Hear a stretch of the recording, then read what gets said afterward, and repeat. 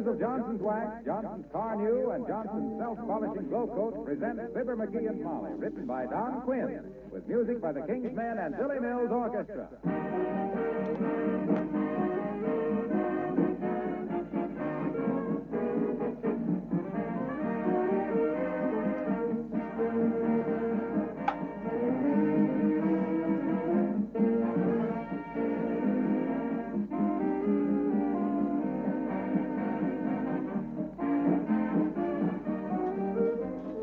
Bad weather days ahead, that's sure. If I only had the time, I'd like to visit the kitchens of all you good ladies and make certain your linoleum floors are protected with Johnson's Self-Polishing Glow Coat. Then you wouldn't have to worry about rain or snow being tracked in over those floors. You could keep them clean as a whistle and shining brightly with practically no attention. Occasionally, you give the linoleum a new application of Glow Coat. You know how easy that is because Johnson's Glow Coat needs no rubbing or buffing. You simply apply and let dry. Spilled things or wet footprints are wiped up in a jiffy. The film of Glow Coat really protects the linoleum, keeps it from wearing out. I've told you before, and I'd like to remind you now, that the regular use of Johnson's Self-Polishing Glow Coat will make your linoleum surfaces last 6 to 10 times longer. At the same time, keeping them bright and new-looking and so beautiful, you're proud to have your friends come back to your kitchen. You couldn't ask the floor polish to do more than that now, could you?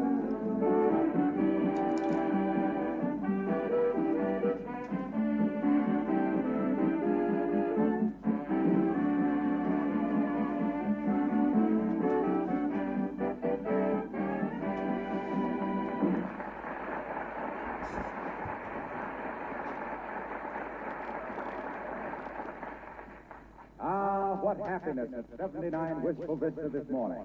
The proud husband is going around with his chest stuck out. The lady is wearing a smile of contentment.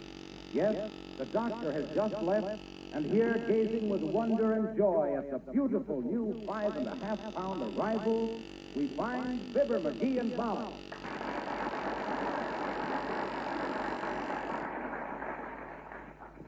Oh, let me hold it, Miss Molly. Come on. Oh, please, Mickey, not for a minute. I'm hardly used to it yet myself. Beautiful, isn't it? Yeah, sure. Well, that's the way it always is, yes. Thousands of people have them, and everybody thinks theirs is the best. Yeah. Nice of Doc Gamble to bring it. Now, let's be good to this one. What do you mean, be good to this? Heavenly days, we may not get another telephone directory for the duration.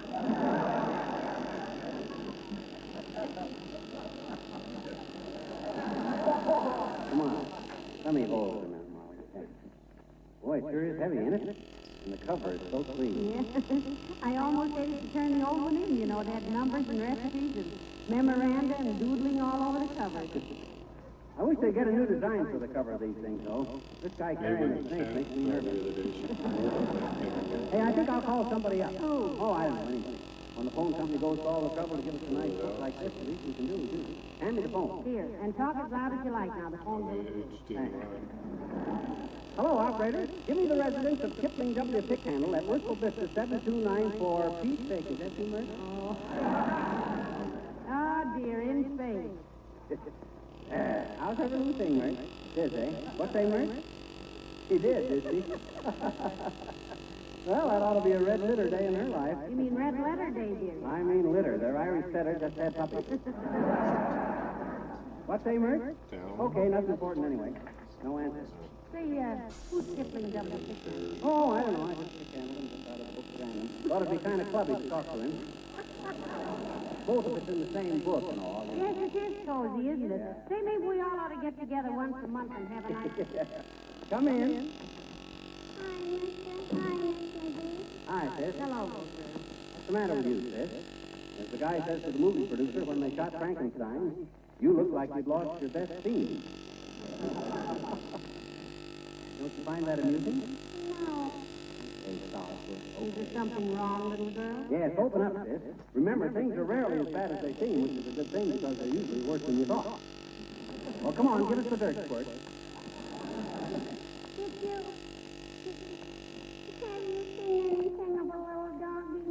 No, but the telephone operator just told us she has, her Irish setter just had a few turns. Now, McGee, for goodness sake, can't you see the child is upset?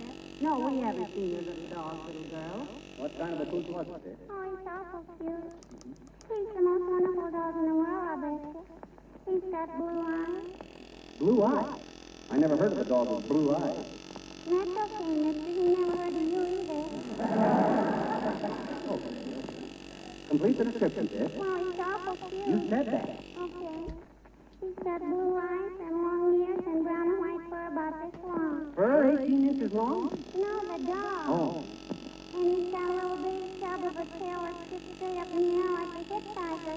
Holds his thumb up on his face in the other way. Oh. I see. What do you call the dog, little girl? Yeah, Forrest, Fido, Prince, or just Hey-You? Let's call him Eddie. For Edward? No, for Clarence.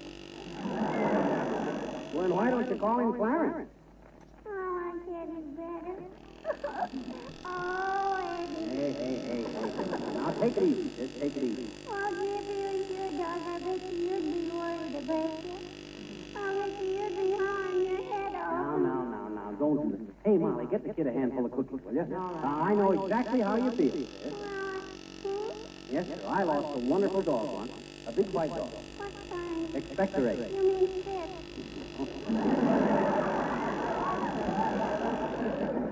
Yes, if you want to be crude. Well, for sis, this was the smartest dog in all Peoria. A trick dog. A friend of mine and I, named Fred Nittany of Starbuck, Illinois, used this dog in our vaudeville act. Something was wrong there. He could roller skate, tap dance, do card tricks, and lead the orchestra. Oh, gee, he must have been wonderful. He was. How'd you lose him, mister? Matter of fact, sis, we didn't lose him. He lost us. When the bookers saw him leading the orchestra, they fired us and signed up the dog. Last time I knew of Curly, his name was Curly, he was on the road with an all-dog dance band.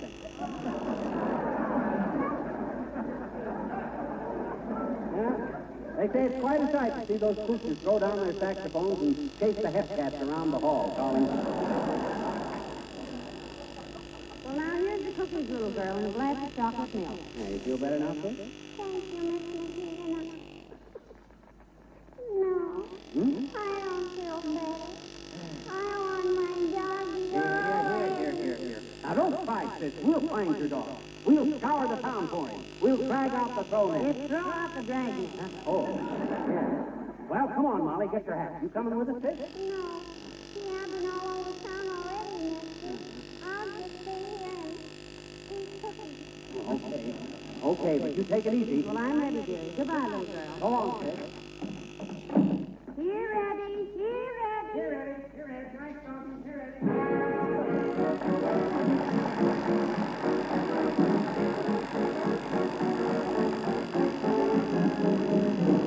Billy Mills and the orchestra playing She Didn't Say Yes.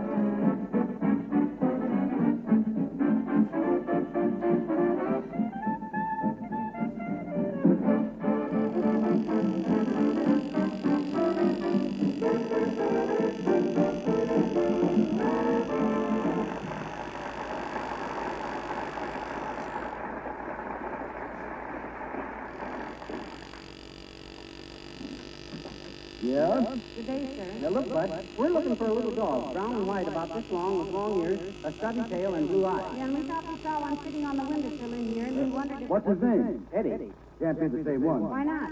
This is a cat.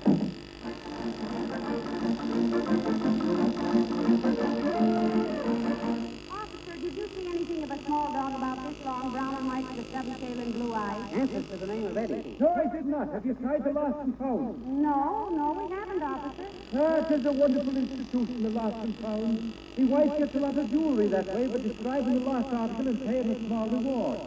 Of course, you can't always hit the right description, but it works out often enough. I'll never forget the time she came home with a diamond tiara. Hey, have you seen the dog? No. Come on, McGee.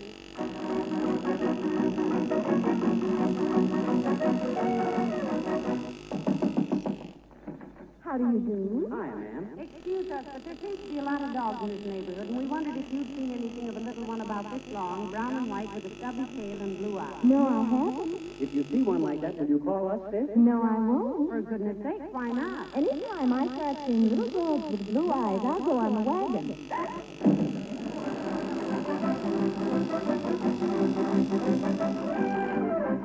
Well, this has turned out to be quite a search, McGee. Where should we go now? Gee, I don't know. Maybe we better Oh, start... look, McGee. Look. Here's Meyerhoff's butcher shop. Lots of dogs hang around butcher shops, you know. Yeah. So do lots of people these days. I sit up and beg every time I go in there myself. But we might as well give it a try. Come on. Hey, Meyerhoff. You will have to make your turn, mister. Get down to the end of it. Oh, it's you, McGee. Now, listen, pretend like you want to buy something, McGee. Have you any nice weenies today, Mr. Meyerhoff? Nice beanie, he inquires. Oh, we got the beanies with the skin you love to touch with mustard. We call them our original Delano Pratt. Because you don't have to part the hide. How many you want? Well, we'll be in later for him, Meyerhoff. But we wanted to ask you, did you see anything of a little brown and white dog? He disappeared, and we... Insinuations you making it me, McGee? Huh? First telling that me, then the dog disappeared. Yeah. Maybe you'll tell me Steve Biscuit is missing. Have I got a reporter house? No. Holmes, my big fever. Oh, come on, McGee. Well, you don't seem to handle that very diplomatically, did you? Looked for a minute like you were going to wind up with a cleaver in your clavicle. Well, if I was a butcher, I guess I'd be kind of edgy these days, too. They got mugs yapping at them every day for sirloins that never ate meat more than twice a month in their life. You know, that's why the new meat coupons are brown deals. The dealers got tired of seeing red all the time. Well, this isn't kidding to find the kid's dog. I wonder if we better... Hello there, Molly. Hiya, pal. Well, hello, Mr. Wilcox. Ask him, McGee. He gets around a lot, you know. Yeah, look, Junior, we're on the lookout for a little dog. Well, that's nice of you. Who's he afraid of, the dog catcher? No. We mean we're looking for a little dog, Mr. Wilcox. Oh. Yeah, this bone cruncher belongs to the little girl across the street, Junior. We're trying to find it for her. Well, gee, I'm sorry, folks. I hope you find it. I think everybody ought to have a dog.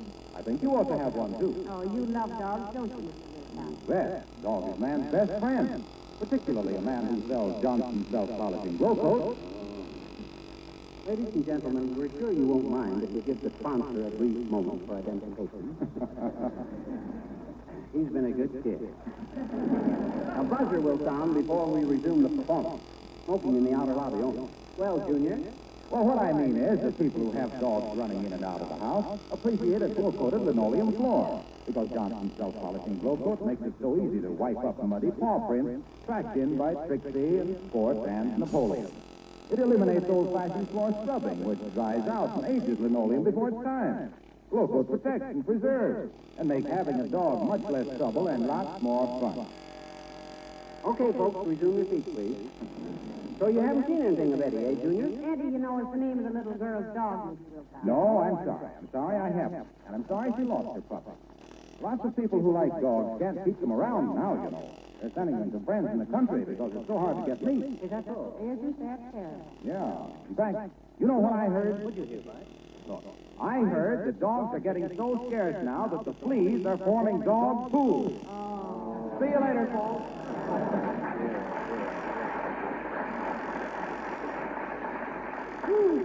Trees are forming dog pools. If that ain't the corn. Hey, you know what I got a good mind to do, Molly? What, dearie? If we don't find that puppy pretty quick, I'm going to get a bunch of guys together like Uncle Dennis and Doc Gamble and Wilcox and Billy Mills and form a possum.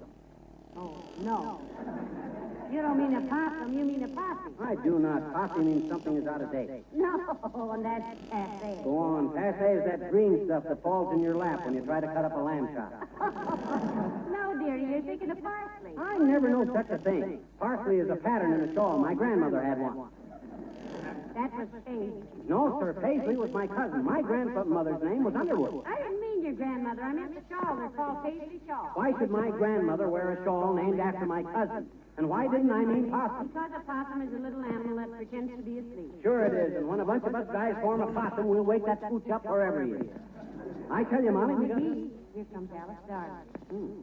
Sure looks bright for a kid that gets a little sleep as she does. Maybe she's walking in her sleep.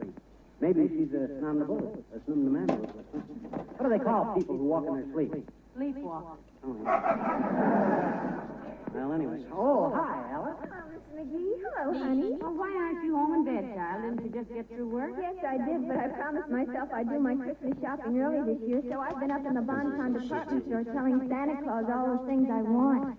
Aren't you a little old for that kind of stuff, too?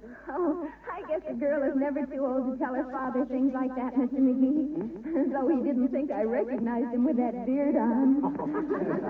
Are you doing your shopping? No, we're hunting for a dog, Alice. Belongs to the little girl across the street from us. Brown and white, blue eyes, long ears, and a stubby little tail that sticks up like a hitchhiker's thumb. Oh, she sounds awfully cute. What does your dog look like? Alice, that is the dog. Yes, and if you see it, grab it and bring it home, will you? Indeed, I will, Mrs. Now, listen, you better get home and get some sleep. Oh, I will, Mrs. McGee. And Look, Alice, speaking about Christmas, now don't you go spending a lot of money on Mrs. McGee and I, see? McGee! Oh, Mr. McGee, you're the most... Oh, gee whiz, what if we are just like her own family? What if we do look after her like she was our own kid? What if she does come to us for help and advice and stuff? My gosh, that's no reason why she should blow 10 or 15 bucks on us. McGee, now. Here. Stop it. Pay no attention to him, Alice. All right, I won't. I should say not. 10 or 15 bucks is way too much, anyway. Gee whiz, a good box of cigars is only 5 or 6.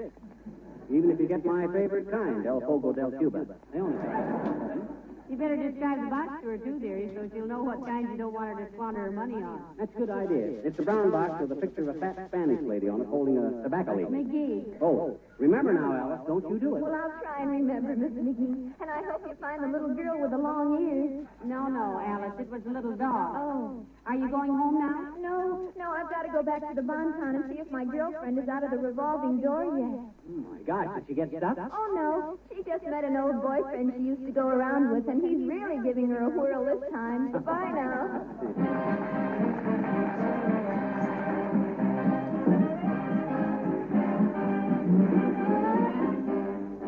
The King's Men singing Lena from Palestina.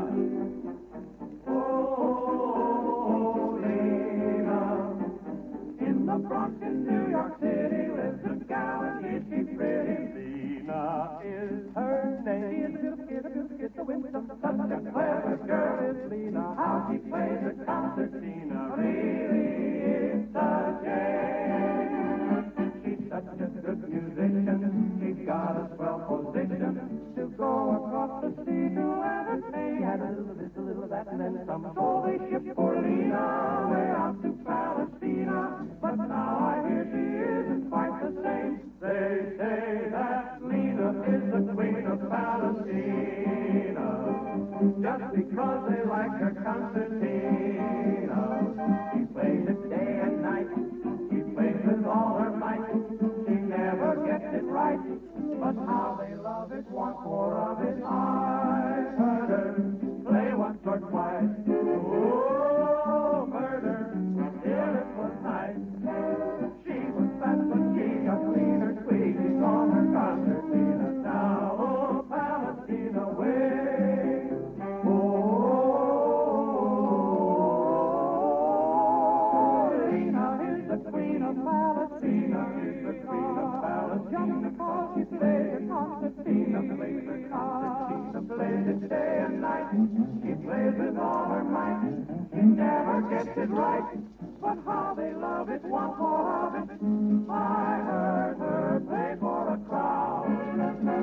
Oh, murder, not good but loud. She was Pasadena, seen her screaming on her concertina. With her concertina, Lena is the queen of Palestine.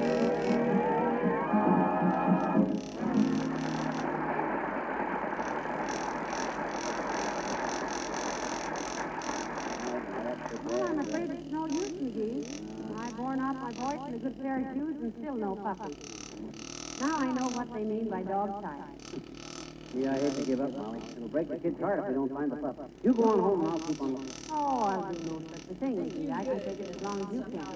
Say, look, why don't we ask Mr. Wellington? Who? Mr. Wellington, the manager of the Bijou. You know, all the children go to his theater, and where there are children, there are puppies. Oh, it's a good idea. It's just a couple of doors down. Oh, there's old Fig now, changing the sign on the marquee. Hi, Fig. Hello, Mr. Wellington. Well, good day, Mrs. Mitchell. How charming you look this morning. This is indubitably one of the finest. I say, move along, my good man. Can't you see I'm speaking to this lady? What do you mean, my good man? I'm her husband. You know that, Wellington. Oh. Fibber McGee. So sorry, old man. Misplaced my spectacles this morning, and I suffer acutely, you know, from astigmatism. Well, that's too bad, Mr. Wellington. I see you're changing the picture today. What's the new one? We present for the next 7 days, and I quote from the advanced publicity, a thriller-diller, killer-chiller, the horrific, terrific, keep-a-stiff-up-prolific, dynamiting, melodramatic, superetical master drama of all time. I understand it's pretty good. Yeah, but what's the name of it? We are billing it as The Phantom of Olsen and Jones. Don't you mean the Phantom of the Opera? Frankly, yes. But you see, my patrons, Mrs. McGee, are inclined to be slightly frightened by the implications of the word opera. We cater to a group of people who are made ill by il trovatore, and who think cavalleria is an old rusty canon. They are allergic to the classics. They are, in a word, ick without crack. Well, look, big old man, we're looking for a dog. Then you should have seen the picture we played last week. Here we go again with Edgar Burton and 3 dummies. There, my friend, was the cinematic canine that shouldn't happen to anyone.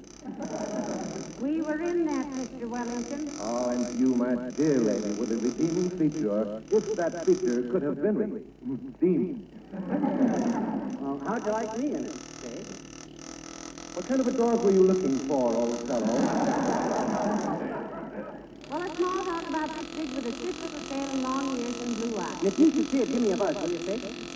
I shall telegraph you from Mongolia, my friend, because should I ever encounter such a monstrosity, I shall go hither in a zither. And now, if you will excuse me, I must make arrangements for today's matter. Eh? Yes. Oh. Well, come on, McGee. Come on, dearie. Good day, Mr. Wellington. A toodaloo and a toodaloo too, McGee.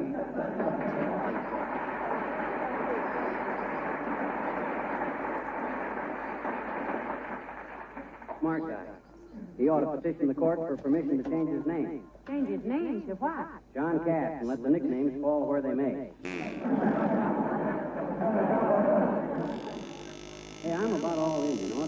Where else can we look for that little kennel pet up? Well, let's see. We haven't tried the dog farm. Oh, that's right. Look, let's pop into Kramer's drugstore and phone him. What do you say? I'll wait right here, dear. If I went in, I'd be short or sold, and I'm too tired to lift the straw. I'll wait here. Okay. I'll be right back. Here I go into Kramer's drugstore. Well, hello there, Mrs. McGee. Waiting for somebody? Why, hello, Dr. Gamble. Yes, McGee just went in to telephone the dog farm. Well, I hope they can take him. It'll do you good, Mrs. McGee, to get him away for a few days. Now, Doctor. Now, we're looking for a dog. The little girl across the street is all broken up because she lost her dog. Oh, that's too bad. I'm sorry. I had a dog once as a child, but my mother gave it away. Oh, why? They told me it was a watchdog, and it bit me when I tried to wind it up. Well, that was pretty silly. You know, my uncle had a St. Bernard once and wore all the fur off his neck looking for brandy. Well, I guess all dogs are... Oh, hello there, McGee. Hi, Doc. I called the dog pound, Molly, and they got no dogs like that. Why, what's the system, McGee? Just a little dog, Doc, about this big with droopy ears and a stubby little tail. And it's brown and white with blue eyes. With blue eyes. Don't tell me it had dimples and barks and baby talk. All we know now is what the kid told us, Doc. We ought to know our own dog. See, now we got to go home and admit we flopped the assignment. I feel awful. Well, so do I. In fact, we promised her we'd find anybody who breaks the promise to your child. Oh, come. The mother's probably home by now, happily chewing up our person. Hey, it might be at that, Molly. Come on, let's go home and see. That's the best suggestion I've heard today. Thanks for the ray of hope, Doctor. Not at all, my dear, not at all. That's the way I am. Hippity hopping through life, gathering little hunks of gladness. Pollyanna Gamble, the sunshine boy. Dancing on the dewdrops with... Excuse me. Where are you going, Doc? The drugstore and get a bromo. I nauseate myself.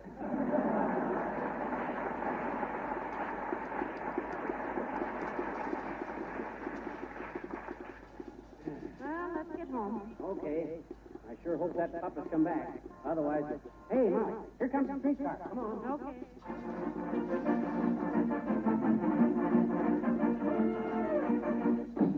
Hey, sis, we're home again. Did your dog come back? Hey, sis, where are you? Did your dog... Quiet, dear. She's asleep on the dance. Oh, no. Yeah, that's kind of cute, isn't it? No, the cookie crumbs all over her little face. Boy, I dread to wake her up with the bad news. Well, so do I, but it's got to be done. Little girl, wake up, dear. It's Mr. and Mrs. McGee. Come on, sis. Come on. That's the girl. Wake up. Did you,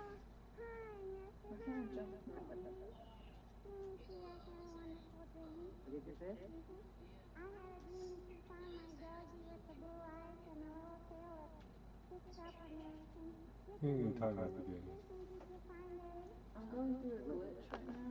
Oh, we looked all over town. I can't jump. You couldn't find the little doggie? What the fuck? No. And what's that? Yes, sis, we went clear down to the... Oh, that's okay, mister. You only been looking one day. I've been looking for years, I guess. What do you mean you've been looking for years? When did you see this dog last? Oh, I never saw him, mister, but I've always wanted a little dog with long ears and a little stubby tail and blue eyes.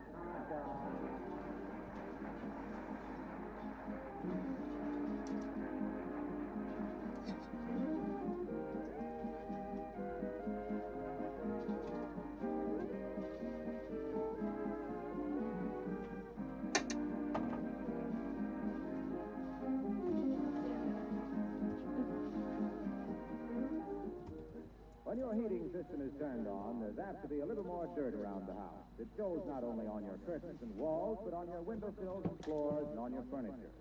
So in wintertime, there's an added reason for keeping your floors, furniture, and woodwork protected with genuine Johnson's wax. Those wax surfaces are not only more beautiful, they're much easier to keep clean. And that counts for a great deal in most of your homes today. Now, there's no need for me to remind you that a waxed home is a clean home, and a clean home is a more sanitary, healthful place for your family. So you see, although you really start using Johnson's wax to protect wood, metal, and leather surfaces, you'll probably go on using it for many other reasons: labor saving, greater home beauty, and sanitation. Now, it's the same whether you use Johnson's wax in the paste or liquid form or the new cream wax developed especially for furniture and woodwork. The name Johnson is your assurance of absolute reliability.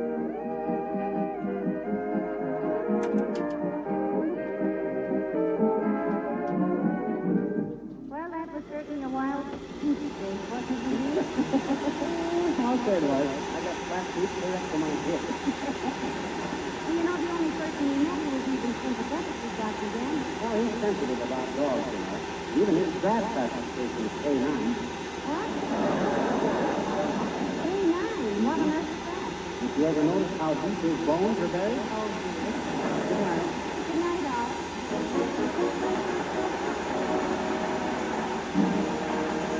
The character of Mr. Wellington heard on this program was played by Ransom Sherman. This is Harlow Wilcox, speaking for the makers of Johnson Wax Finishes for Home and Industry, inviting you all to be with us again next Tuesday night. Good night. This program has come to you from Hollywood. This is the National Broadcasting Company.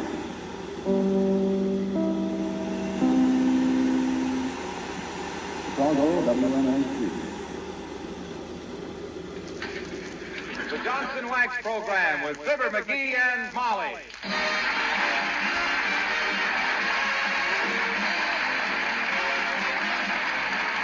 The makers of Johnson's Wax, Johnson's Car New, and Johnson's Self-Polishing Glow Coats present Fibber McGee and Molly, written by Don Quinn, with music by the King's Men and Billy Mills Orchestra.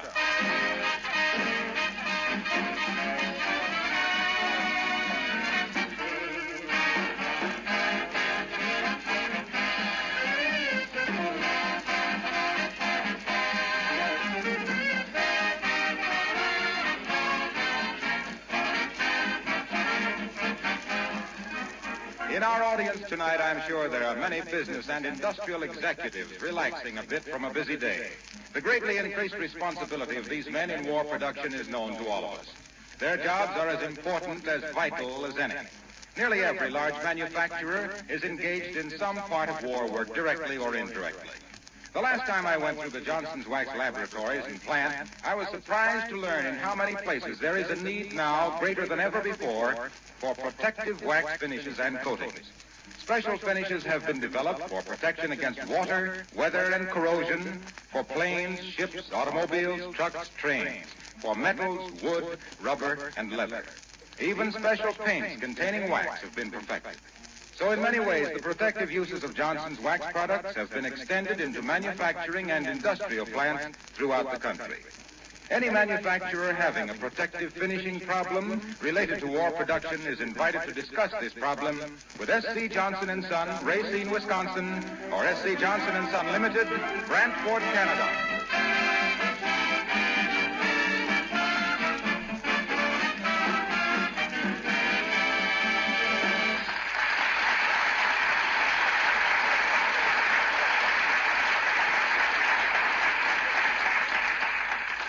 We'd like to present several interesting figures tonight. One, those in the stubs of our hero's checkbook. And two, Fibber McGee and Molly.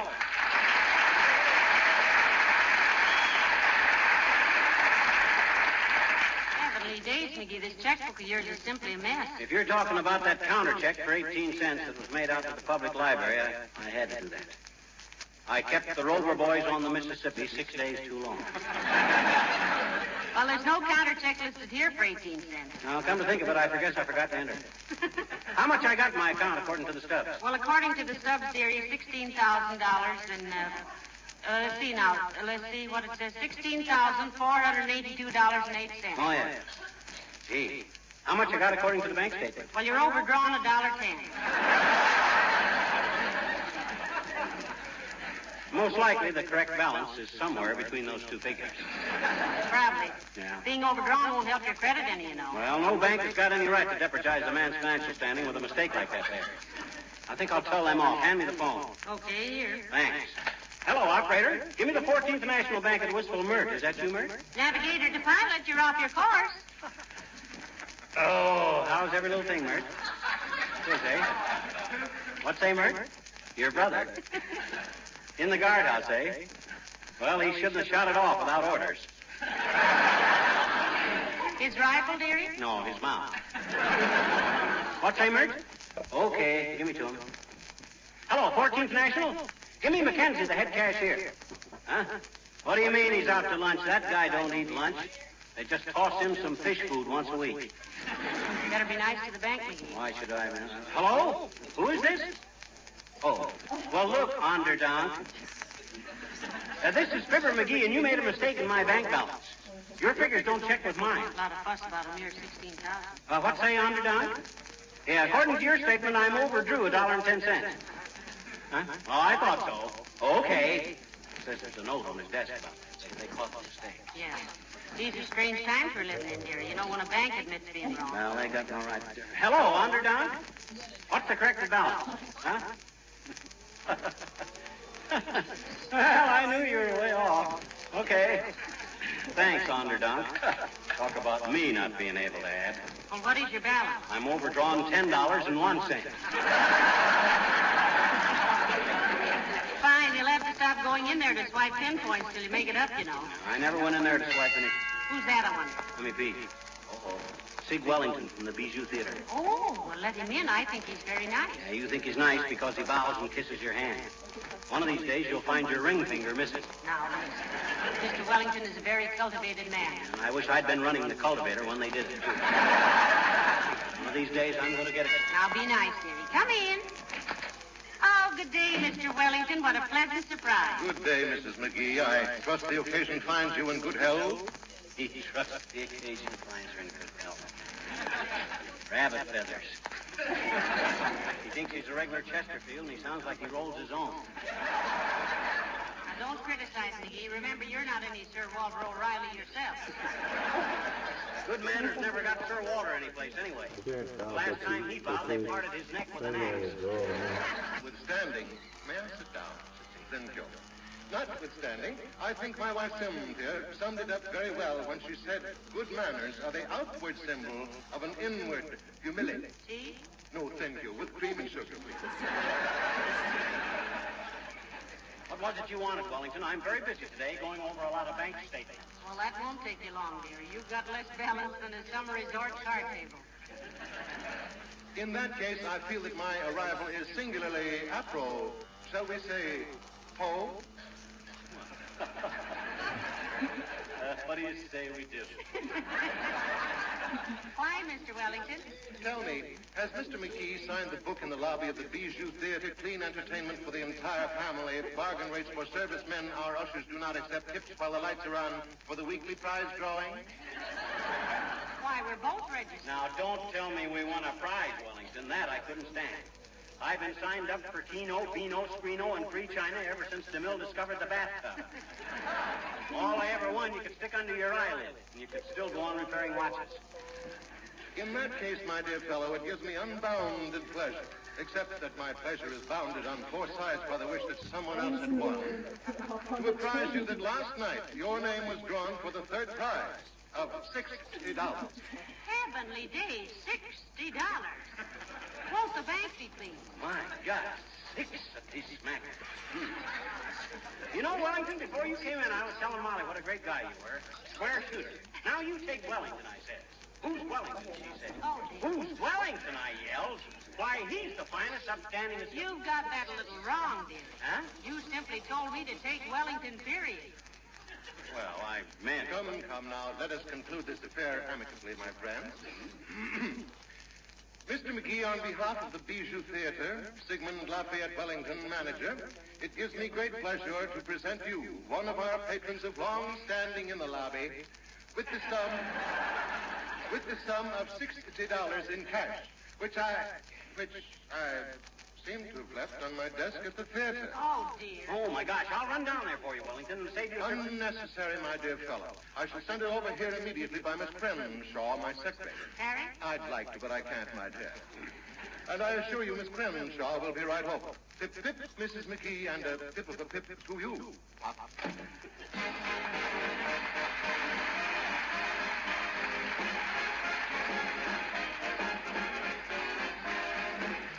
Billy Mills and the orchestra playing American Patrol.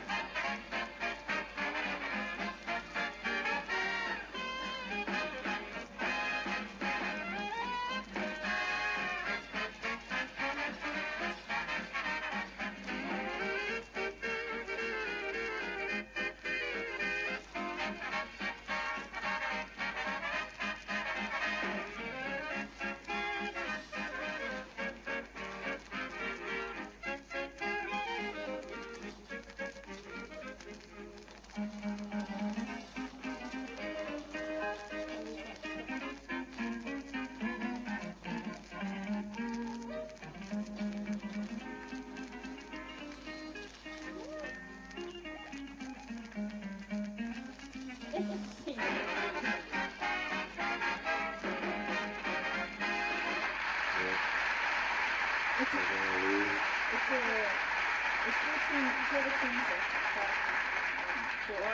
oh boy, $60 right out of the blue sky. You know what I'm going to do with it, Molly? First thing we're going to do when the weather opens up is load up the car and hit the grit for Yellowstone Park. I'll bet if Load up what car? One of them new post-war jobs I've been reading about in the science magazine. At the barbershop.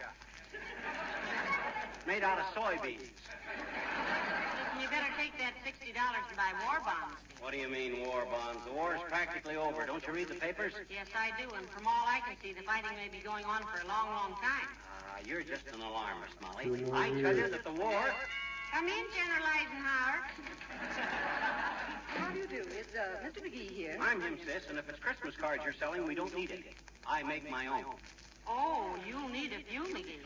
Some of the cards we got last year have the names engraved on them. You can't erase them. I am not selling Christmas cards, Mrs. McGee. I am Miss Crenshaw from Mr. Wellington's office. He sent you this money. Oh, sure. Oh, thanks, sis. Will you please sign this receipt? You sign, McGee. I'll count the money. Okay. Is this your usual form? No, I'm usually 12 pounds heavier, but since the shortage of butter...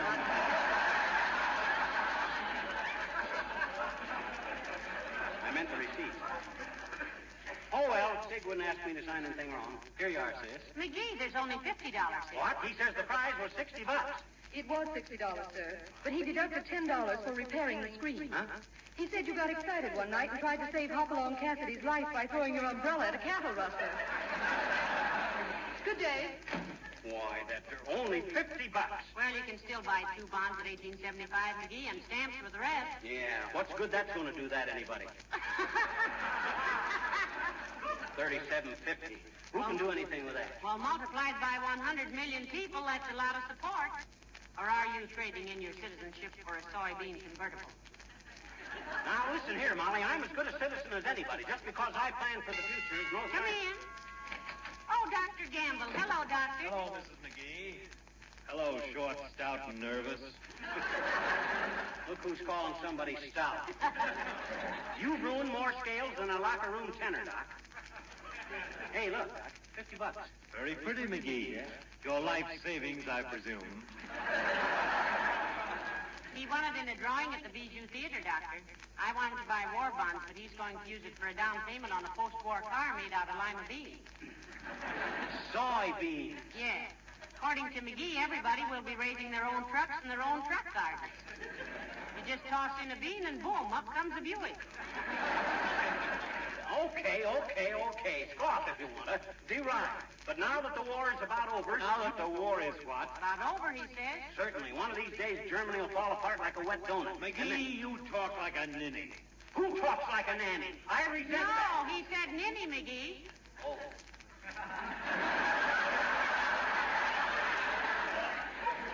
That's different. Go ahead, Doc.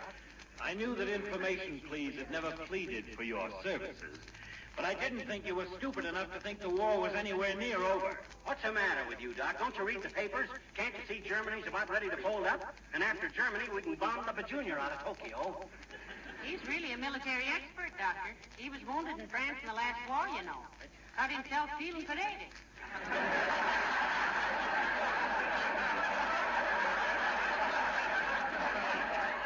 Which side were you fighting on, McGee? What do you mean, which side? American, of course. Why don't you stay on our side? If a few million people of your type read a happy headline and start sitting back in their unrationed britches, posterity will be doing goose steps for the next 1,000 years. You ought to make a campaign ribbon out of a shoestring for people like you, with a button that says he wanted to fight the war on this. Fathead.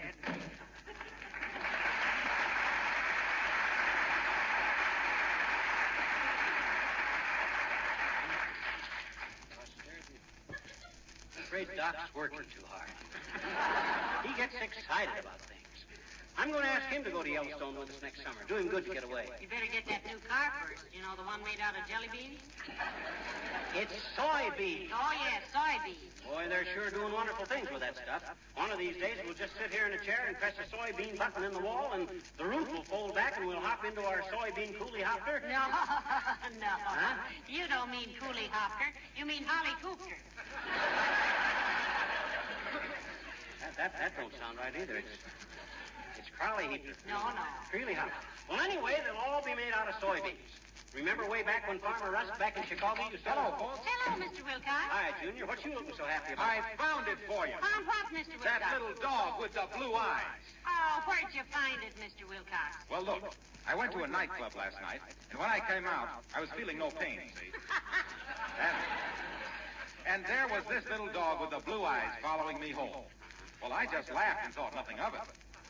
Yeah? So this morning, when I went out of the house, there it was on the porch.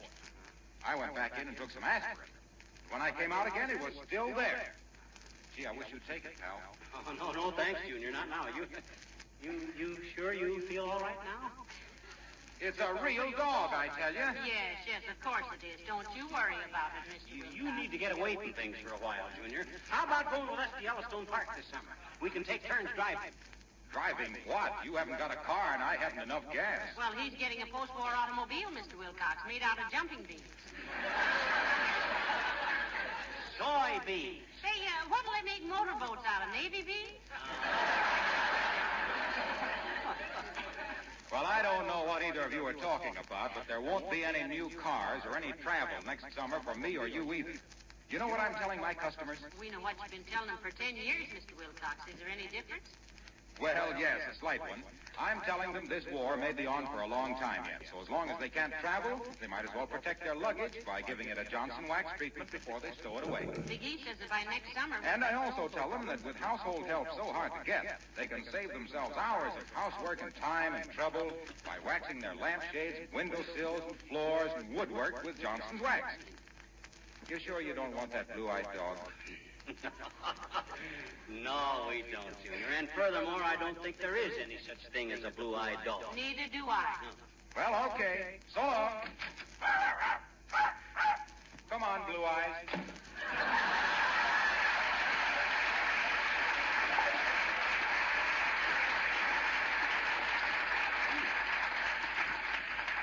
Junior must have been showing Ramsey the town last night. And hey, mark him down to go with us to Yellowstone next summer. He'll go when he sees things, how some things will shape up. Yeah, I know. Now, that's us and Dr. Gamble and Miss Wilcox. If you invite many more people, you better get a trailer, too, made out of string beans. It's soybeans, I tell you. String beans are no good for... Hello, Mrs. McGee. Hello, Mr. McGee. Hello, Alice, dear. Hi, Alice. Did we wake you up, Alice? Oh, no, my dear. I just woke up with a start because I just thought what to get you for Christmas, so I ran downstairs to tell you, but it wouldn't be fair to tell you, so I guess I'll go back to bed. Now, Alice, you mustn't get us anything. Now, Molly, the kid ought to know her own mind, shouldn't she? Gee whiz, nice thoughts like that should ought to be encouraged. What you getting us, Alice? Well, I might as well tell you. I'm getting you what I'm giving everybody else this year, a war bond. Were there any phone calls for me? Yes, Oswald called, and, let me see. So did Arthur and Kenneth, and, who else did? A fellow named Nittany. I was wondering if he was any relation of a guy I was in vaudeville with named Fred Nittany from Starved Rock, Illinois. Oh, I don't think so, Mr. McGee. This is Abercrombie Nittany, and he's strictly from Hunger, Oklahoma. Odd name, though, Nittany. You don't hear it very often. About once a week on an average. Well, this man is a man that he's the athletic director at the airplane plant, and he's always wanting me to join the girls' wrestling team. They say I'm the pinned-down girl of the year.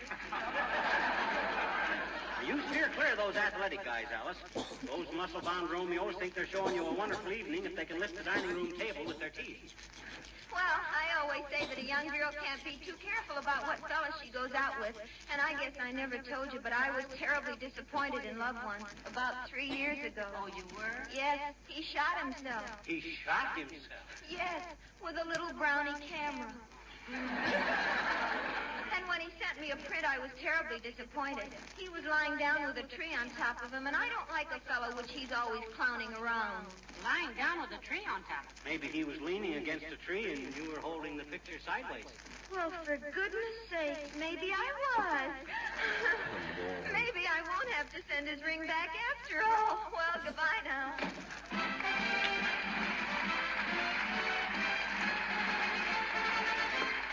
The King's Men singing an American medley.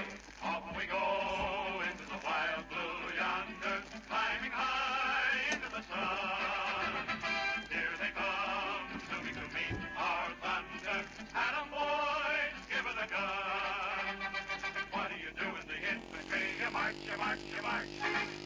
do when your back has got your back as if to start. The rest of the army is riding through a triumphal arch. But what do you do with the infantry, brother? You keep right on doing the same as you do when you march.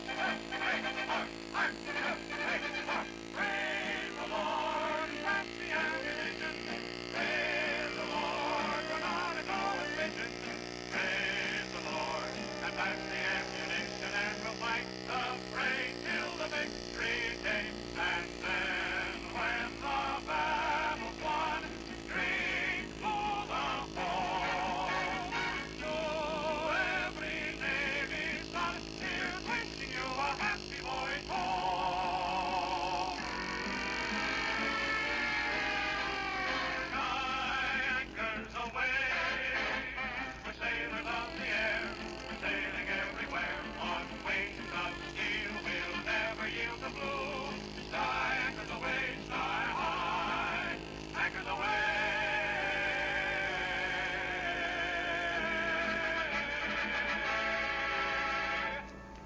From the halls of Montezuma to the shores of Tripoli, we fight our country's battles on the land and on the sea.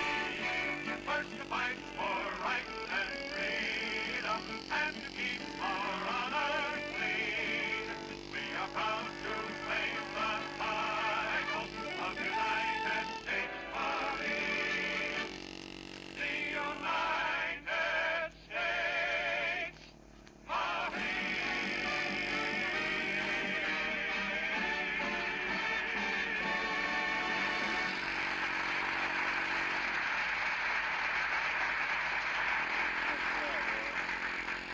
I wish you'd take this soybean stuff serious, Molly. I'm telling you, it's becoming big. In the post-war world. Oh, for goodness sakes, come in. Well, I'll be. Heavenly days, Mayor Latrivia. Hello, Mrs. McGee. Hello, McGee. Well,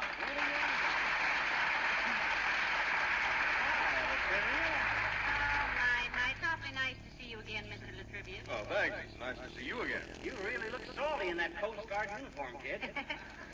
Look like a combination of Flash Gordon, Superman, and Brian Donlevy.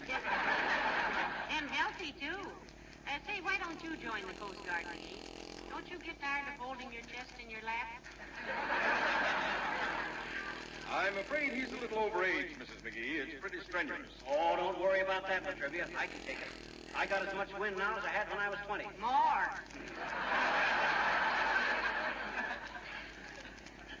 Going to be in town long? No, McGee. In fact, I hope to be shipped out any day now. This is more or less of a farewell visit. Probably won't see you again for the duration. Oh, dear, I'm sorry. What do you mean, shipped out? Who's going to guard the coast if the Coast Guard goes away? Well, we don't all go away, McGee. Don't forget, in wartime, the Coast Guard is in the first line of duty. We take the Marines and the Army where they're needed and put them ashore. What have you been doing, McGee? Oh, I've been working on some post-war plans, Trivia. On account of this thing is going to be over any day now. Oh, don't talk nonsense, McGee. Nobody knows how long it's going to last. That's what everybody's been telling you, Mr. Latrivia. Now, don't you go giving me that expert business, Latrivia. Just because you spent a few hours hanging over the rail of a PT boat. Say, what is a PT boat? That's a boat that was donated by the Parent Teachers Association.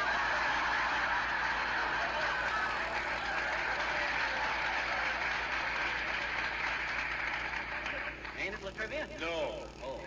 PT stands for Patrol Torpedo, light draft and very speedy.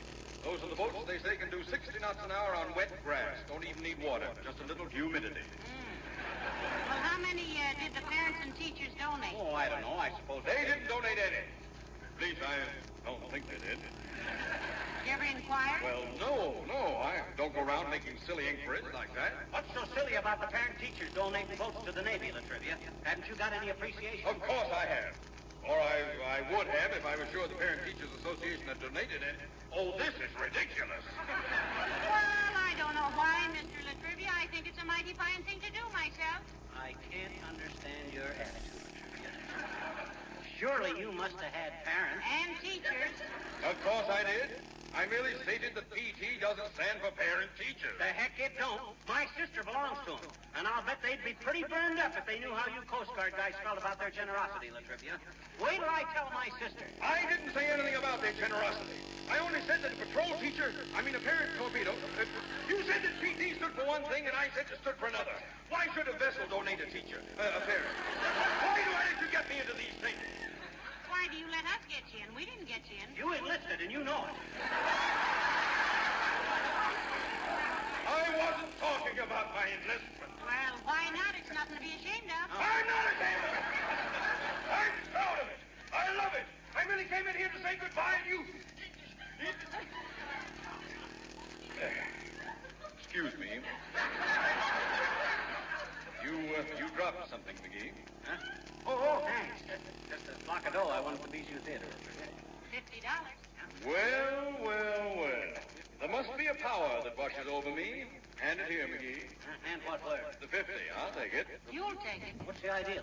Come, McGee. Don't pretend you don't remember. Remember what, Mr. Latrivia? I'll wager, Mrs. McGee. This is December 7th. 2 years ago today, your husband bet me $50 the war would be over in 2 years. Oh, my gosh. I remember that, McGee. I remember. Pay off, dearie. Yeah, thank you.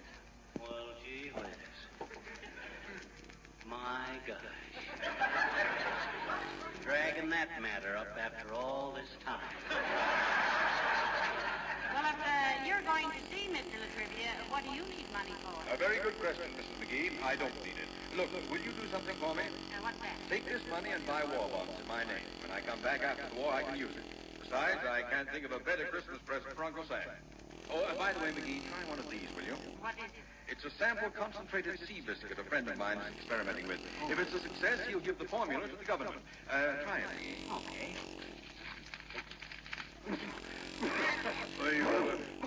You don't like it? Oh, it's awful. What's it made of, Mr. Latrivia? Soybeans.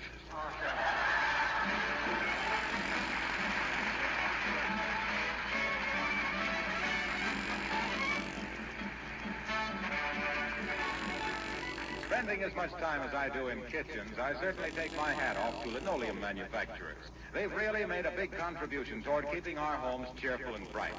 Naturally, they are interested in having your linoleum give the best service possible. Now, if you ask the company that made your linoleum how to take care of it, you know what they'd say, don't you? First, don't scrub it. Continuous scrubbing wears linoleum out prematurely, breaks it down. Linoleum makers recommend that you protect your linoleum, printed, inlaid, or plain, with a floor polish like Johnson's self-polishing glow coat. Then it will wear 6 to 10 times longer. The tough film of glow coat takes all the wear. The surface underneath is safe. The beauty of the linoleum is preserved and colors sparkle. And all of this is yours with practically no work because Johnson's glow coat is so easy to use. There's no rubbing or buffing. You simply apply and let dry. Remember the name, Johnson's self-polishing glow coat.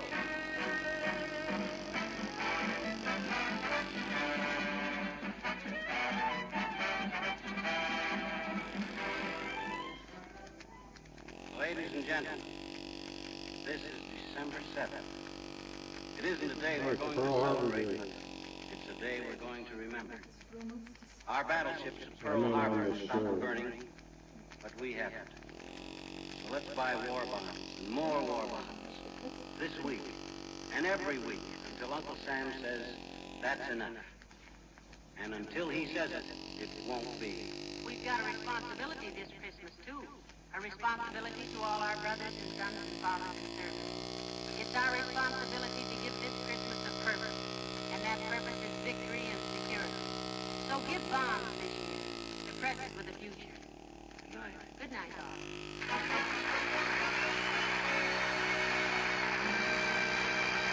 The appearance of Navy personnel on this program does not constitute an endorsement of our product. The character of Mr. Wellington on this program was played by Ransom Sherman. This is Harlow Wilcox, speaking for the makers of Johnson Wax Finishes for Home and Industry, inviting you all to be with us again next Tuesday night. Good night. This program has come to you from Hollywood. It's the National Broadcasting Company.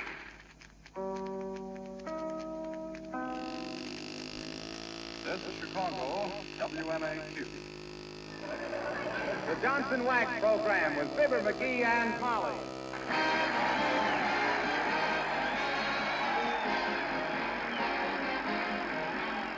The makers of Johnson's Wax, Johnson's Carnew, and Johnson's Self-Polishing Glow Coat present Fibber McGee and Molly, written by Don Quinn, with music by the King's Men and Billy Mills Orchestra.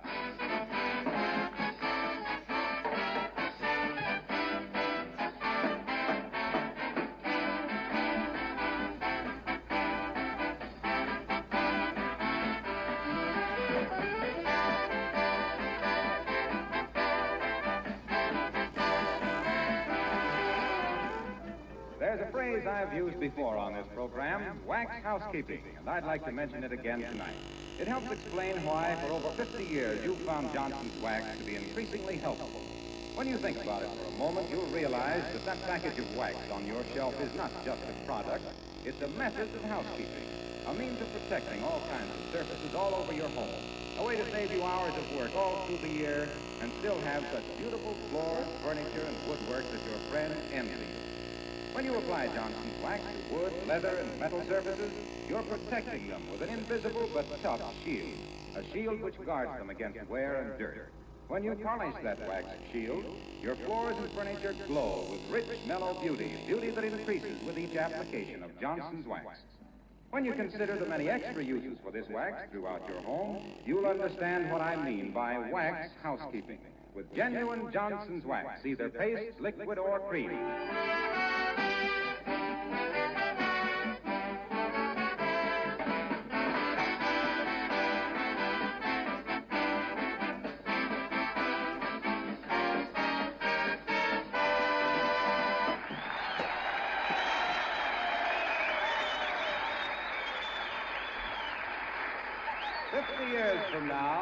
50 years from now, the old-timers in Wistful Vista will speak of today in terms of the blizzard of 43.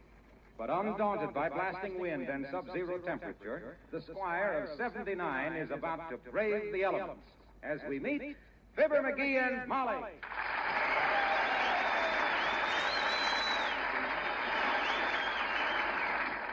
Hand me my muffler, Molly, the plaid one. You got the plaid one on. Oh, well, then hand me the knitted one with the monogram on it. Here you are.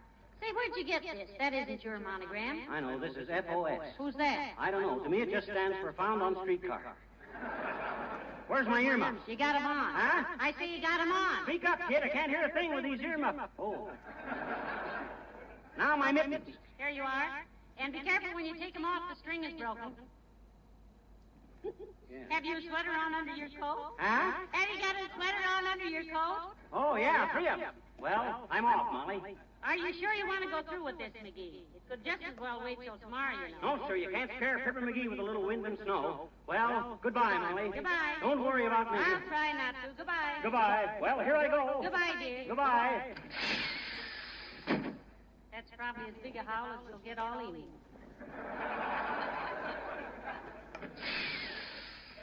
I did it, Molly. I did it. I got the mail out of the mailbox.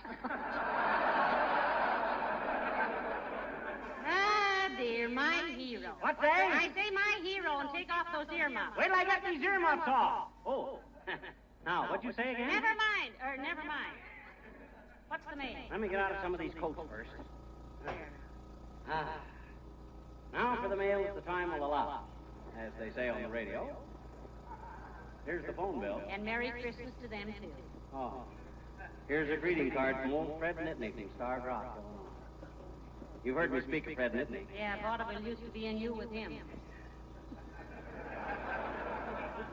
What's that dirty-looking envelope? That's a letter that's been stuck in the bottom of the mailbox for 3 years. Oh, my. Always wondered what it was.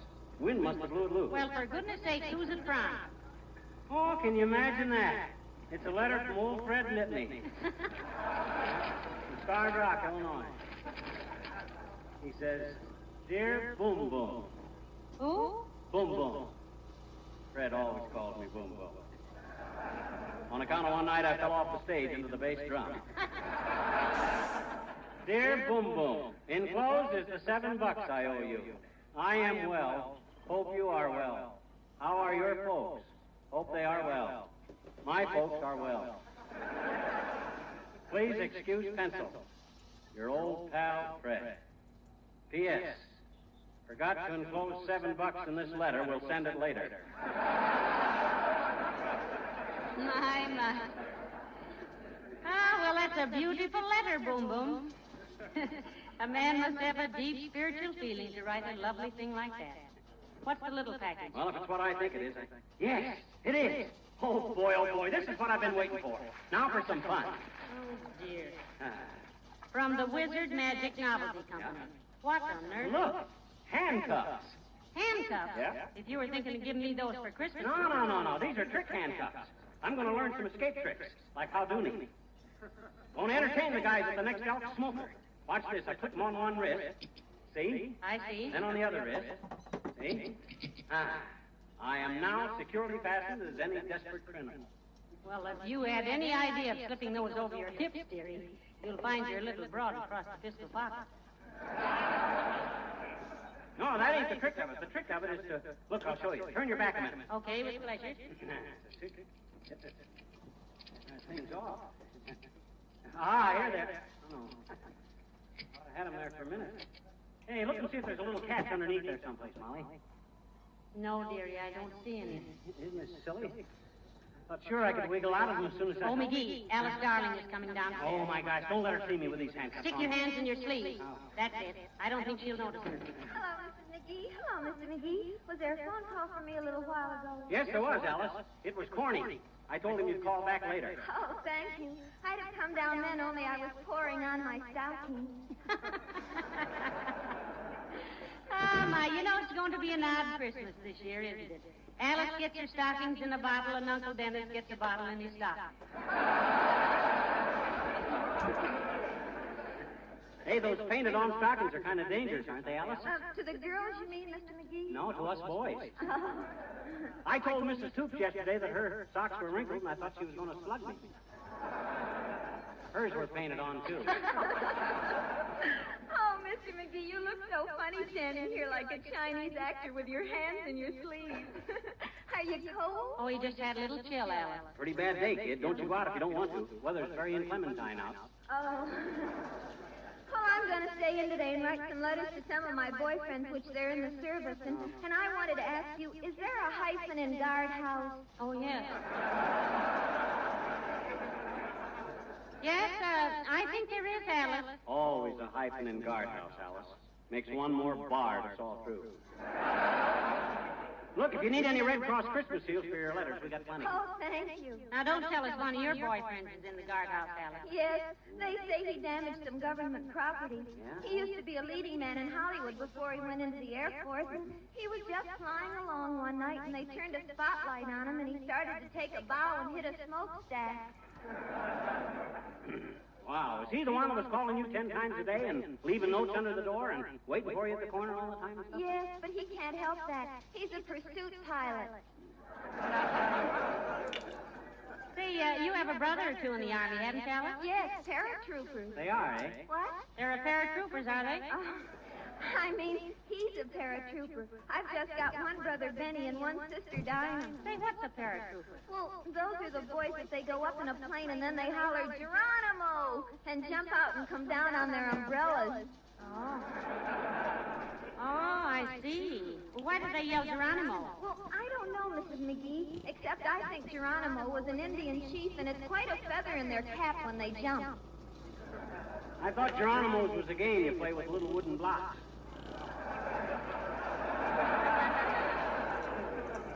No, dearie, those are dynamos. Dynamo. Oh, no, Mrs. McGee. Dynamo is what farmers use to blow up stumps with.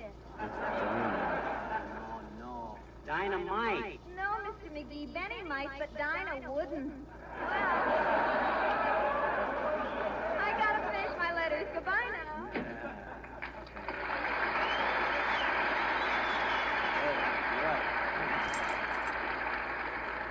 Drat it, Molly, I gotta get out of these things. I'll have to practice up on them, I guess.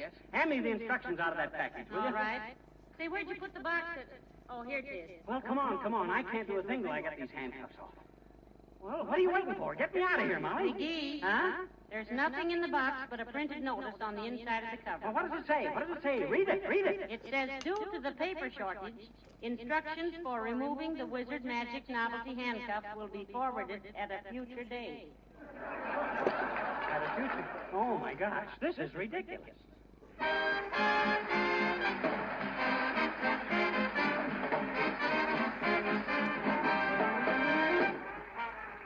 Billy Mills and the orchestra and the karaoke.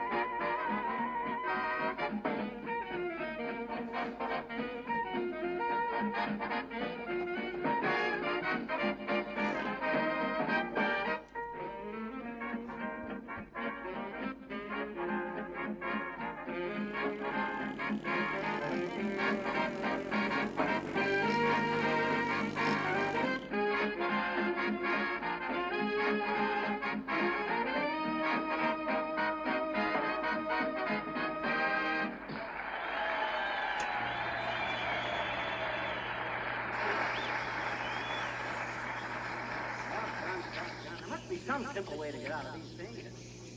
My gosh, they're just a toy. Well, you'll either have to get them off or sleep in your clothes tonight, dear. I got a big cribbage game on tomorrow, too. I'm going to look awful stupid shuffling and dealing with handcuffs on. You're lucky it isn't a boxing match. Huh? You'd certainly be a pigeon for a left hook. Please, Molly, this is no joke. If I only knew some amateur magician around here that would know how to get some of these... Come in. Oh, hello, Mr. Wellington. Good day, Mrs. McGee. And how are you, McGee, old fellow? Hi, Jake. Hey, do you know how to get out of a pair of handcuffs? Speaking academic, silly. My dear boy, the problem is not how to get out of handcuffs, but how to stay out of handcuffs. In all the animals of crime. Never mind the animals of crime. How do you get out of handcuffs? Yeah, himself here. He just got a pair of trick handcuffs on the mail, Mr. Wellington. He's going to practice in parlor. Yeah, they didn't send any instructions. See? Look. Oh, yes. This very certainly don't believe.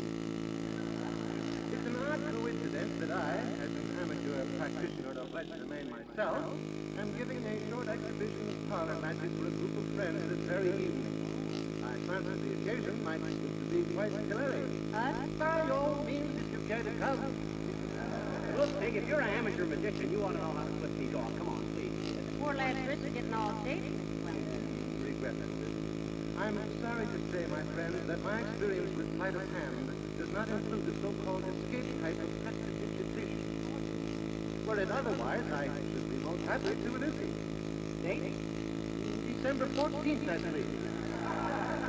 And you don't know how to get McGee out of them, Mr. Wellington. Won't you even try, sick old man?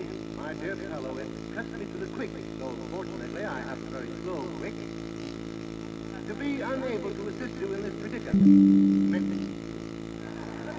Yeah, but look, Sig. McGee, I have one suggestion to make.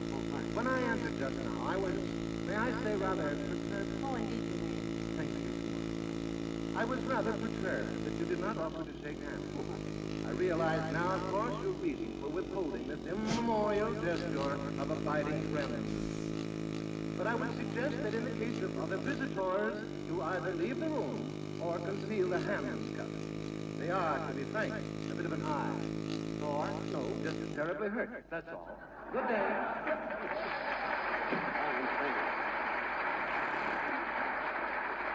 Won't even help a guy out of a pair of handcuffs. Hey, have we got a chisel, Molly? The only chisel I know around here is the one you always try on the meter reader. What you mean? The one that goes, you look tired, bud. Let me run down and read the meter for you, and you just write down what I... Oh, no. I don't mean that. Anyway, it looks like I better call the blacksmith shop. They'll fix me up. Hand me the phone. Here. Thanks. Ooh. Ouch. Oh, my gosh. Just a minute, operator. What's the matter? The handcuffs won't stretch so as I can hold the transmitter to my mouth and the receiver to my ear. Well, here, let me make the call for you. You tell me what to say. Okay, take it. Ask for the blacksmith shop at 14th and Oak. Hello, operator. Give me the blacksmith shop at 14th and oh, is that you, Myrtle? Oh, dear. Ask her how's every little thing is. How's every little thing, Myrtle? It is, eh? You say, what's a Mert? What's say, Myrtle? Your grandfather took it on the lamb last night. Gee, what did he do that for? Well, Myrtle's mother made some mint sauce last night, and he didn't like it on the gravy, so he took it on the lamb.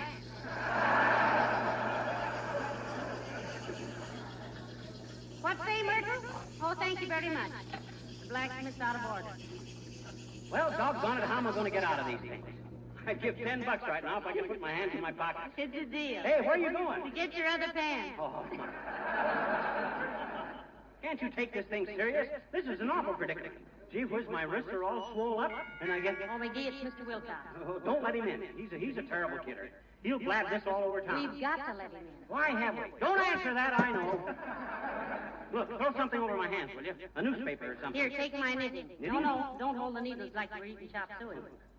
Like this. Oh, okay. Knit 1, purl 2, drop 3. Come in. Knit 1. terrible day, isn't it? Certainly is, Mr. Wilcox. Sure is, Junior. I left my overshoes outside the door, and when I looked out the window, I saw them stamping around on the porch trying to get warm.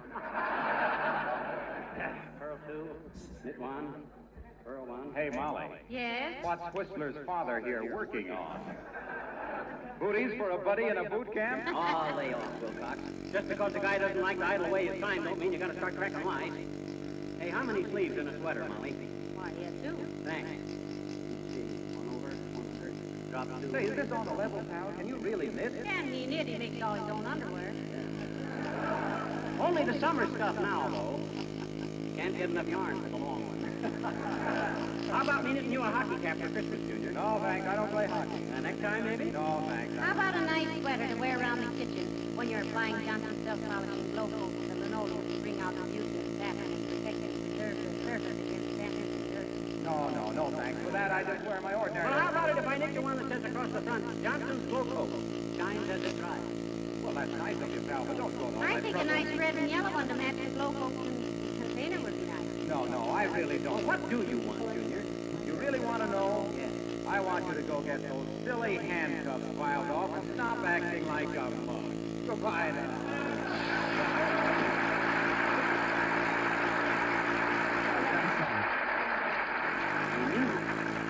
How do you suppose he's on? Well, that's easy. Mr. Wellington told me. Oh, this is humiliating. Everybody in town, I'll be the stocking the staffing lot. Anyway, McGee, Mr. Wilcox must have seen the handcuffs. You know, you took your hands out of your knitting to scratch your head, remember? Well, can't scratch my head with my foot. I'm no fox terrier. Hey, I'm getting desperate, Molly. What am I going to do? Wear these Alcatraz cufflinks so those instructions show up? That might be weak. Say, look, maybe I can grease them all. Oh, that's a wonderful idea. Get the bacon grease. I haven't any. I just sent the last of it to the butcher for the fat saving campaign. Okay, then we'll use lard. Cooking shortening. We're out of that, too. All we have is butter. We got a quarter of a pound. Well, for the love of Pete, the use of my hands is worth a quarter of a pound of butter, ain't it? All right, dearie. I'll get the butter. Oh, gee whiz. There. Any other woman would get sore if her dopey husband got himself locked into a pair of handcuffs. Not her. She just gets a little disgusted and lets it go at that. Hi, George. There. Oh, my gosh. Where's my knitting? Oh, here it is. See, what am I making now? An afghan? No. Too hard. I know. I'll pop over it.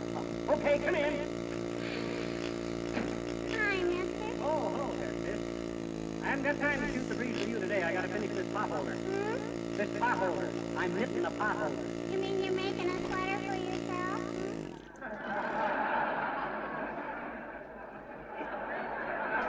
Don't mean anything of the kind. It's a thing to lift hot saucepans off the stove with. I'll be here. Anyway, this is no kind of a day for a kid like you to be out in. It's awful cold, mister. That's why I thought I'd come in and get warm. Willie Coop and I are making a snowman. That's foolish. It's too cold to make a snowman today. You realize it's 7 degrees below zero? Fahrenheit? Fahrenheit. He's the guy, well, there's two ways of measuring temperatures, sis. Fahrenheit and centigrade. We use Fahrenheit. Why, is he a friend of yours? Oh, I never met the guy. He just invented the system, that's all. Well, maybe the centipede system is just as good, I betcha. Centipede is centigrade. That's not much. I get a quarter. You get a quarter for what? I get a quarter a grade. Every time I pass a grade, my daddy gives me a quarter. A centigrade wouldn't be very much. Oh, I'm not talking about that. Now, what I'm trying to explain to you... Oh, never mind. Okay. Now, go on, run along home, sis. Much too blizzardy to monkey around making snowmen today, anyway. Probably get frostbite for a bit. Gee, honest, mister? Oh, gee, maybe I better tell Willie then. Didn't Willie go home? No. Huh? Where is Willie? He's inside the snowman. Sure, that's the only way we could get the right shade. Sure, maybe I better tell him what you said, so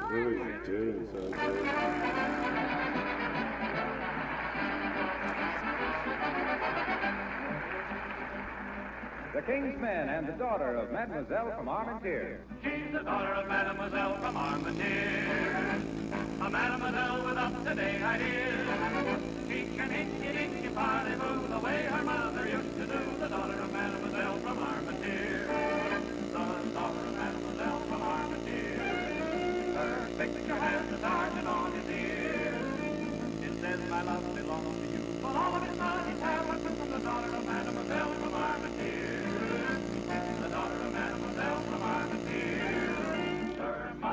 been kissing 40 years. But when it comes to being kissed, who gets the kisses from Mother Miss, the daughter of Mademoiselle from Armentières? Skinnamarink-a-dinky, skinnamarink-a-boo. Skinnamarink-a-hinky-dinky, boo. Hinky-dinky, parley-boo. We're all fighting to be free in the air and on the sea. When we advance to the shores of France, this is what we're going to see. The daughter of the Mademoiselle from Armentières, waiting neath the lilac tree. I'll hold her hand and dry her tears, and she'll fall in love with me. And me. And me. And me. And me. Daughter of Mademoiselle from Armentières, the flight of the Army Air Corps Bombardier. She's not a nurse to take your pulse, but she can get the same result. The daughter of Mademoiselle from Armentières. Just wait till the smoke of battle disappears. Who'll get all the lusty Army Navy cheers? You'll find the men who never say die, captured and surrounded by the daughter of the Mademoiselle from Armentières.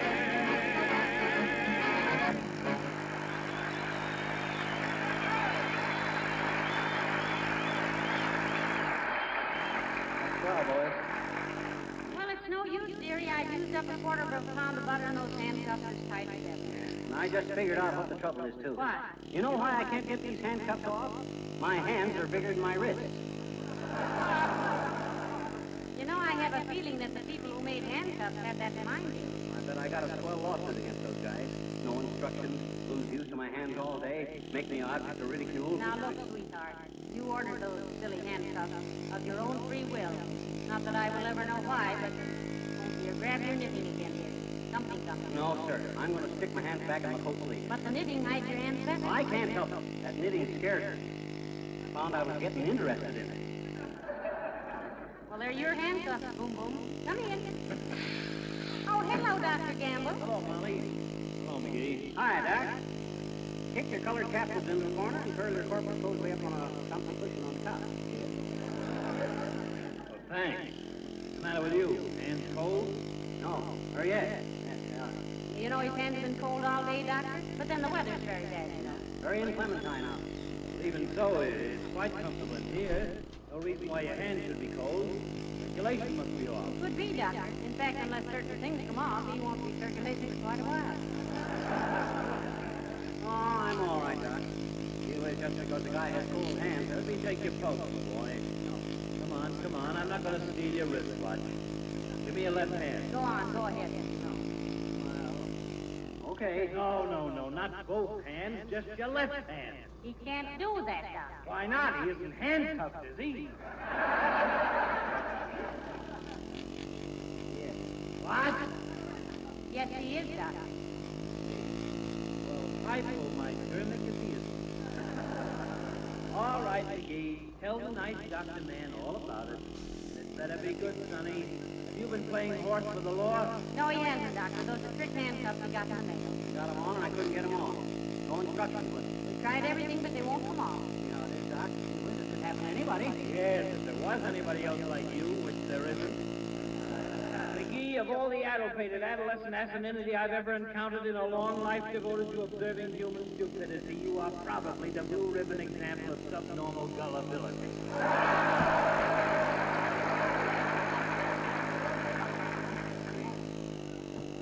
Honest, Doc? You're not just saying that because you admire me. I didn't get that out of him, dearie. How any adult of your alleged intelligence can cling to the wild-eyed follies of his button-shoed youth as you do, I'll never know. To think that a grown man as old as you must be would fall for a set of juvenile handcuffs, playing cops and robbers at your age. Well, Doctor, after all, he was... Of all the childish little boy stunts, this is the most of... Doctor, now please. Doc, could I help it if there wasn't any instructions in the box? Let me see those handcuffs, McGee. No use monkeying with them, Doctor. We've tried everything. Hold still, McGee. Now, turn your hand a little this way. That's it. Oh, now, the the other one. There. Oh, Doc, you did it. They're off. Gee, what a relief. Oh, boy. Hey, how'd you ever do it, Doctor? Do they teach that in medical school, Doctor? No, well, it just happens that I have the same model at home. Wizard Magic Model number 22. A lot of fun when you catch on to them. You mean you got a pair of these childish, adolescent, applicated Oh, this is ridiculous.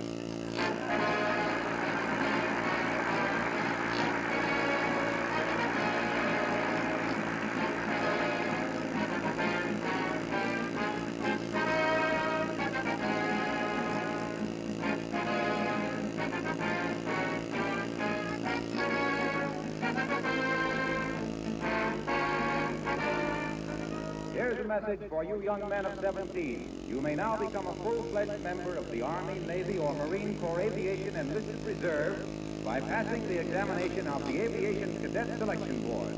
You'll then receive an education estimated as being worth more than $25,000. Your training will be unsurpassed by any flying service anywhere. You will have qualified for a grand career in a post-war world in which flying will be of immense importance. Talk it over with your parents and ask their consent. I'm sure they will see that there is no present need for you more urgent and no future more promising. Remember, the quality of American planes is superb. The training of American flyers is modern and thorough. The possibilities for the American flyer after the war are boundless. Go today to your nearest Army Aviation Cadet Examining Board or Naval Office of Procurement for further information. Be a flyer and see where you're going.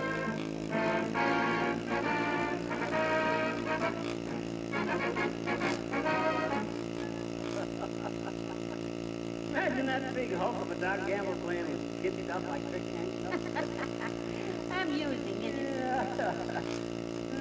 You know what I got a good mind to do? What? I got a good mind to give him a toy air rifle for Christmas. In fact, I would if I was sure. You were sure what? I was sure he'd let me use it now and then. Oh, dear. Good night. Good night, all.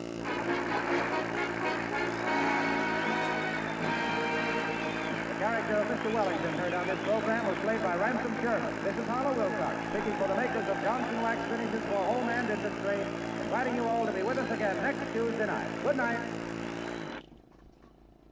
This program was presented for the entertainment of the Army personnel and does not constitute an endorsement of our product by the War Department. This is the National Broadcasting Company.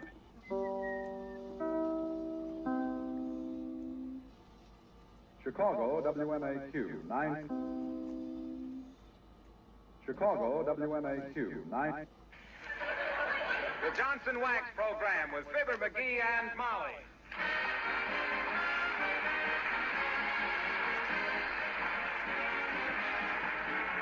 The makers of Johnson's Wax, Johnson's Car New, and Johnson's Self-Polishing Glow Coat present Fibber McGee and Molly, written by Don Quinn, with music by the King's Men and Billy Mills Orchestra.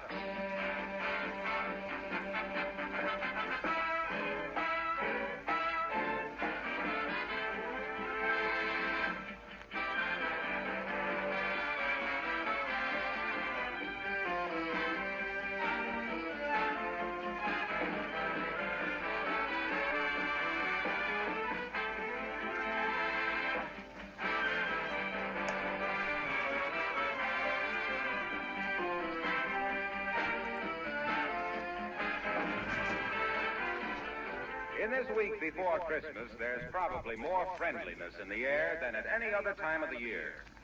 As we grow older, it's not the gifts of Christmas that we feel, but the friendly spirit back of them, the good smile, the warm hand clasp of neighbors and friends. When these friends and relatives gather with your own family in your own home, you realize what it means to have a home in a free country. In anticipation of these friendly gatherings, many of you will be adding the finishing touches of house cleaning this week. Among other things, going over waxed floors, furniture, and woodwork to make them gleam with beauty. The makers of Johnson's Wax are proud that their humble products find a useful place in your preparations for a warm-hearted Christmas season.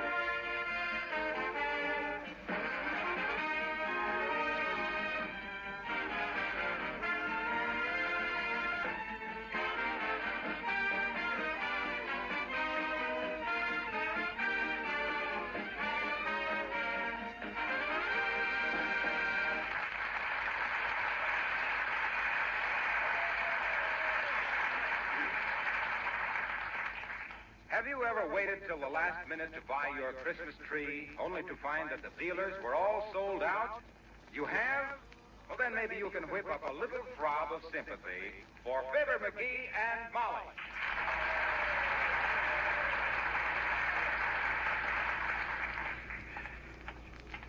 Well, I'm afraid it's no use, McGee. We've been to 7 different blocks and we haven't seen a loose spruce. Don't worry.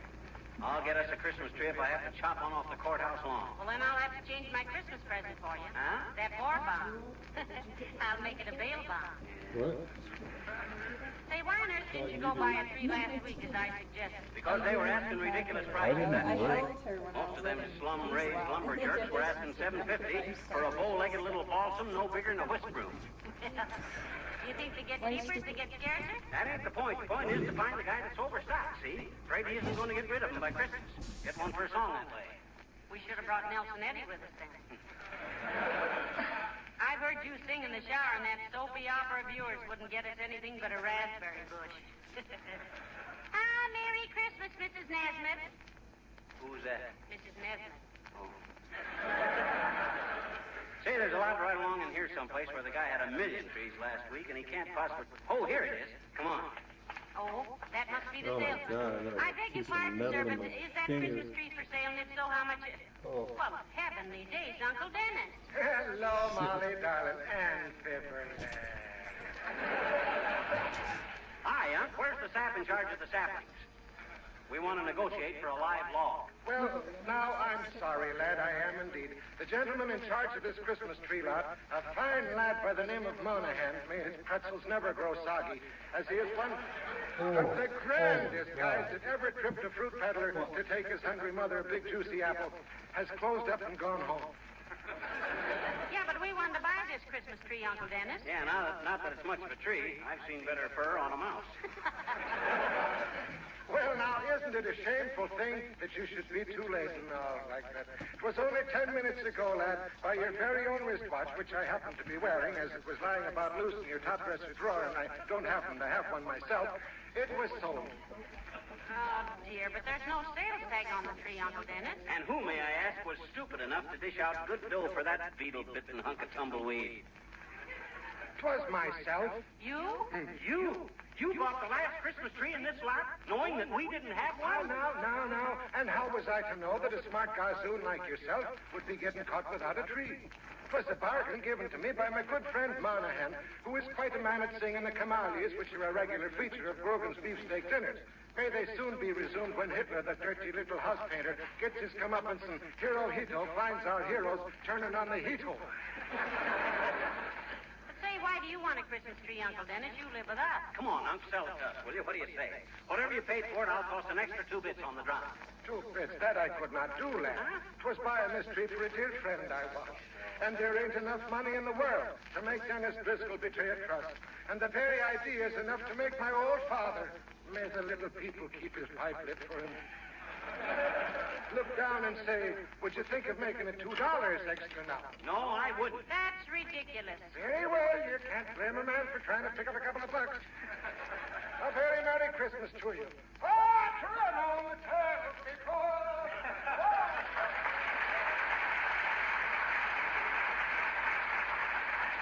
Can you imagine that, my own uncle? Of all the dirty, low-down tricks, a fine Christmas spirit, chipping his own family out of the last Christmas tree in town. You think it really is, dearie? Well, it might be. Come on, let's look some more. Goodwill toward men. That was a fine sample of it. Here we are with the whole world full of misery, needing friendship and sacrifice more than any time in history, and what happens? We get bopped with a balsam.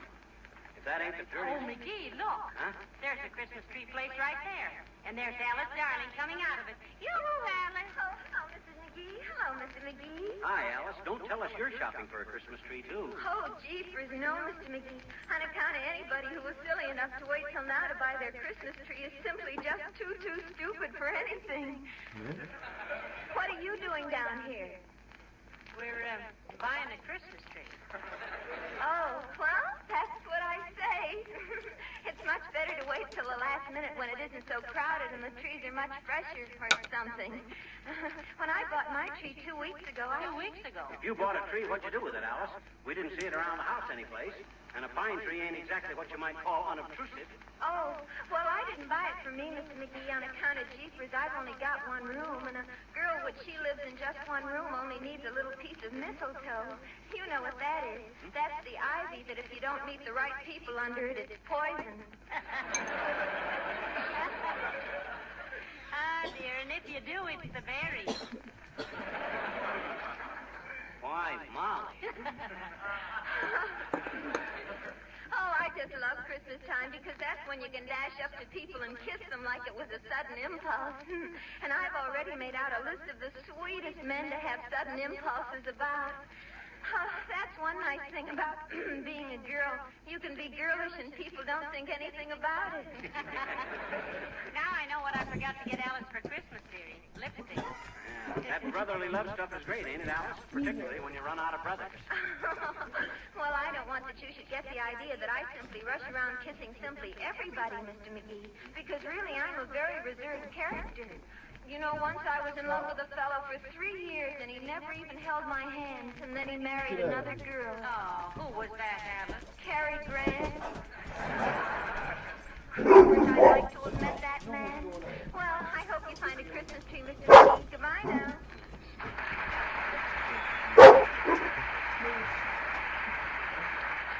Well, shall we give it up, McGee? No, sir. I started out to get a Christmas tree, and by the curly cotton cover crop of a corner Kringle, I'm going to get a Christmas tree. Well, you might fly up to Canada and get one, but it would be a lonesome trip. What you mean? The other geese won't be flying back for a couple of months yet. Okay. Scoff if you want to. Be right. But I'm telling you, if I... Merry Christmas, Miss Curry.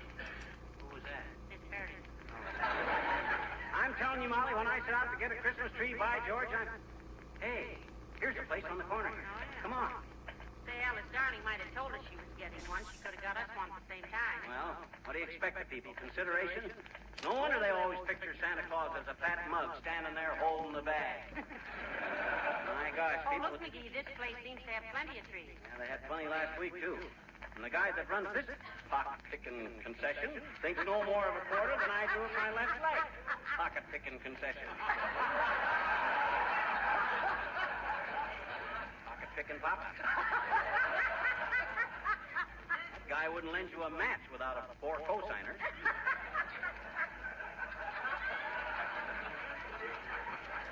Hi, bud.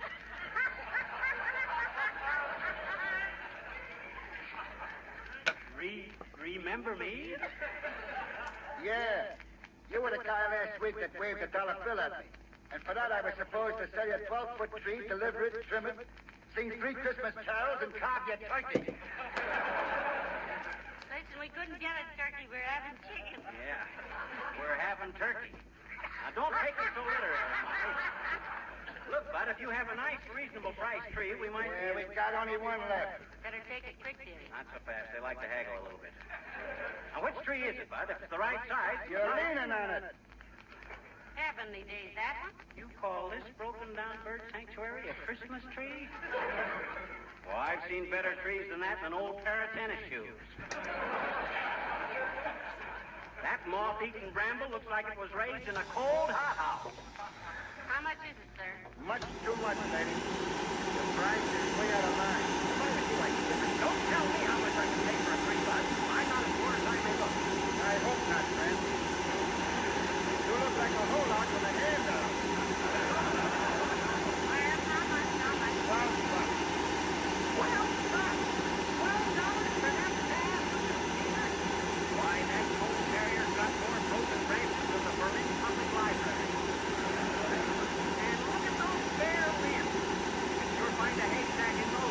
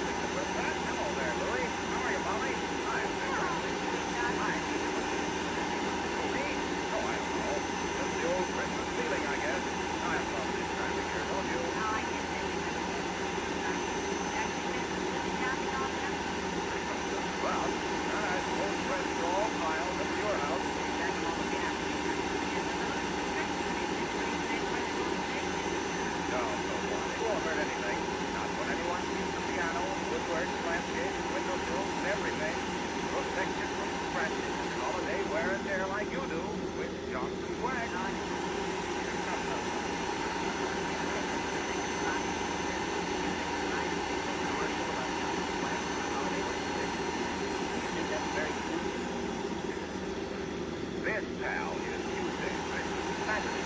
And on Saturday, I say nothing about consequence. I merely say things like, thank you. And, gee, that's wonderful, but you shouldn't have done it. And, very little ice in mine. Stuff like that. Well, personally, we've been so upset trying to get a Christmas tree, Mr. Wilcox. We haven't... Oh, excuse me, Molly. Hey, Louie, how much is this tree here? $12, Mr. Wilcox. It ain't worth it, frankly, but it's the last one I got. I'll take it. Here's 15, and wish yourself a Merry Christmas with the rest of it. For $3, I can wish myself 6 Merry Christmases. Thanks, Mr. Wilcox. Hey, wait a minute. I was dickering for that tree myself, Wilcox. Now, looky here, Louise. To you, friend, the name is Mrs. Zambowski.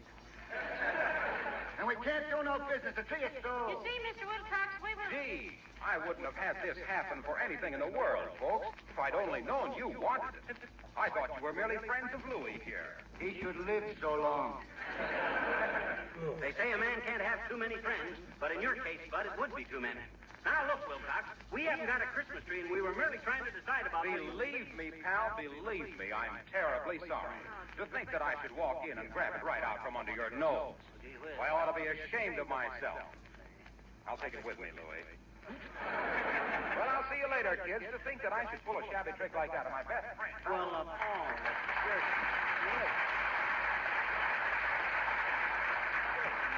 I'm afraid it was your own fault, dearie. You have the first chance at it. Well, Merry Christmas, Mr. Zambowski. And the same to you, lady. Come on. Standing there like a friend, chatting away as gabby as you please, and all the time. Oh, this hurts. Oh, heavenly days. We don't have to have a tree, you know. Lots of people don't. It ain't not having a tree that bothers me. It's the way my friends and relatives undercut and chisel on me. Uncle Dennis, Alice Darling, Harlow Wilcox. Christmas spirit. Where is it? And here when I had a chance to get a beautiful big tree. That isn't what you told the man it was. Oh, my gosh, you can't have any fun dickering with guys if you tell them how beautiful their merchandise is. First make a man ashamed to ask the price he's asking, see? And then when you get... McGee, I think... Oh, Merry Christmas, Mr. Kramer. Who's that? Mr. Kramer. What were you saying? I was about to say that I think the grocery store's about our last chance to get a tree. Might as well look. Just a few doors down, you know. Oh, my gosh, I never thought of that. Come on. I'm not so sure about buying a tree at the grocery either. Jimmy Sale will probably ask us 8 green points for it. I don't think it. Look in the window, McGee. They still got a couple. Hurry up now. These are both sold, and Lady Luck could know what I think of her. She'd forget she was a lady. Well, one is sold, McGee, but the other still has a price tag on it. How much? Let me see. $6. Oh, boy, that's a deal. I'm going to grab onto this till the clerk gets here, too. Anybody that gets this tree away from me will have to start trimming it with my 2 arms. Well, as the taxi driver said when Einstein got out of the crowded cab, this is certainly a mind off of my load. Yes, sir. Next time, maybe you'll believe me when I tell you that I know what I'm talking about. Hello there, Fibber. Hello, Molly. Hello, Dr. Gamble. Hi, Doc, old man. Happy Yuletide and all stuff like that there. Why are you hugging the tree, McGee? Just a nature lover, or are you going to climb it and hunt for bird's nests? Oh, he's just making sure nobody beats him out of it till the clerk gets around to him, Doctor. Yeah, till this deal is signed, sealed, and delivered, I stick to this trunk like a baggage label. Pretty nice little spruce, eh, Doc? Spruce. Not a spruce. Douglas fir. Douglas fir. I thought it was a balsam. Might be some kind of a cedar. Might be some kind of a cypress, too, but it isn't. You know, my cousin had one of those on his farm near Peoria. We squeezed apples in it every fall. In what? A cider press. Oh. I didn't say cider press. I said cypress. Oh. The cypress is a symmetrical evergreen common to the western United States. Very interesting study, that of our non-deciduous trees. The pine tree, like most coniferous trees, is an evergreen, the larch being a conspicuous exception. Oh, are you an expert on plants and trees, Doctor? They used to be a hobby of mine, Molly. Botany is a very interesting subject. Of the two, which do you like best, Doc? Of which two? Plants and trees or botany? Why, they're the same thing, dearie. I had it in high school. In fact, I was the pistol-packing mama of the lily collectors. I thought maybe Doc knew so much about him because he was a tree surgeon at heart. No, but if I ever hear of a sap needing a transfusion, I'll know where to come. Oh, yeah? I'd show you who was a sap if I dared let loose of this tree for a minute. Oh, now, boy. One excuse is as good as any, McGee. By embracing that tree, you're probably saving yourself a few very spectacular contusions. Is that so? Yes. Why, you unreasonable facsimile of a male brother? For 2 aspirin tablets... Now, McGee, is Is that any way to talk while hugging a Christmas tree? No, it isn't, Molly. It was my fault. Sorry, McGee. No time for quarrels. Okay, Doc. Well, then, I'm a little hasty myself at times. It's not about buying Christmas trees. Well, real friends are too scarce to fight with them. In fact, McGee, I retract all the unpleasant things I ever said about you in the past. Oh, I do too, Doc. I even take back the stuff I thought about you.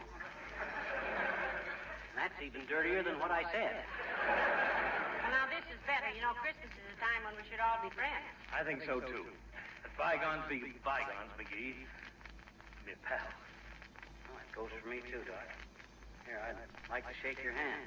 Good. So would I. Isn't that nice? Wait till I get untangled from this weeping willow here, and put her there, Doc. I think this is one of the sweetest things I ever... All right, Doc, let go of my hand. Wait a minute. Hey, Joe! Put that Christmas tree in my car, will you? What? Hey, wait a minute. What? Now, look, Doc.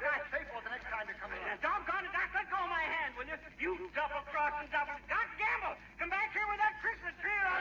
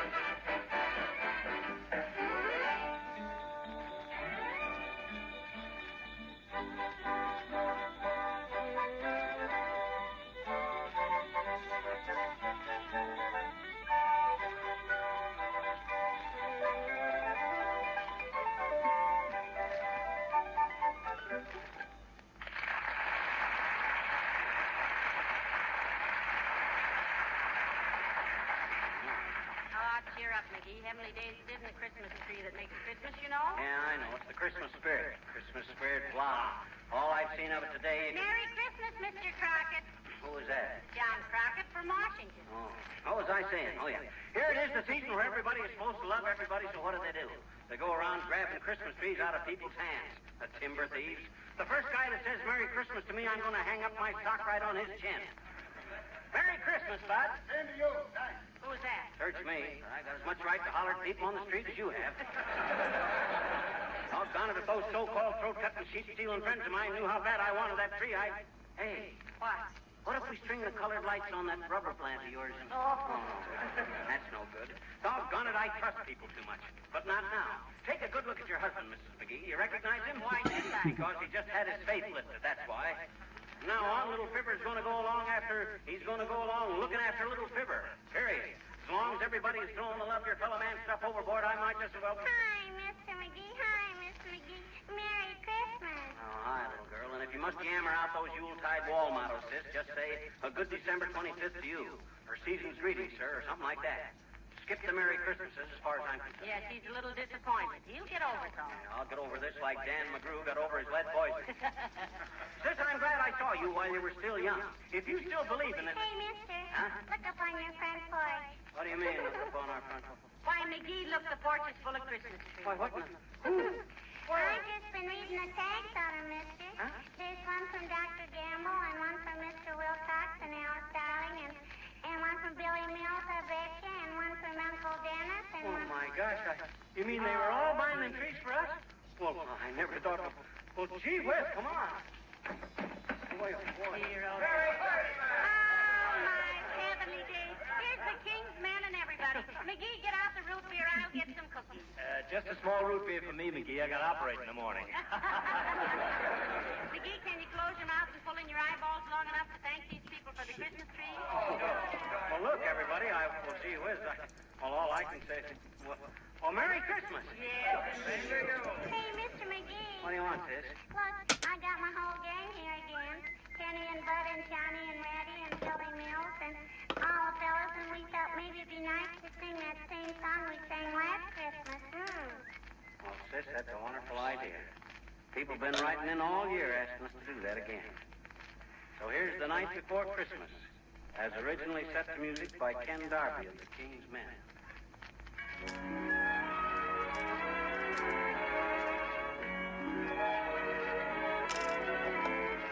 Twas the night before Christmas and all through the house, not a creature was stirring, not even a mouse.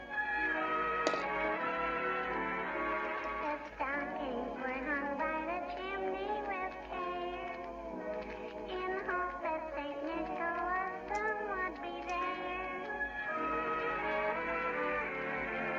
The children were nestled all warm in their wee little beds, while visions of sugar plums danced in their wee little heads. Mama in her kerchief and I in my cap had just settled down for a long winter's nap.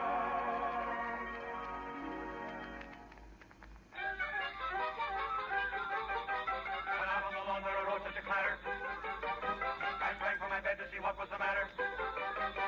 Away to the window I flew like a flash, tore open the shutter, threw open the sash.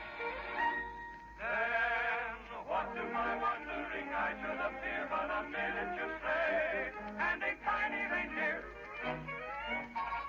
With a little old driver so lively and quick that I knew right away that it must be St. Nick. All bundled in fur from his head to his foot, old Santa was covered with ashes and soot. I drew in my head and was turning around, when down the chimney he came with a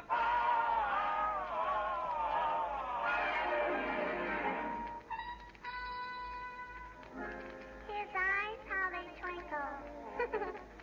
His dimples, how merry. His cheeks were like roses. His nose like a cherry.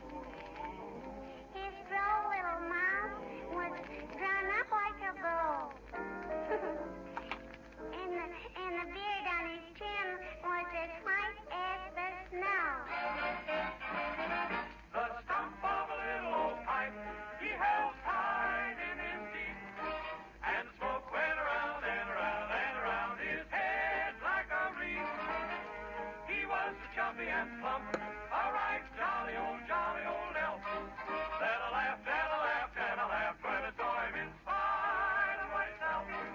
He had a broad face, oh ho ho, and a little round belly, oh ho ho, that shook when he laughed, oh ho ho, like a bowl full of jelly. Oh ho, he gave me a wink of his eye and a twist of his head, a chuckle and a smile. I knew all the while I had nothing to dread. He spoke not a word, but went straight to his work and filled all the stockings. Oh, boy. Then turned with a jerk, then laying a finger aside of his nose, and giving a nod up the chimney he rose. He sprang to his sleigh, to his seat, gave a whistle, and away they all flew like the down of a thistle. But I heard him exclaim as he drove out of sight, Merry Christmas to all, and to all, good night.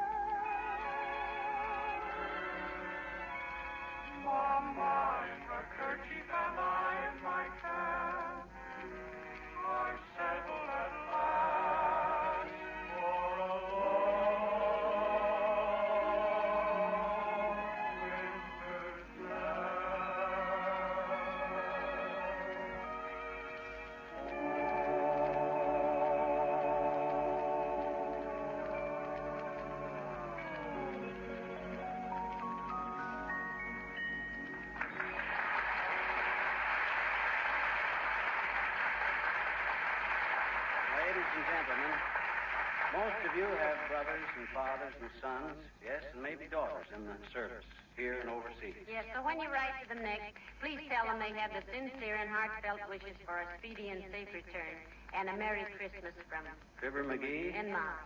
Good night. Good night, all.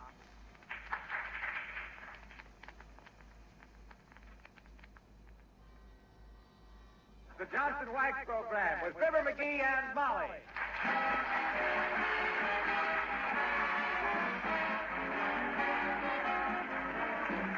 The makers of Johnson's Wax, Johnson's Cardew, and Johnson's Self-Polishing Glow Coat present Fibber McGee and Molly, written by Don Quinn, with music by the King's Men and Billy Mills Orchestra.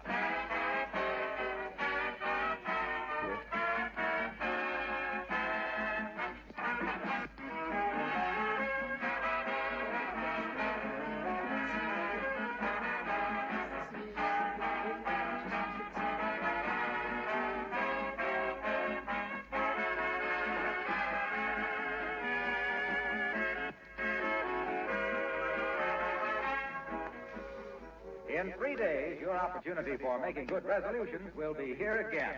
Well, if you're anything like me, you've got plenty of material to work on. You probably don't need any suggestions. But I can't refrain from tossing one at you for the benefit of any of you ladies who haven't yet learned how much work you can save by adopting the wax housekeeping method. I believe I've demonstrated before how Johnson's Wax is more than a product. It's a labor-saving way of keeping house.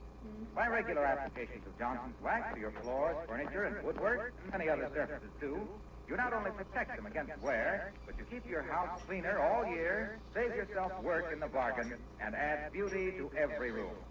Use Johnson's Wax on your leather goods, windowsills, Venetian blinds, your picture frames, ornaments, andirons, your refrigerator, and pantry shelves. So may I suggest that you resolve now to save yourself unnecessary work during 1944 by adopting the Johnson's Wax housekeeping method.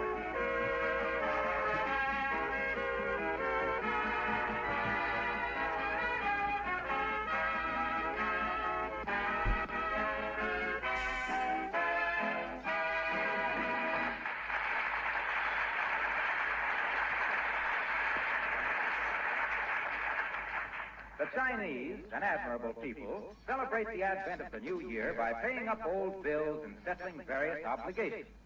Maybe that's why Gung-Ho McGee, the old mandarin of Wistful Vista, has been dashing around all morning, returning properties, paying bills, and doing other strange things. Possibly his odd activities will be explained as we meet Fibber McGee and Molly.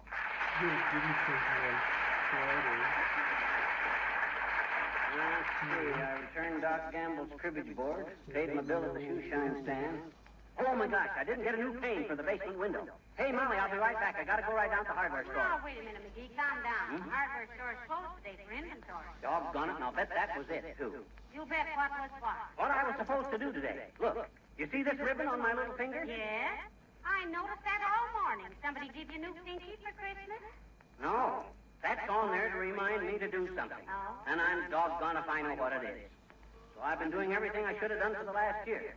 I fixed your vacuum cleaner. Oh, good for you. That's wonderful. It's right here. Try it. Here, I'll switch it on.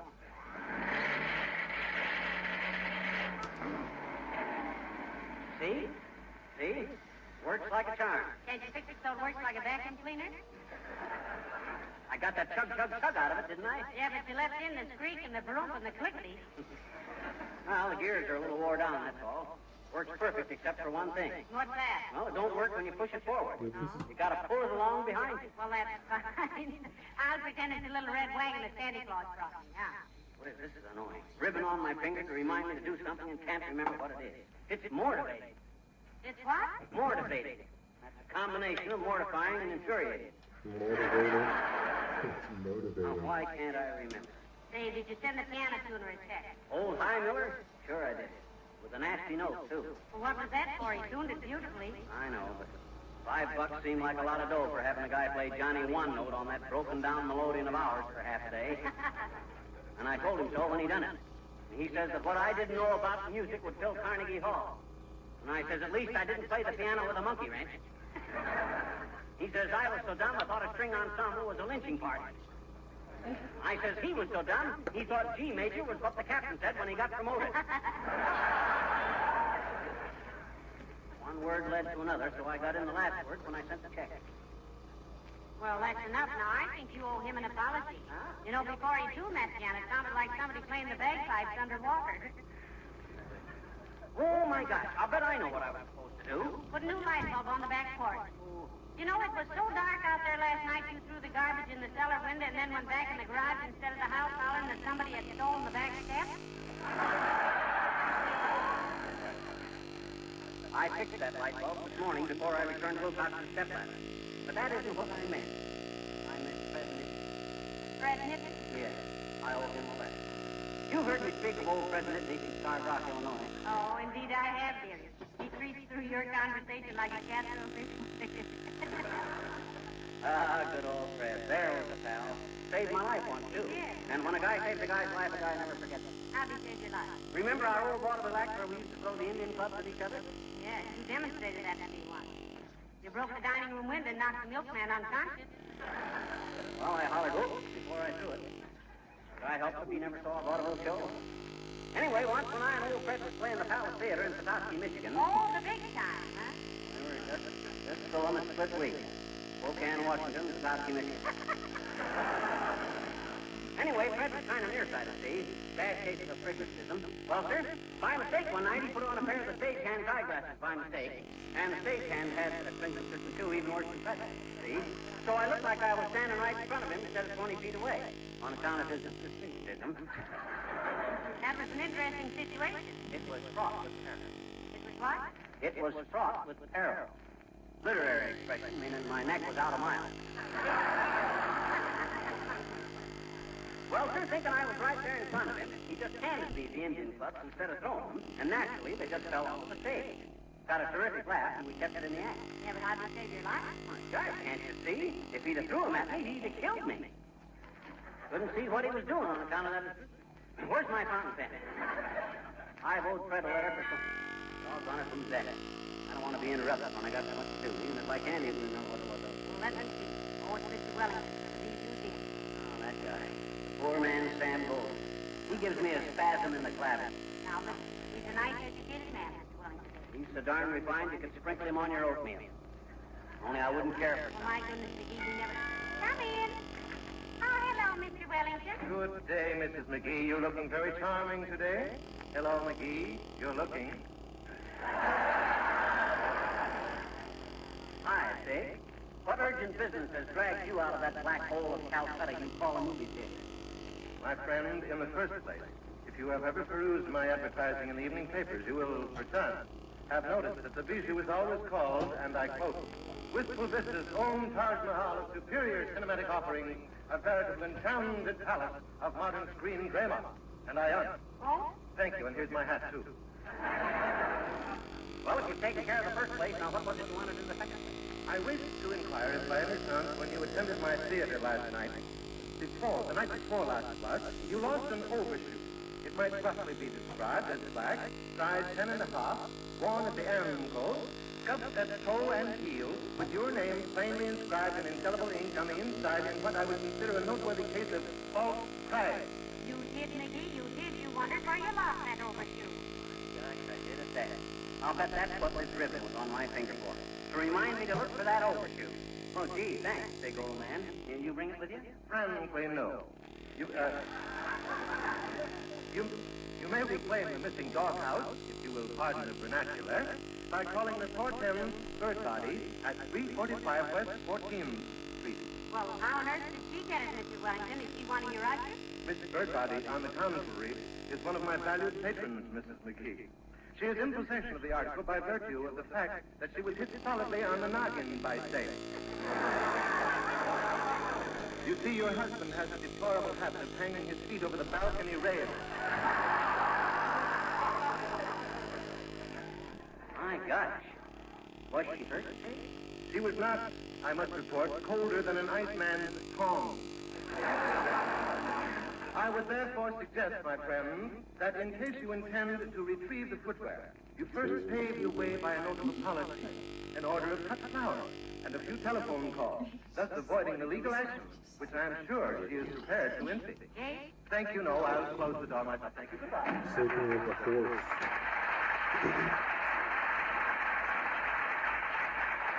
Well, this is serious, McGee. You might have an ugly lawsuit on your hands. I'll run right down and order some flowers sent to her right away with a note of apology. Where's my hat? Oh, yeah, right here in the hall.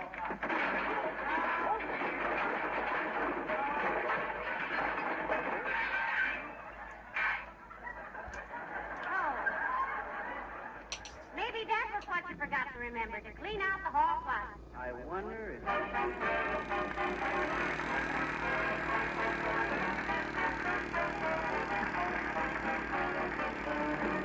Billy Mills and the orchestra and Blue Skies.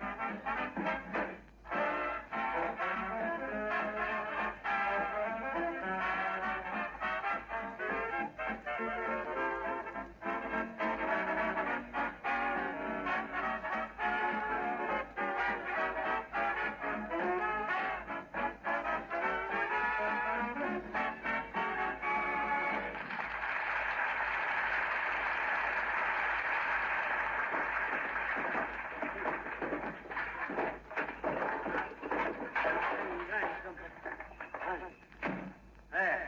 I got the hall closet cleaned out, Molly. That was what I got that ribbon on my finger to remind me of. I've done it. Only I don't think it was that. Well, how about seeing Miss Hortense Birdbody about your overshoe? I've decided to let her keep it for the scrap drive. There was 5 pounds of rubber in that thing. Well, you still owe her an apology. Now, I'll call her up. Give me the phone. Here. Thanks. Hello, operator. Give me the residence of Miss Hortense Birdbody at 34 Pete Sake. Is that you, Mert? No. How's every old thing, Mert? What's that, Mert? Your aunt. Lost a beautiful big Afghan. Oh, how terrible. Did she knit it herself? No, she was engaged to him, and he went back to Afghanistan. What's that, Mert? Okay, thanks anyway. She says there's no number listed for a Hortense Birdbody. Well, that lets me out. Not necessarily. She can still sue you. I'll take a chance. Let him sue me. I'll plead nux prosse ad fortem. What does that mean? I don't know. They won't either, and I'll gain 3 weeks till they try to look it up. Darn it, I wish I could remember what I'd have done. What was I supposed to do if I had this string on my finger? Well, now... Let me think a minute Yeah, now. me too. Did you take those rental books back to Kramer's drugstore? Yes, sir, I did. On the way back from returning Wilcox's stepladder. I told Kramer they were 2 of the worst mystery stories I ever read. Oh, I don't know. The body in the bass drum was very entertaining, I thought. Bah. I knew who did it after I read 3 pages. From which end?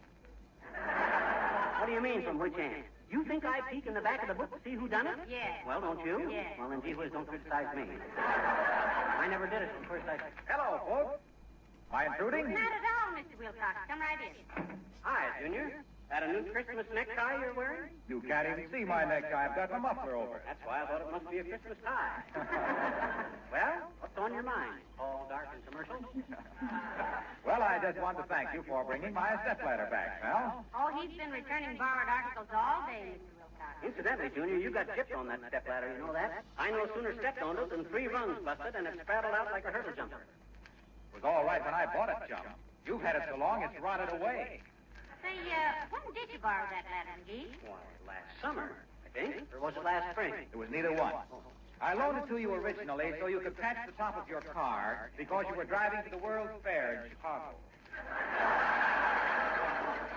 Which one, Mr. Wilcox?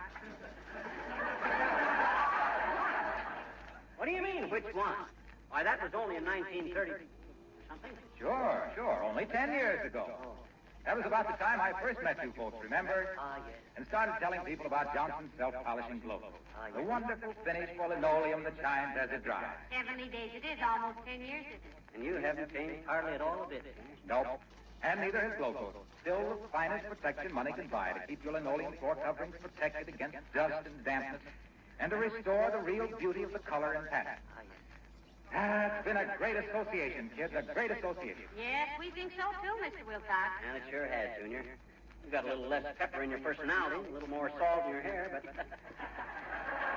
you're still the same old racing shifter. Well, I'll tell you. You'll never know how much how much this thing has meant to me. I want you to know that... Let me take that handkerchief, will you, pal? Thanks. Are you that sentimental about it, Mr. Wilcox? About this handkerchief? Yes. It's one my sister embroidered, and this magpie you married borrowed it from me 2 years ago. See you later, folks.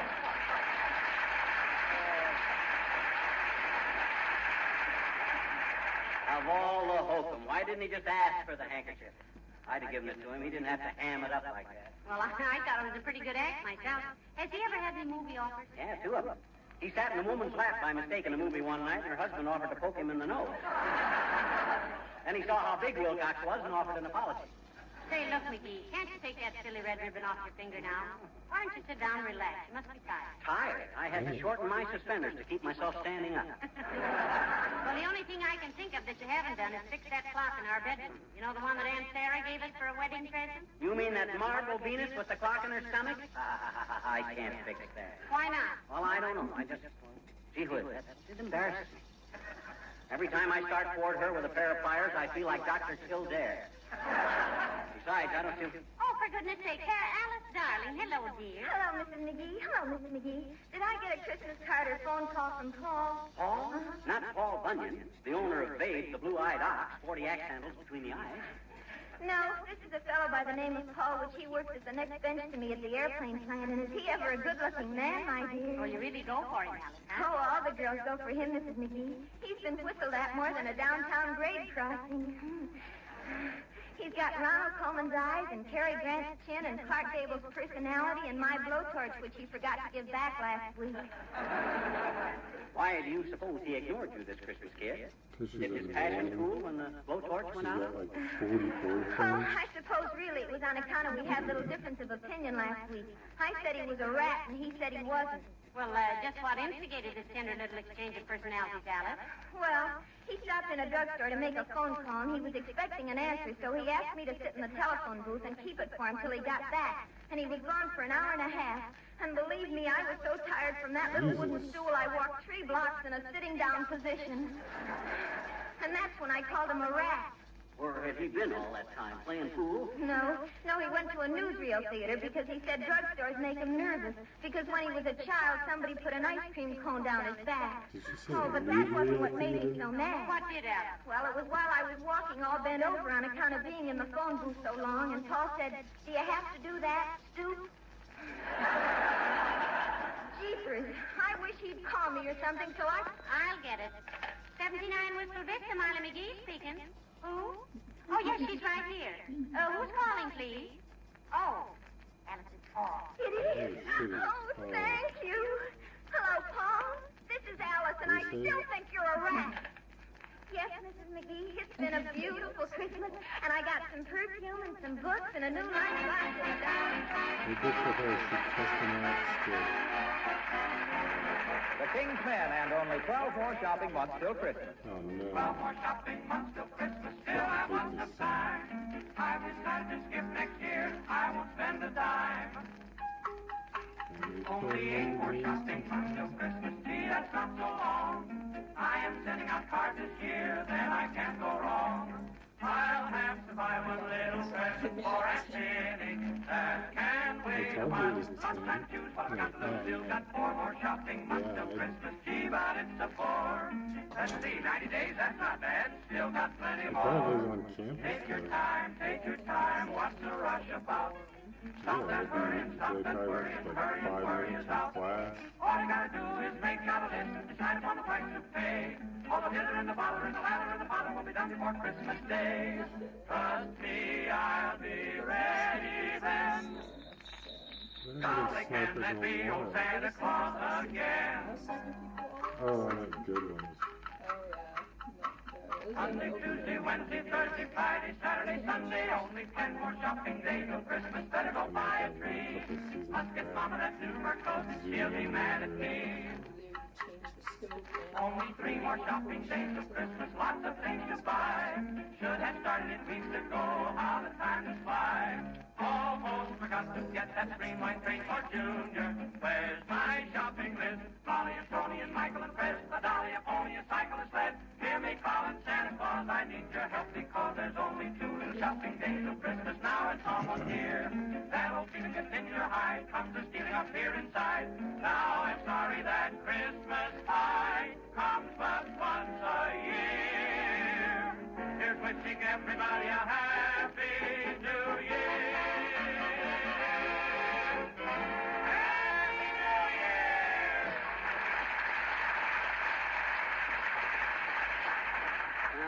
I fixed the vacuum cleaner. I took back the books. I returned Wilcox's stepladder. Oh, for goodness sakes, McGee, stop worrying, will you? You've done more work around here today than you have in the last 5 years. Doggone it, I still don't know why I got this ribbon on my finger. It must have been something I wanted to do first thing today. And I don't feel that I've done it. You paid the gas bill, dearie? Yeah, and the phone bill and my personal account at the shoe sign stand. Well, that's all I can think of unless you forgot to patch that wallpaper in the hall upstairs. I done that the minute I got back from returning Wilcox's stepladder. And believe me, that yellow chrysanthemum design is pretty tough to match up, too. Oh, where on earth did you find the paper to match it? It's been on there for 8 years. Well, it didn't match exactly. I had to use some we had left over from papering the dining room. Yes, but that's a running design of a hunting scene. Horses jumping over fences. Yeah, I know. You never saw a horse jumping over a chrysanthemum. Take a look upstairs. One of the most unusual... I wish people would quit bothering us till I remember what I got this ribbon tied on my finger for. It's exasperating. Come in. Oh, hello, Dr. Gamble. Hello, Mrs. McGee. Hello, McGee. Hi, Hippocrates. If you are referring to the father of medicine, McGee, it's pronounced Hippocrates. And if I wasn't? Now, boys. Don't let's get started on one of those arguments. It's too near after Christmas. Yes, it is, Mrs. McGee, and I just stopped into... Well... Why the hair ribbon on the digit, my boy? Gonna flag down a train or something? That's reminding to do something, Doctor. To do what? Doggone it, that's just it. I can't remember what. He's been working like a dog around here today, Doctor. He's fixed things, returned things, paid bills, and just generally worn himself for nothing. I still don't feel like I've done what this ribbon was supposed to do. You say you paid all your bills? Yes, he has, Doctor. No, he hasn't, dear. And who haven't I paid, wise guy? But you probably got a lot of the original people coming back because of this whole season 2 bullshit coming out. Plus, anime's got to be more popular. That's all right. Greek Everybody fucking paid the doctor's cows. bill when it was due. The doctor could get some nice new instruments, pay his rent, buy some medical books, get more up-to-date things, and we wouldn't want that to happen, would we? Or would we? Based on the Pay the man right now, audience McGee. Do you happen to know the amount, Doctor? By an odd coincidence, Mrs. But I McGee, could be wrong. I have a copy of the bill right here. Odd coincidence, my clavicle. You were probably going to come over here and beat on the door till the dough got shook out of my piggy bank. Well, how much? Big fat bandage bandit? $23. That's very reasonable. Reasonable? Why, for $23 I could jack up my ankles and get a whole new body. Of all the pill-peddling piracy I ever heard of, this takes the silver-mounted sleeping tablet. $23. What did you see the last time you looked down my throat? A diamond mine? 20. Oh, stop shouting, McGee. You know very well you call me over here every time you mistake gluttony for heart trouble. Of course, if you'd like to go on my charity list... We don't want anything of the kind, Doctor. Charity list, he says. Ha-ha! The last time you treated a case for free, it was because your dog nosed it wrong. The word, McGee, is diagnosed. In your case, it's dog nose, you big Airedale. Now, look here, McGee. I'm a very patient man, as any doctor would be who waited for you to pay a bill. But if I have to take any more of your silly vaudeville, I'll forget my ethics and spread your septum all over your unclassic profile. Oh, yeah? Well, you leave my septum out of this. Why, I could stand on a basketball and bounce you around like a yo-yo. You don't say. Just because you carry a little globe under your belt, don't get the idea you're Charles Atlas.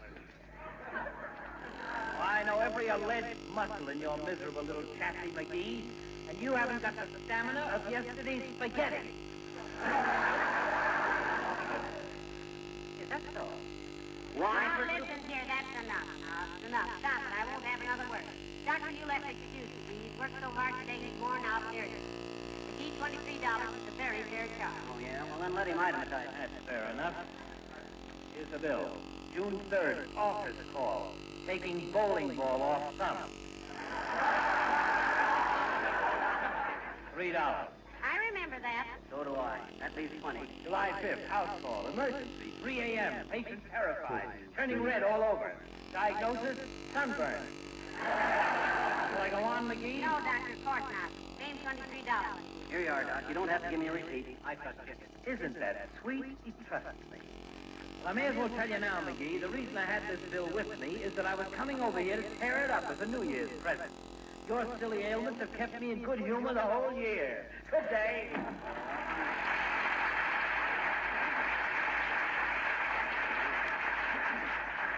I told you were too tired, McGee. Imagine old Doc flying off the handle like that, though, just because that gut faced me. I wonder if that's what I was supposed to remember. No. Huh? I said no, it wasn't. How do you know what I... Look, dearie, I've got a confession. Huh?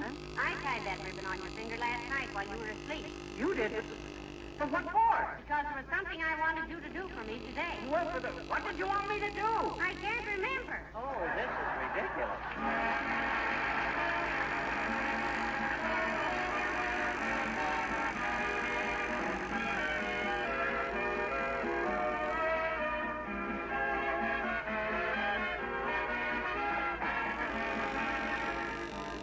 Conservation, like charity, begins at home. That's why every piece of linoleum on every floor in the country should be protected with a polish that will not only keep it beautiful, but will make it last longer.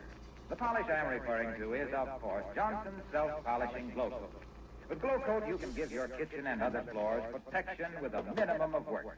Johnson's Glow Coat is self-polishing. It needs no rubbing or buffing. You just apply and let dry. And the regular use of Glow Coat will make linoleum last 6 to 10 times longer. So whether your linoleum is brand new or old, it would pay you to begin right now to give it regular applications of easy-to-use Johnson's Self-Polishing Glow Coat. For floors of asphalt tile or rubber tile also, Glow Coat is the recommended polish.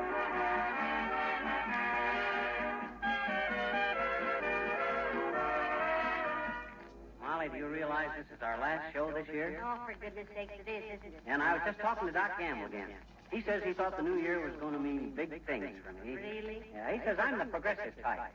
Says I got the perfect character for the new year because I'm real 44 caliber. 44 caliber. Yeah. That's quite a big bore, isn't it? Yes. Oh, good night. Happy New Year and good night, all.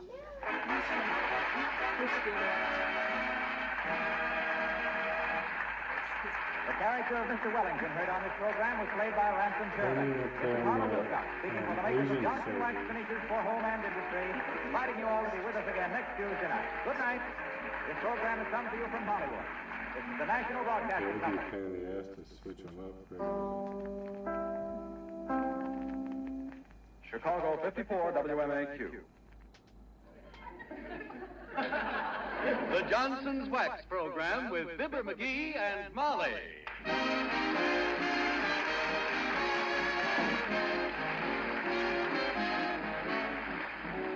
The makers of Johnson's Wax, Johnson's Car New, and Johnson's Self-Polishing Glow Coat present Fibber McGee and Molly, written by Don Quinn, with music by the King's Men and Billy Mills Orchestra.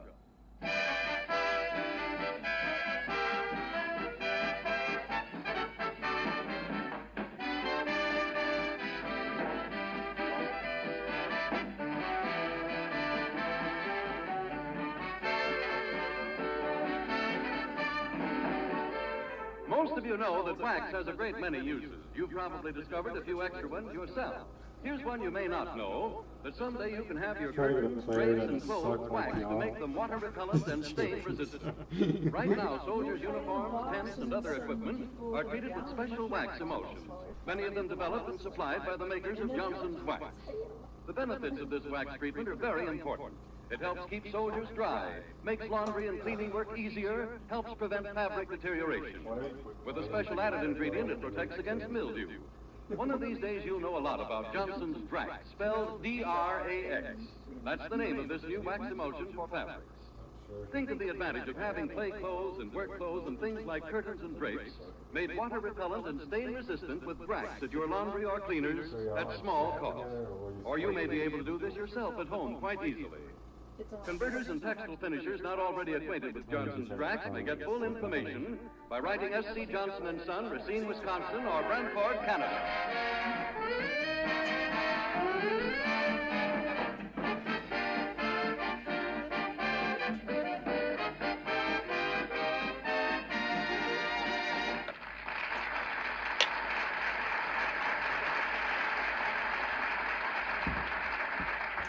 If you want to see a busy place this morning, drop in at 79 Wistful Vista.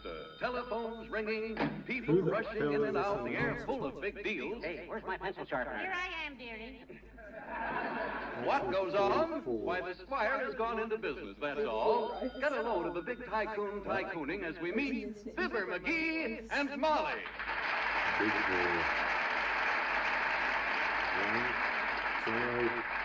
Yes, I got that, Dinwiddie. 10,000 red, 20,000 white. How about green? 6,000. Okay, Dinwiddie. Yes, I'll shoot the order right through. What? Certainly they're pre-war quality. Now, you start getting fussy, Dinwiddie, and we won't sell you any more stuff. Okay. Where's my order blank? In your hand. Oh, yes. My pencil. Pencil, where's my pencil? Behind your ear. Which ear? Come, this is my busy day. Which ear? Your left ear. Oh. And don't get executive with me, dearie. I knew you when you thought a dotted line was a leopard. Gee whiz, being Western representative for the AGB Corporation is no sin. Hey, why don't that guy from the typewriter company show up? He's waiting out in the hall now. Shall I bring him in? Of course not. What kind of a businessman would I be to see a guy the minute he arrives? Keep him waiting. Well, it always makes you angry to be kept waiting. Well, that's a different matter. When you're a driver, you hate pedestrians. When you're a pedestrian, you hate drivers. That's life. Well, if that's life, I'll take the Lady Home Journal. Now, look, I'm very busy today, and I don't want to be... I'll get that. Well, that's very sweet of you, considering you got the phone in your hand. Huh? Oh. Western Branch, AJB Corporation. McGee speaking. Who? Oh, yes, Conley. What? Oh, wait till I get one of my employees to look that up. Hey, Molly, look in the order file and see when the shipment went out to Conley at Cleveland, Indiana. Cleveland is in Ohio. Oh, that must be where I made my mistake. Hello, Conley. Your order was rerouted through Indiana because of shipping difficulties. You'll get it tomorrow. Yes. 70,000 red, 20,000 green. Okay, Conley. Say, how about the typewriter, man? You want to see him now, or shall I put him in the spare bedroom till Thursday? How long have I kept him waiting? 10 minutes. Well, that ain't very impressive, but bring him in. Yes, Mr. McGee. And you don't have to curtsy every time you speak to me. Well, it's just a mark of respect and a tight girdle. Mr. McGee will see you now, please. I'm from the Wistful Vista typewriter. Now, just a minute, my man. Mrs. McGee, did that letter come through from Secretary Morgenthau in answer to my wire? Yes, sir. He said that just as soon as the time comes, he wants you to act in an advisory capacity. What does he mean when the time comes? What did he say exactly? Well, exactly. He said, when I want your advice, I'll ask for it.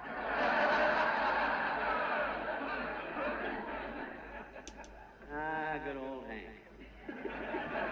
Now then, my good man, state your business briefly. This is my busy day. I'm from the Wistful Vista typewriter. Hold on a minute. Western Branch, AJB Corporation. Who? Long distance? Is, eh? Okay, connect me. Oh, hello there. How are you? Okay, glad to help you, bud. No, that's wrong. When you land, keep your flaps down, see? That kills your landing speed. Huh? Oh, not at all. Oh, well, good luck. Who was that? Jimmy Doolittle.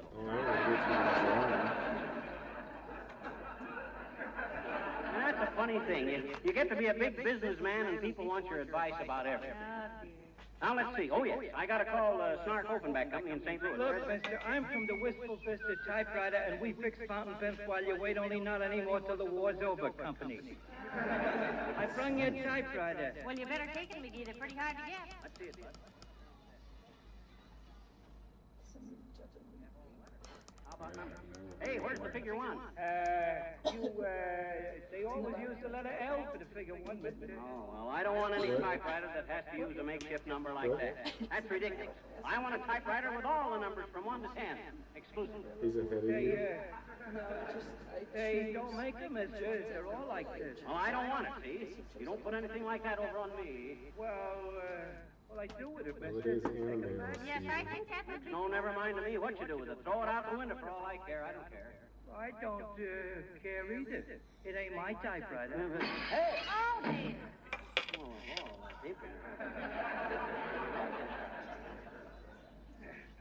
Stuff something in that broken window, please, Mrs. McGee. Yes, We sir. got work to do here. I'll get it. McGee speaking, Western Branch of the AJB Corp., huh? What do you mean they weren't wrapped as usual? Haven't you heard of the paper shortage, Bud? We're not wrapping things as fancy as we used to. You realize it takes 25 tons of blueprint paper to build a battleship? That every 500-pound bomb takes 12 pounds of paper? What? I don't care if your wife does like to blow up the paper bags. We got a war on. Now, let me see. Where's my memo pad? Right here where you put it with the outgoing mail. Huh? Oh, yes. Now, look, we got to fix it. Hello, Mr. McGee. Hello, Mr. McGee. Creepers, what's going No, on look, around this here? Hello, Alice. Well, Mr. McGee is now the Western representative for the AJB Corporation of New York. Yeah, get this whole tortoise sewed up. Oh, but what are you selling, Mr. McGee? Why, the AJB That means We you can't just tell, made Alice. it really Got to finish ugly. sewing up the tortoise first. Just did her Hey, Alice, you portrait write and shorthand? Shorthand? picture Yes, of all. didn't you have That is just Greg a in high hair. school or Pittman? I didn't know any Pittman, but Helen Bonfield had Greg, and I had a fellow named Artie. Which he was forward on the basketball team and backward at everything else. And, No. Can you do secretarial stuff? Can you take dictation? oh, yes, but not very fast. On account of I never know whether the I comes before the E or the E before the I in words like peanut butter. Well, you don't have to be expert, Alice. You know, since Mussolini fell on his face, McGee's the world's worst dictator. Oh, come. Never mind the idle gossip, girls. This is a business office. You ready, Miss Darling? I'm off in a cloud of eraser crumbs. Who's this letter to, dearie? It's very urgent. I've been trying to get this letter out all week. Now, here we go, Alice. The address... Just a minute. Hello? Call me back. The address is Mr. Fred Nittany, Starved Rock, Illinois. Oh. Dear Fred, I take my...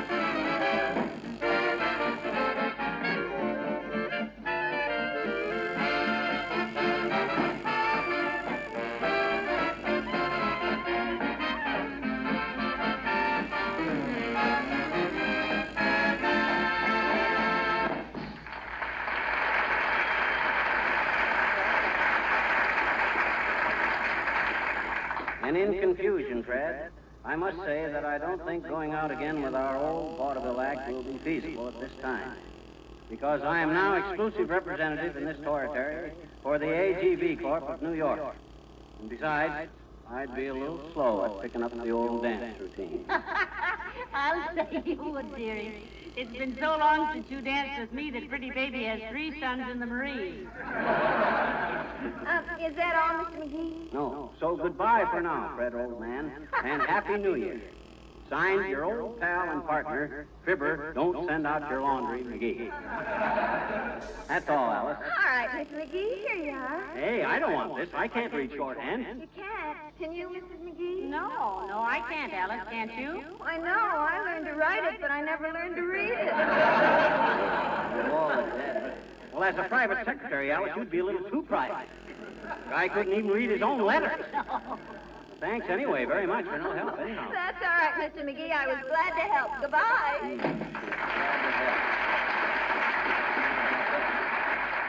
That kid is as bright as a new dollar in paper money. Now, let's see. I got to get this. I'll get it, dearie. Huh? Western Branch of the AJB Corporation, otherwise 79 Whistle Vista, Molly McGee speaking. Yes, I'll take the order. Get this, McGee. Okay. 40,000 red. 40,000 red. 60,000 green. 60,000 green. 8,000 black. 8,000 black. 12,000. What? McGee, does the AJB Corporation make purple ones? No, discontinued. Can't get the dice for them. Hello? No, the purple has been discontinued. Why don't you get more red and some blue and line them up on the shelf and shake your head at them? They look purple. Yes, we'll ship them right away. Oh, I didn't thank them for the order. Oh, you should thank them for the order. That's a good one. They should be happy we even talked to them on the phone. Who was it? They didn't say. They didn't say. An order for 108,000. Oh, my gosh. Well, let me answer the phone after this. Look, empty this wastebasket, will you, Mrs. McGee? And who's acting as reception clerk? Nobody, dearie. I was, but I quit. You embarrassed me by keeping people waiting so long. Well, doggone it, a big executive can't have people sitting on the edge of his desk all day long. Yes, they might be in the way if you wanted to make an extra long chain of paper clips. Where's Uncle Dennis? Upstairs with the flu. He's faking. He's no such a thing. He has a temperature of 105. He's had that for 30 years. Ever since he found out they dipped the thermometers in alcohol. I never knew how that guy ever got... Yes, sir. Whom was it you wished to see about? I wanted to see Mr. McGee. A friend of yours suggested I drop in. Uh-oh. This is a touch, Molly. I can smell him a mile. Now, just sit down, Bud. This is my busy day. Be with you shortly. All right, sir. I'll just read one of these books if you don't mind. No, not at all. Try this one here. The Rover Boys in Southern Waters. Hey, don't lose my place in that. I think I'll read A Tree Grows in Brooklyn.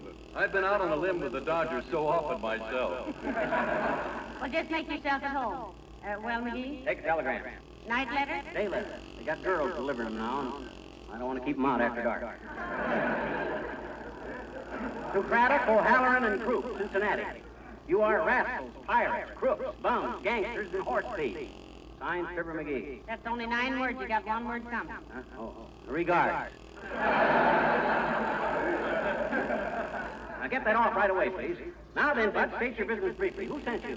Mr. Wilcox, Harlow Wilcox. He is incapacitated. Oh, how far is that from here?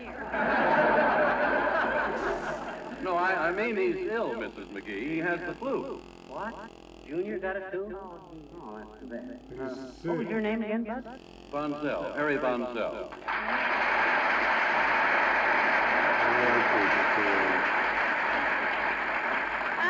How do you do, I'm sure. We saw you one night when we went to see Eddie Cantor broadcast. Ah, that Cantor. Where does he get all that energy, Von Wilcox? Bonsell. Yeah. Where does Cantor get all that energy, Von Wilcox? Well, he just saves it up from not having to play football with his little boys. Ah, heavenly days. Fancy meeting the famous Harlow Bonsell. It's Harry Bonsell, Mrs. McGee. Yeah, oh, yeah. Well, what did Wilcox want, Bud? He send us a message of any kind? Well, yes, he did, Mr. McGee. He was worried about what those people up in Oshkosh, Milwaukee, that place in Wisconsin. Racine. Yes, that's it. He was worried about what they'd think if somebody didn't drop in and say something nice about that stuff. Johnson's wax? Johnson's wax, yeah. Yeah, he says it's the finest of all the... Well, it seems that if you put... It's very good for... Well, it's the finest wax protection obtainable for floors, furniture, woodwork, and all enamel surfaces. Is that it? Why, those were almost his exact words. How did you know? Oh, we know him, Bud. Johnson's wax is the biggest thing in his life, ever since he left school in Omaha. Sure. You know, they say that when he was supposed to deliver the class oration, he took a look at the floor of the auditorium and forgot his speech. All he could say was... Oh, there was one more thing he wanted me to say. Something to the effect that... now, wait a minute. I think it was this product. Johnson's wax. Yes. But Johnson's wax is extremely important right now because it's...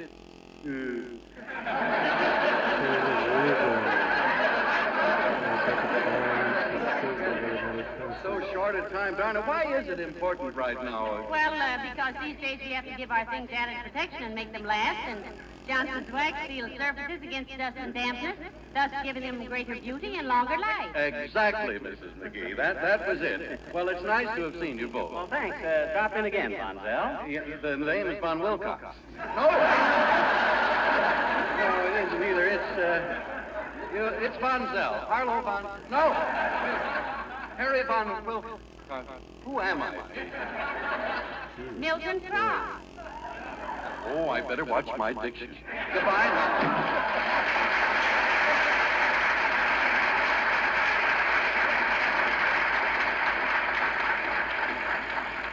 Well, I hope Junior hasn't got it too bad. Yes, I'll send the poor lad some chicken soup.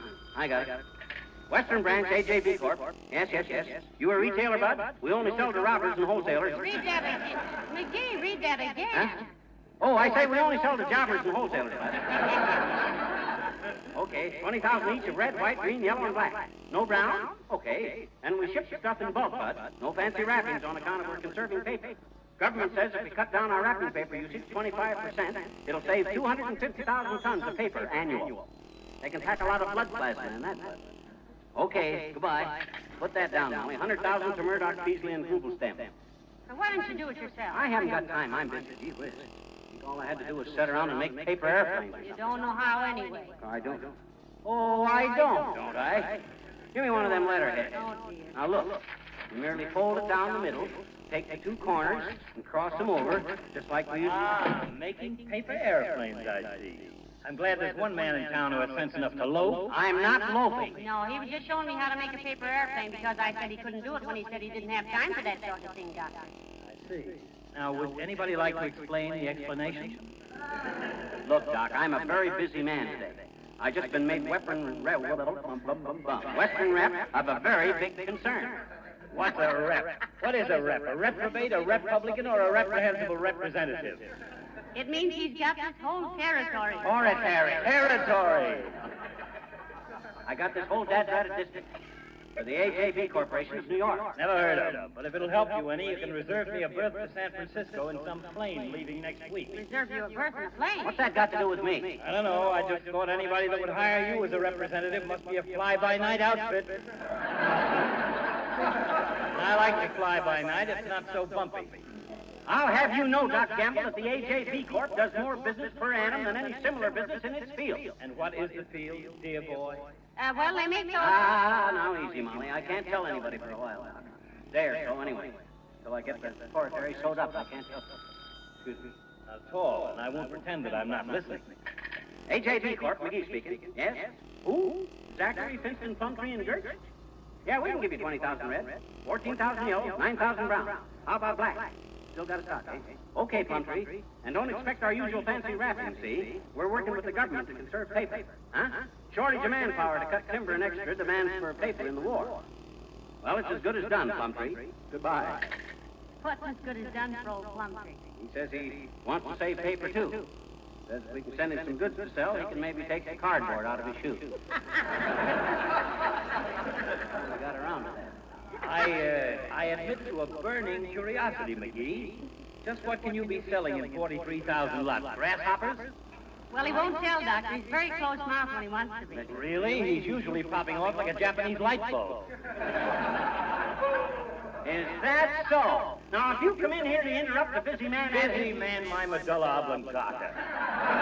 When I came in here, you were busy making a P-38, P for paper. Well, I explained that, Doctor. Not to my satisfaction, my dear. And who are you that we have to explain things to you, you big epidemic chaser? Don't take that tone to me, McGee. Now, boy. Because in the first place, you can't back yourself up physically, and verbally, I can spot you 6 million adjectives and still pin your ears back to your oddly shaped cranium. Why, you great big... I'll get it, McGee. Western Office, AJB Corporation. Yes? Who? Frisbee, Cantrell, and Snag. Yes, I'll take the order. 10,000 red. 10,000 red. 50,000 white. 50,000 white. It's a low count, must be anemic. 12,000 green. Is that all? Thank you. You got that, McGee? I got it. Now, let me see. What was I saying? Your last words were, why, you great big... Oh, yes. Why, you great big iodine peddler? You got a lot of nerve to come busting into a businessman's office. The King's Men singing The Time Is Now. Are you ready for the start? Is your heart in the fight for the right to defend to the end all we love? Will you meet the final test with the best at your hand for the land we adore and the glory above? The time is now, the time is now. It's time to heed the writing on the wall. For the world won't wait since fate sets the day and the time. The time is now. Oh, that Yankee do or die is on the go again. And they'll see a mighty show again. The curtain's going up. Can't you hear that call? That call to give your all. And the time is now. Welder with your flame, are you ready? Harvest with your brush, what do you see? Gunner, is your eye true and steady? Civilian, do you really want to be free? Carpenter, miner, pilot, trainer, riveter, driver, entertainer, Army, Navy, and Marine, ready now to change the scene. Hey! The time is now, the time is now. It's time to heed the writing on the wall. For the world won't wait since fate set the date and the time. The time is now. That old Yankee do or die is on the go again. And they'll see a mighty show again. Bugle boy, blow again. Can't you hear that call? That call to give your all. And the time is now. The time is now. The time is now. The time is now.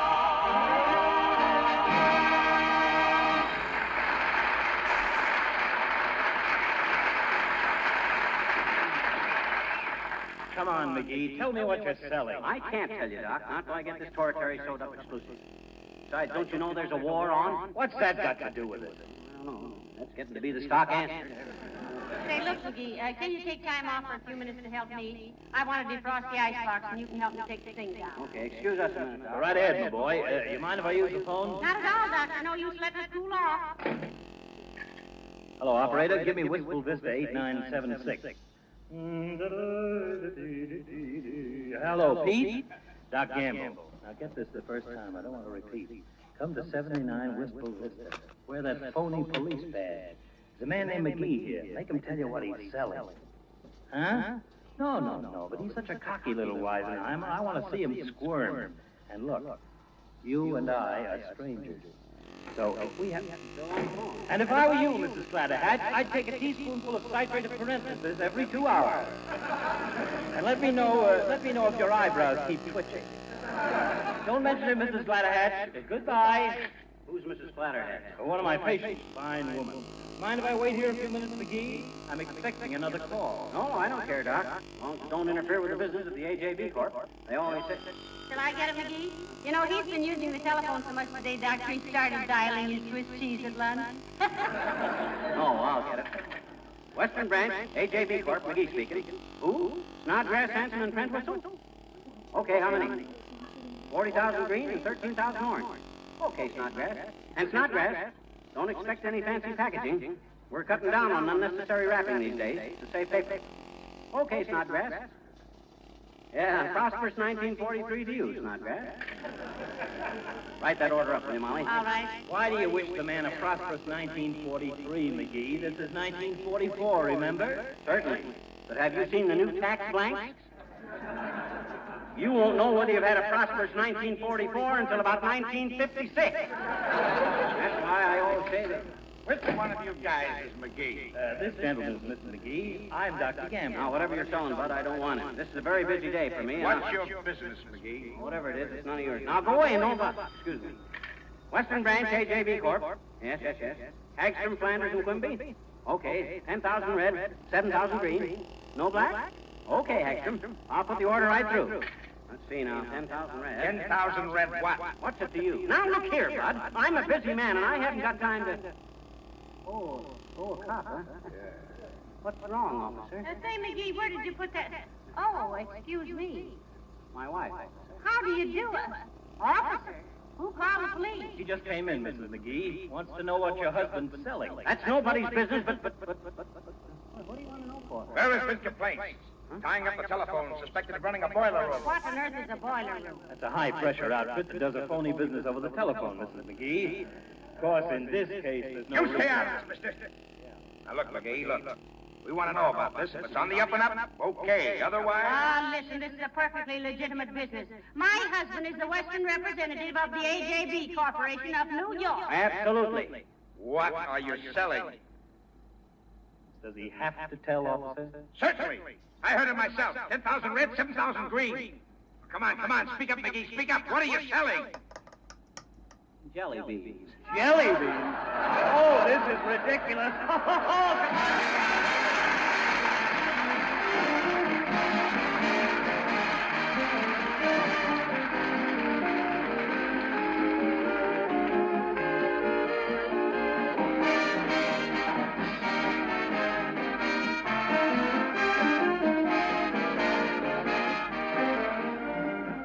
From the many letters we have received during this past year, it's apparent that Johnson's self-polishing glow coat is an important product in most households today.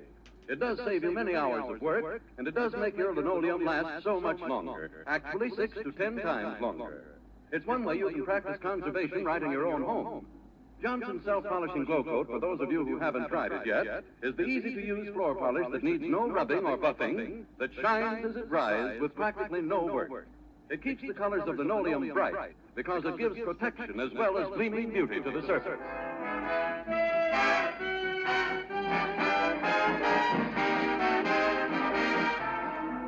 Ladies and gentlemen, the paper shortage is really serious. Paper is an essential war material, and the manpower shortage in 1943 cut the production of pulpwood way down. It was even more serious in 1944. Yes, so let's discourage wasting of paper. Accept unwrapped goods wherever possible.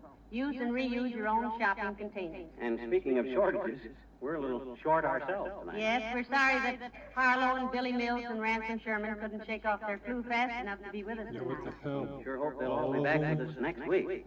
My gosh, all this work. McGee. Huh? Oh, good night. Good night, all.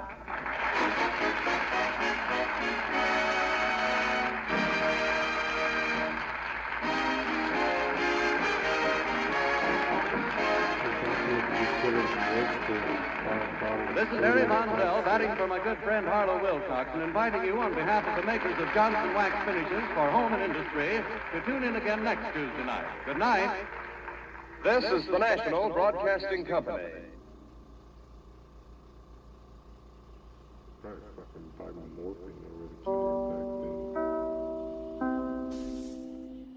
back then. Chicago 54 WMAQ. The makers of Johnson's Wax, Johnson's Carnew, and Johnson's Self-Polishing Glow Coat present Fibber McGee and Molly, written by Don Quinn, with music by the King's Men and Billy Mills Orchestra.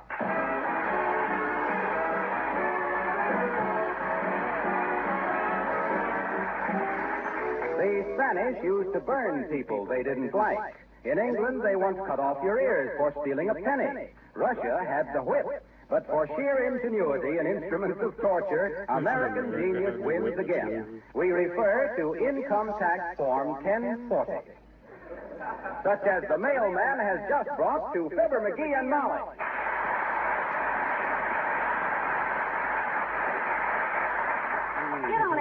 want that income tax thing right now, do you, McGee? I thought you had till March 15th. Have you read this thing? It's going to take till March 15th. Listen, where the tax liability of an individual for 1942 is discharged and such tax liability is greater than the tax for 1943, the excess of 1942 over the tax 1943 tax liability is added to the 1943 tax liability. You understand that? No, but I'll bet it's beautiful in the original Egyptian. I better sit right down. I'll start from the beginning. Now, let me see. For the calendar year 1943 or fiscal year beginning... Hey, what does fiscal mean? Fiscal? Fiscal. F-I-S-K-A-L. Fiscal. Well, I think that's a rascal who goes fishing. Maybe I better just use the calendar year. I know what that is. Now, let's see. Fibber McGee, 79 Wistful Bay. Wait a minute now, dearie. Huh? Better make that Mr. and Mrs. Fibber McGee. Isn't this a joint return? How can it be? We don't own any joints. Aren't we, well, doesn't this return include both of us? Well, I don't know. Look at the instruction sheet. Oh, my gosh. Look at the instruction. Now I am scared. Oh, dear. Boy. I think we could make out the tax sheet all right, but we're going to need help with the instructions. This is brutal. If this thing is too tough for me, how about people that aren't as smart as I? Well, name three. Well, tough guy. Want to give it a toast? Oh, Alice, darling. Hello, Alice. Oh, Mrs. McGee. Hello, Mr. McGee. Am I intruding? Oh, not at all, Al. Not at all. I thought you were never going to get here.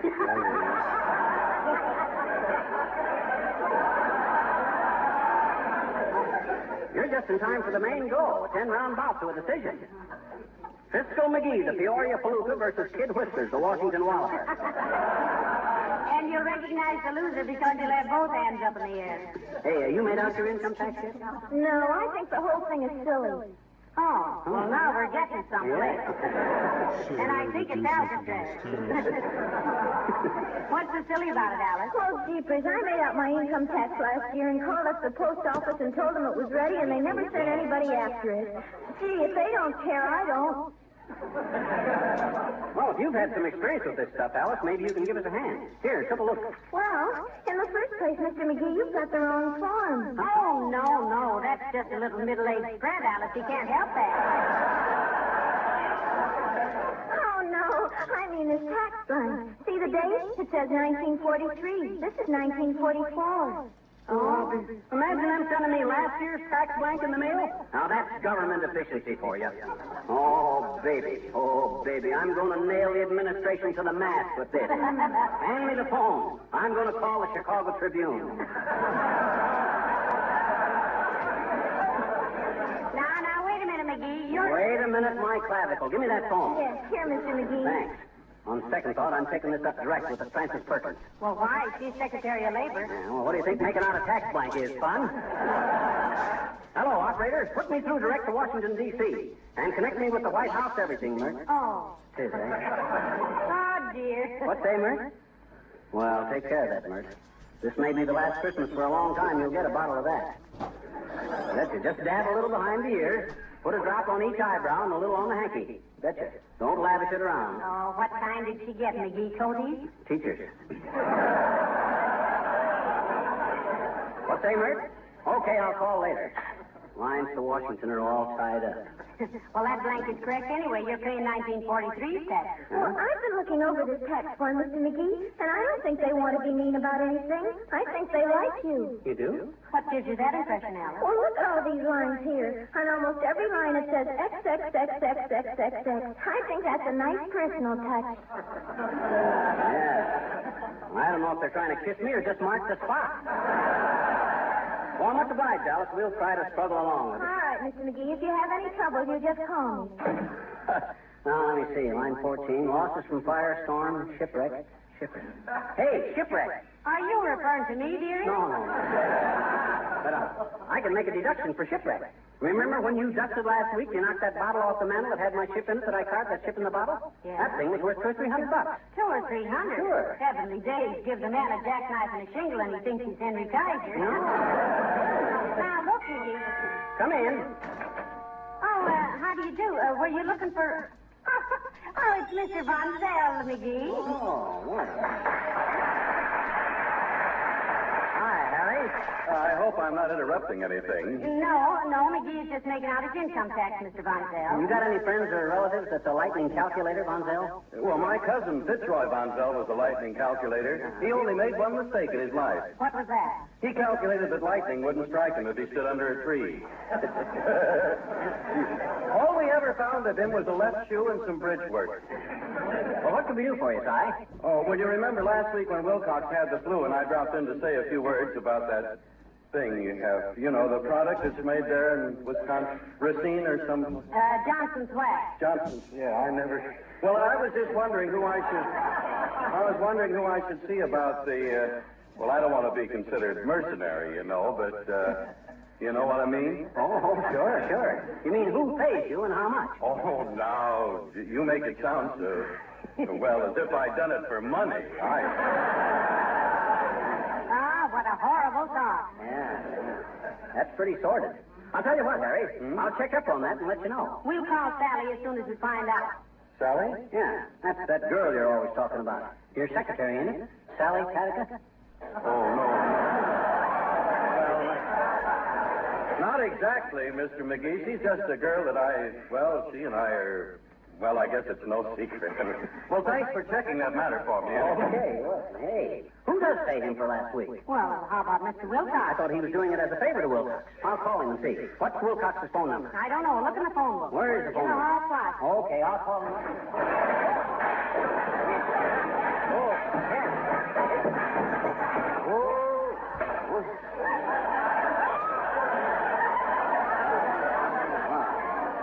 I gotta straighten out that closet one of these. Oh, look what I found. Hey, Molly, you want some jelly beans?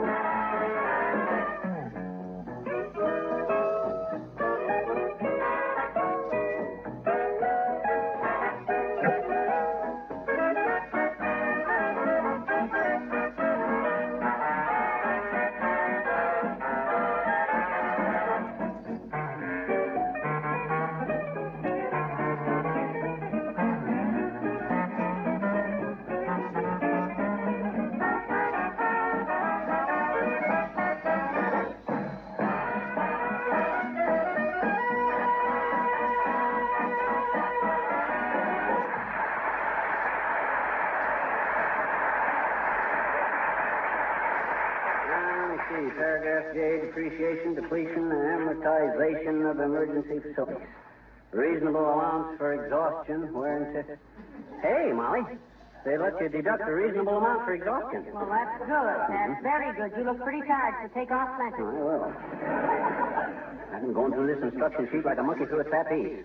I'll bet the only way I can get to sleep tonight is counting fiduciaries jumping over a debenture. Say, what is a fiduciary? Oh, the government just throws in words like that to lend a light touch to the whole thing. Yeah, but what does fiduciary mean? It don't mean anything. Just a word out of a song. Remember Rose O'Day? You order my skin and roosery. What's a fiduciary rule? That is exactly how I... Come in. Oh, for goodness sakes, Mr. Wellington. How do you do, Mrs. McGee? I trust you will permit me somewhat belatedly, I fear, to wish you a happy new year. Oh, thank you, Mr. Wellington. And, McGee, to you also a happy. Well, thanks. Since I haven't seen you since Christmas, I hope you had a merry.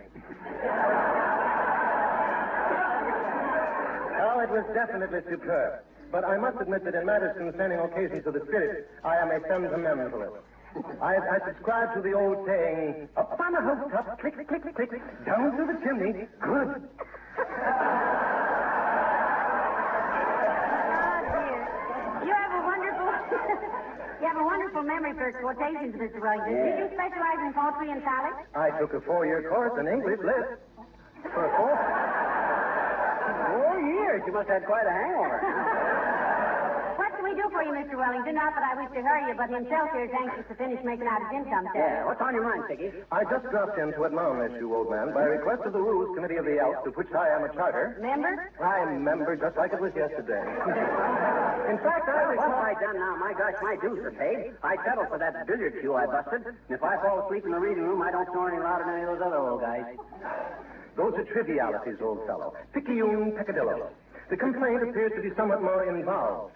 It seems that you have a habit, when answering the telephone, of marking your place in a magazine with your cigar. Heavenly days, McGee. You mustn't ever... Gee whiz, if a man's club is going to be so fussy... This is an incendiary habit to be deplored, McGee. It has been estimated that your literary arson has cost the club 2 copies of the National Geographic, 1 Police Gazette, 4 Colliers, 2 racing forms, and a suburban directory. I have been instructed to warn you that the continuance of this custom will result in your dismissal from a club in which, up until now, you have been a maid. Say? I'd love to, but it's impossible. Good day. The old brute telling me where I can leave my cigar butts and where I can't. Besides, I don't do that. I'm always very careful to put... What's the matter? I smell something burning. McGee, your income tax form is smoking. Oh, my gosh. I left my cigar on. Notice this. Now, let me see. Paragraph 15. What's this? Hello, folks. Oh, for goodness sake, Mr. Wilcox. Hi, Junior. Glad to see you back. How you feel? Oh, not bad. Say, did a friend of mine drop over here last week? Fellow named Harry Von Zell? Yes, he did, Mr. Wilcox. A very nice man, though a little indefinite. Yeah. He was in a while ago today, too, Junior. Wanted to know who paid off for last week. Who paid off? Yeah. Well, he told me he was doing that out of pure friendship. Oh, he was very friendly.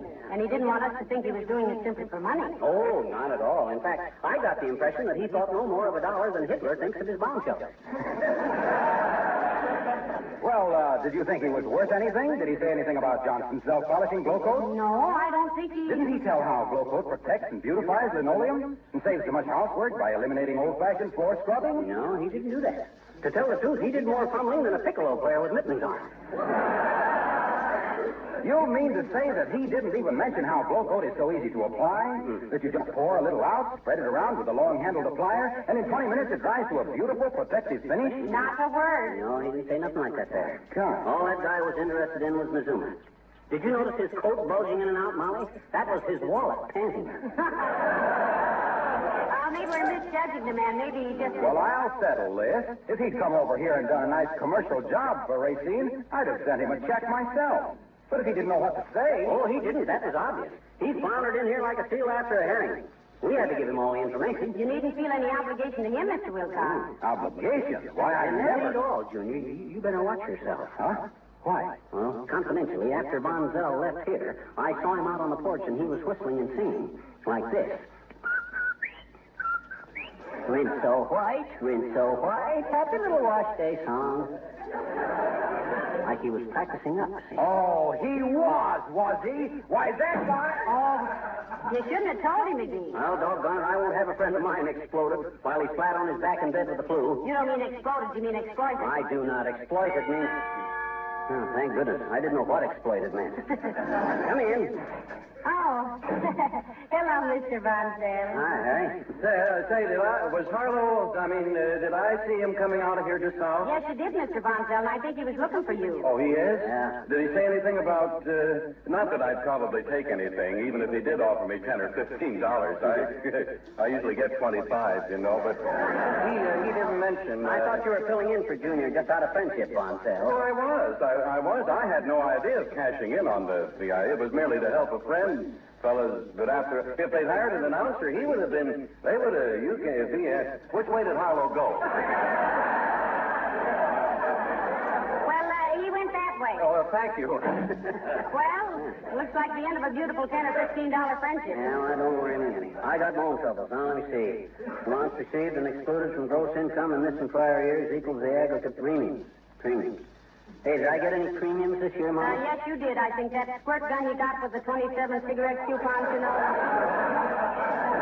Oh, yeah, that's the only one I can remember. Now, let's see. Now, listen, you call me if I can help you, McGee. I got to start supper, and don't do any figuring till I come back. You always get the decimal in the wrong place, you know. There goes a good kid.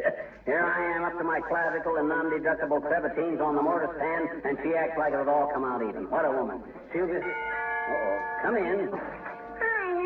Hi, sis. Now, look, would you mind returning at some future date? Say right after the birth of your 4th grandchild? I I'm very busy. I'm making out my income. Well, gee, mister, can't keep an old soft stay long enough to get warm. Can't you? Oh, I suppose so, but why don't you go home? Where have you been? I've been down to the Bontown department store, mister, and I'm going to tell a Better Business Bureau on them, too. I bet you they cheated. Huh? They did? How? They had advertisement in the paper, and it was wrong. Oh, it was, eh? Yes, I said it was, eh? What's wrong? It was wrong. Gee, did you try to get one, too? No. One what? What are you talking about? The monsters. The what? The monsters. They didn't even have any. They didn't have... No, wait a minute. Okay. What's this about monsters? Well, gee, mister, when a store advertises that they're having a monster clearance sale and a woman goes down to get one, on account of she's always wanted a monster for her very own. Oh. And they don't even have any, I bet you. It's just a dip, I bet you. I could probably... Sure? Probably clear this up by a simple little explanation, but maybe you'll save yourself a lot of bruises and money by staying away from clearance sales. Now, scram, will you, sis? I'm awfully busy on my income tax. Okay, mister, but you better get to work on it, I guess. My daddy says you're kind of ignorant about income. What do you mean I'm ignorant about income? Well, I don't know, but lots and lots of times I've heard him tell Mommy you're a kind of an incomplete. So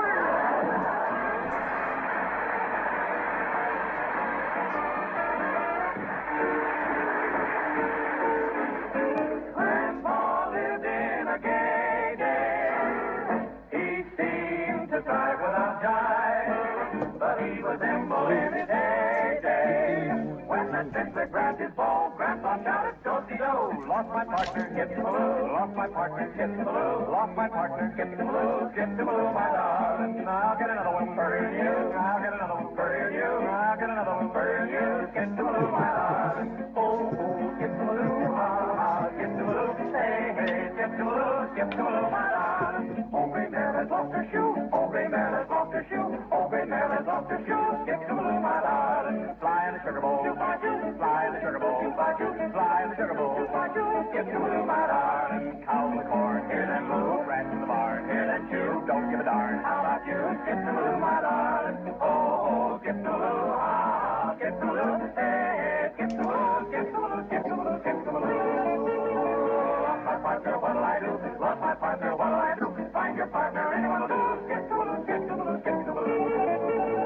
My old shoe is torn in two. Lost my sock and lost my shoe. Stop the fiddler, I'm off to lose. Get the baloo, get the baloo, get the baloo. Was a lady, Miss Louise O'Grady was her name. The grandpa made her change it. He thought he could retreat and rest his weary feet, but for 50 years, whenever she could arrange it, she made him skip, skip, skip, baloo, skip, skip, skip, baloo, skip, skip, skip, baloo, skip, baloo, my darling. Diamond rings, quite a few limousines painted blue, mansions on the avenue, skip, baloo, my darling. Wouldn't Grandpa really jump for joy if he could only be a carefree boy?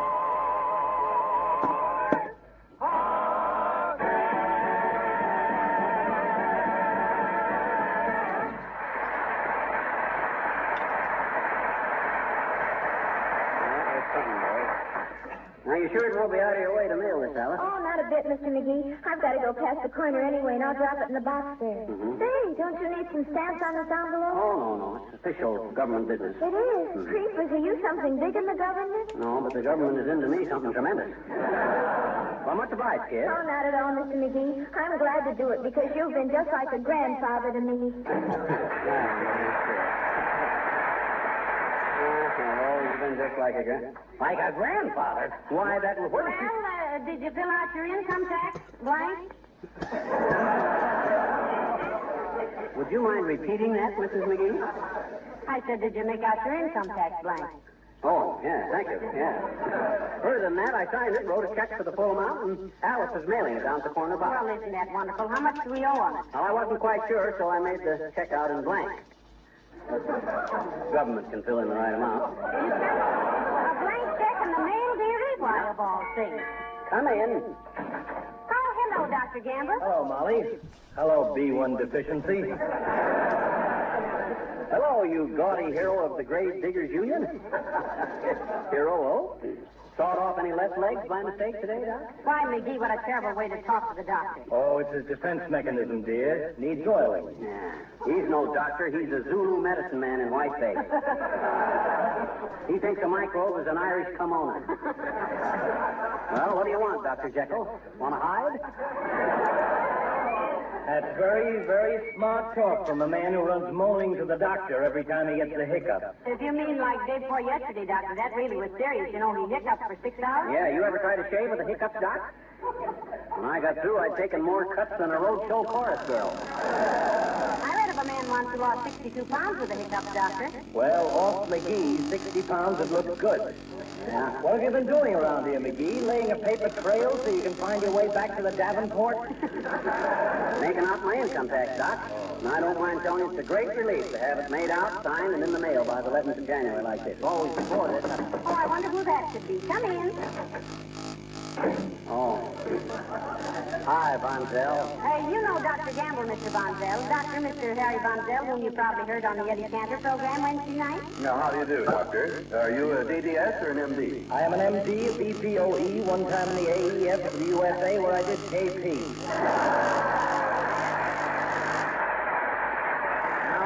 Now, if you'll excuse me. Oh, don't rush away, Doc. Don't rush. Bonzel is abstaining. Oh. Are you, Harry?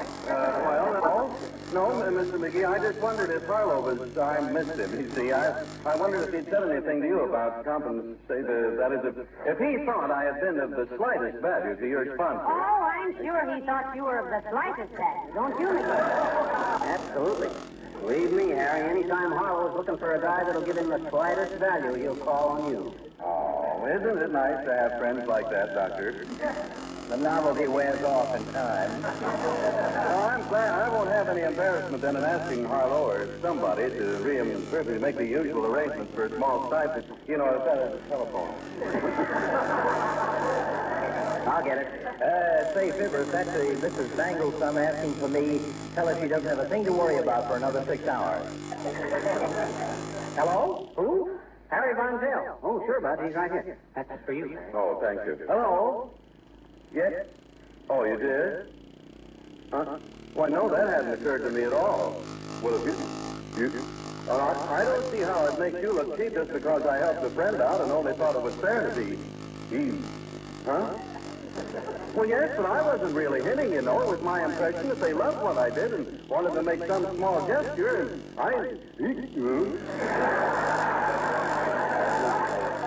Well, all right, I'll leave right away. So long. Hey, who was that? Eddie Cantor. Sorry I have to run, folks. Nice to meet you, Doctor. Goodbye.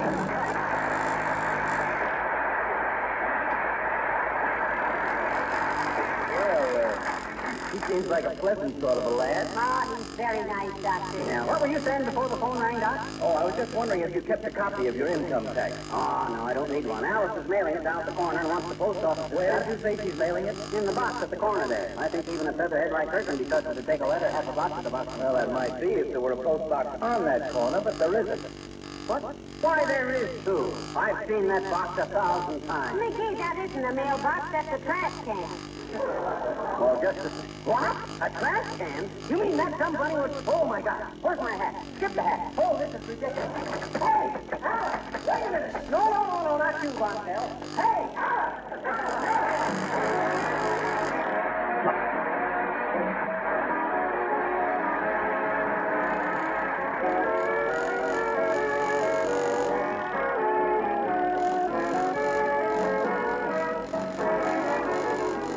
Linoleum is certainly no exception to the rule that dirt is constantly wearing out our household things. And in winter or summer, there's probably more dirt coming into your kitchen than any room in your house. Examine those small particles of dirt under a microscope, and they look like jagged rocks with sharp edges. But if your linoleum surfaces are regularly protected with Johnson Self-Polishing Glow Coat, they're safe against that continual wear and tear. They will, in fact, last 6 to 10 times longer than unprotected linoleum. Now, if it were a lot of work to apply Glow Coat, you might hesitate to use it. But it's really no work at all because it needs no rubbing or buffing. You simply apply Johnson Self-Polishing Glow Coat and let it dry. Actually, it saves you many hours of work throughout the year. And as an extra dividend, keeps the linoleum colors bright and sunny, new-looking indefinitely. In these darker days of the year, you appreciate the brightness that a sparkling, glow-coated floor gives to your kitchen.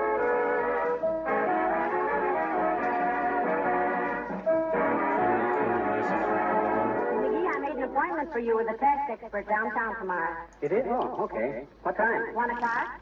You want me to come at 1 o'clock sharp? No, just as you are. Huh? Good night. Good night, all.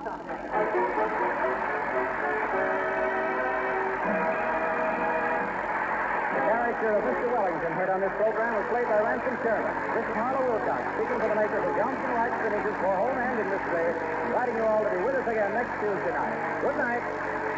This is the National Broadcasting Company.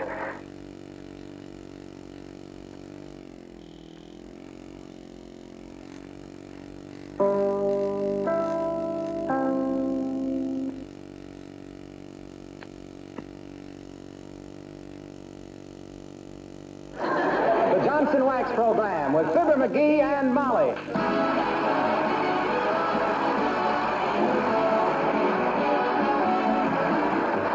Johnson's Wax, Johnson's Carnew, and Johnson's Self-Polishing Glow Coat present Fibber McGee and Molly, written by Don Quinn, with music by the King's Men and Billy Mills Orchestra.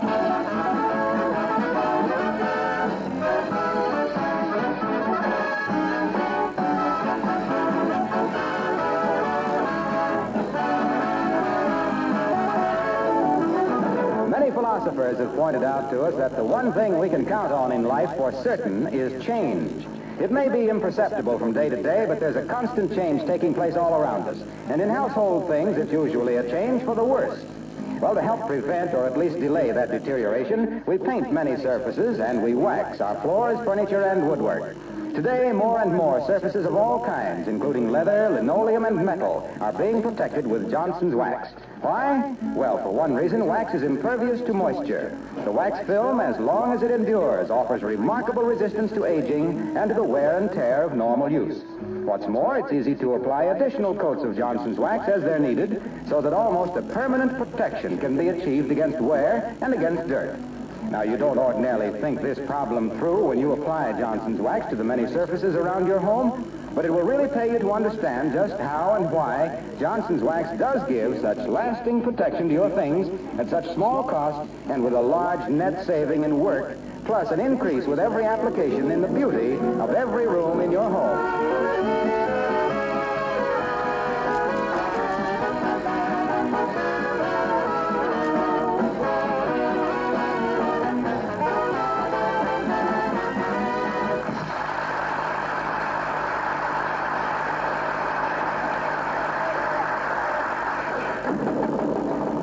Somebody is knocking at the door of 79 Wistful Vista, the home of Fibber McGee and Molly.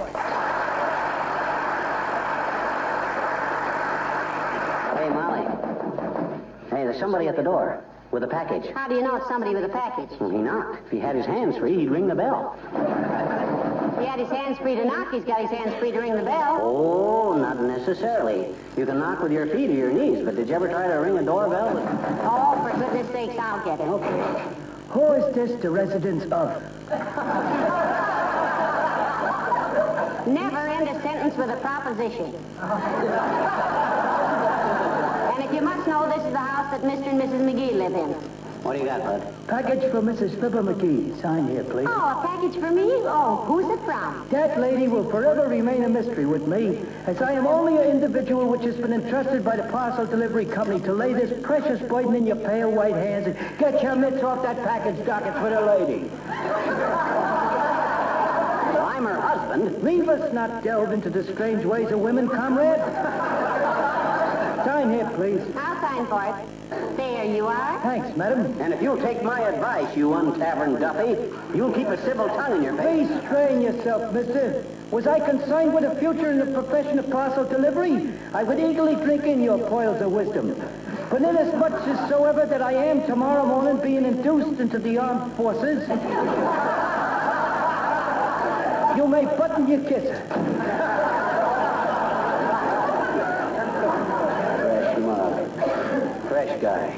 If it wasn't that I didn't want to maim a future second lieutenant, I'd have parted his nose with a knuckle. I wonder who this package is from. I don't remember ordering anything. Well, one way to find out would be to open it up. Heavenly days, flowers. Oh, and what a lovely bouquet. Oh, McGee, you sweet, thoughtful man. Give Mother a kiss. I can't. You can't? Why not? Oh, well, it'd be under false pretenses. I didn't send those flowers. You didn't? Well, who did? Well, I don't know. Maybe they were delivered by mistake. I hope. Well, I'll see if there's a card in the box. Ho-ho! What's it say? It says, please think of me. Signed, Ralph. Ralph? Who the Sam Hill is Ralph? Ralph. Now, let me see. There was a Ralph Onslauger in my geometry class. No, he has 8 children and is married.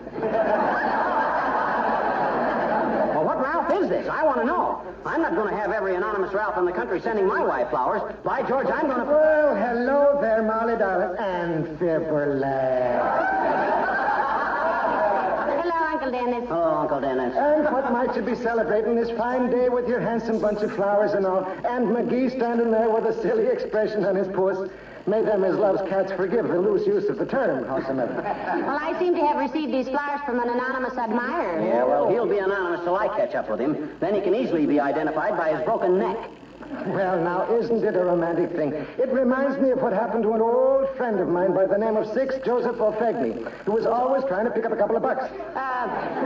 What did you say his name was? Six Joseph O'Fegney. Well, sir, it seems... Well, you mean his first name was Six? It was that. It seems they didn't know what to name him when he was born, so they wrote several names on pieces of paper, and they put them in a hat. And his father, unfortunately, drew out the label. His real name is 6 7/8 Joseph O'Fegney. His father being a small-headed man. Now, look, Uncle Dennis, do you know anybody by the name of Ralph who would be sending me flowers? Oh, my course, anyone named Ralph who knew you would be wanting to send you flowers because you're the sweetest. Oh, lay off of that mush, will you? Ever since you made that trip back to Ireland and kissed the Blarney Stone, you spread it on with a trowel. Now, McGee, you know very well he went back to Ireland for his sister's wedding. Oh, I did that. I couldn't resist it after getting a letter from Noreen that she was marrying an ostrich. She was marrying a what? An ostrich. Fella from Austria. Now, you don't mean an ostrich, Uncle Dennis. Oh, I don't? Why, certainly not. A guy from Austria is an Austin. No, McGee, an Austin is a little automobile. I thought that was a bantam. Oh, no. Oh, lad, I can correct you there. A bantam is a lad who drops chandeliers on people's heads in the theater. Huh? Yeah, did you see the Bantam of the Opera? I took care of that one, didn't I? That was a fella, though, that bantam that, The Bantam of the Opera. Yes. No, Uncle Dennis. No, that's Phantom, you mean. That means a spirit or a ghost. Sure. Oh, well, fancy that now. My own little sister marrying a ghost. I thought he was a little thin, but nary a chain did he rattle nor a groan in the night. It was a dirty trick he played on the girl, not telling her he was dead. Making her think he was a lad of spirit when all the time he was just the spirit of a lad. Faith, Negora, the Jabbers, were, and other alleged Irish expressions.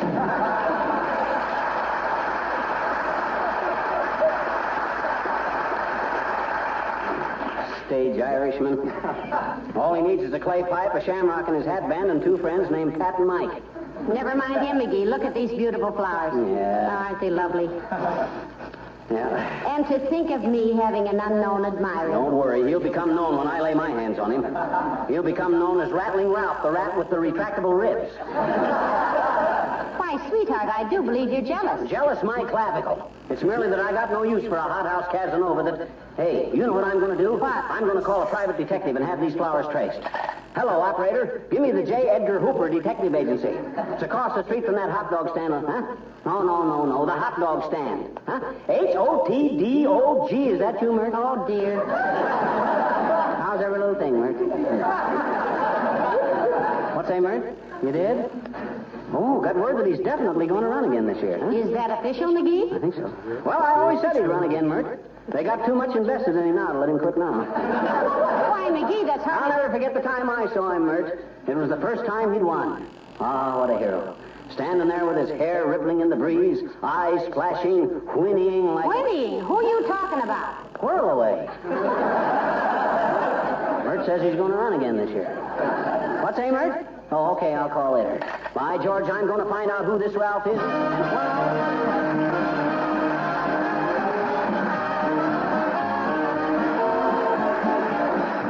Billy Mills and the orchestra playing Thou Swell.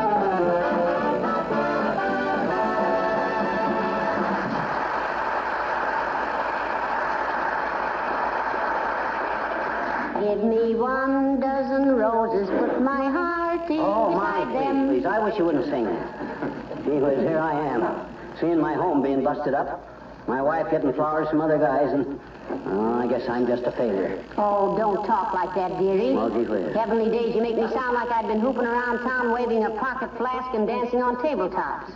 Well, gee whiz. I didn't ask this Ralph person to send me flowers. Well, gee whiz.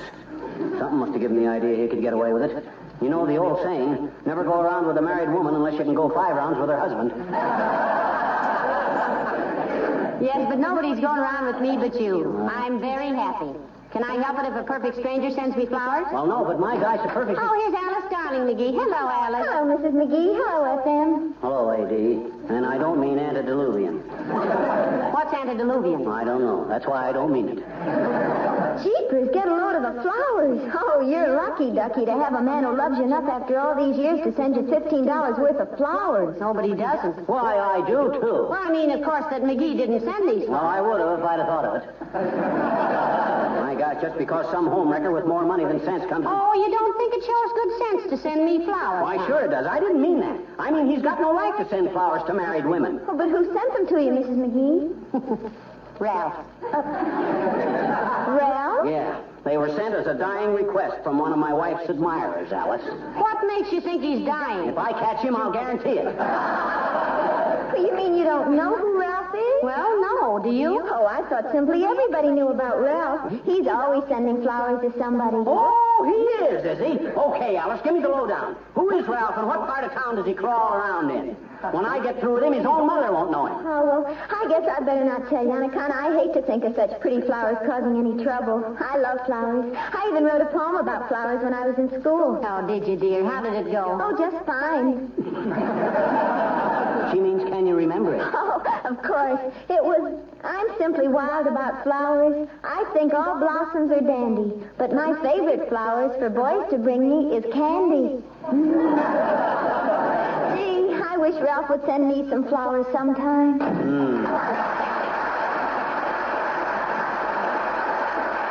Oh, this Ralph sends flowers to lots of women, does he? That's disgusting. Oh, McGee, now you're acting like a jealous schoolboy. I never know such a thing. I'm acting like any self-respecting married man that his wife gets flowers from strangers. By George, if they don't, hey, where are you going? I'm going to put these flowers in a vase. Have you seen the big blue one that Aunt Sarah gave us 3 Christmases ago? Oh, that cheap little hunk of bric-a-brac. Listen now, that's a very pretty vase, and I happen to know that Aunt Sarah paid a great deal for it. Well, she took an awful rooking then if she did. Cheapest grade of glass I ever saw. My gosh, you can't even use it to crack a walnut with. Without it falling into a million pieces. Fibber McGee, did you break that beautiful... Well, hello, folks. Hello, Hello, Mr. Wilcox. Hi, Junior. Well, Molly, you look like a June bride, standing there with your arms full of flowers. Which reminds me, I think I'll send my wife a bouquet. Oh, that's a nice thought, Mr. Wilcox. I'm sure she'll love it. I know I would. What she's trying to say, Junior, is that I didn't send her those flowers. Who did? We don't know. The card just says, please think of me, and was signed Ralph. Oh, Ralph. Oh, him. Do you know them? You know who the... Doggone it, Wilcox. Tell me who he is and how big. Well, let me tell you how I know him, pal. Yeah? You see, I have another friend who has an attractive wife, too. Oh, thanks for the two. And one day, while I was visiting them, you know, just sitting around the house talking, how Johnson's wax is so wonderful, particularly in the wintertime. Because with the changes in temperature and humidity, the wax protection does so much to keep furniture and woodwork and floors in good shape. That's what you were just sitting around talking about, huh? This casual conversation. Yeah. Small talk. Yeah. Trivialities. That's it. You know, Molly, I've often seen those ads in the magazines where a lot of people are sitting around in evening clothes talking about how Charlie is so much happier now that he started wearing neat neck, snug, fast, jolly collar shirts. I never believed people did that. But to think of spending an evening with Wilcox. Oh, murder. I think Mr. Wilcox could make Johnson's wax a very interesting subject. Well, I can talk about other things. You can? Why, certainly. I also discuss subjects like economics. Oh. And I can prove how much money you can save over a period of years by using Johnson's wax on luggage, lampshades, windowsills, and enamel surfaces. Because with that protection, they look well and last so much longer. You see, McGee? I retract, Junior. You can change the subject. Why, certainly. You can go right from how Johnson's wax saves your furniture, boom, right into how Johnson's wax saves your woodwork. Baby, what a conversationalist. Yes, but how about this Ralph, Mr. Wilcox? Who? Ralph, the guy that sent the married woman the flowers while you were just sitting around fascinating everybody with your sparkling dialogue. Oh, yeah. Well, there we were, just talking. Yes, we know about that. And suddenly, the bell rings. Door, fire, school, Swiss, alarm clock, church, or telephone? Door. Oh. Well, it was a messenger with flowers. Beautiful, too. Had a card in them from Ralph. Well, get to it, Wilcox. Get to it. Who is Ralph? I've been trying to tell you, pal. He's the guy who keeps sending married women flowers. Oh, sure. I'll run over and ask these friends of mine if they ever found out who it was. I'll call you back.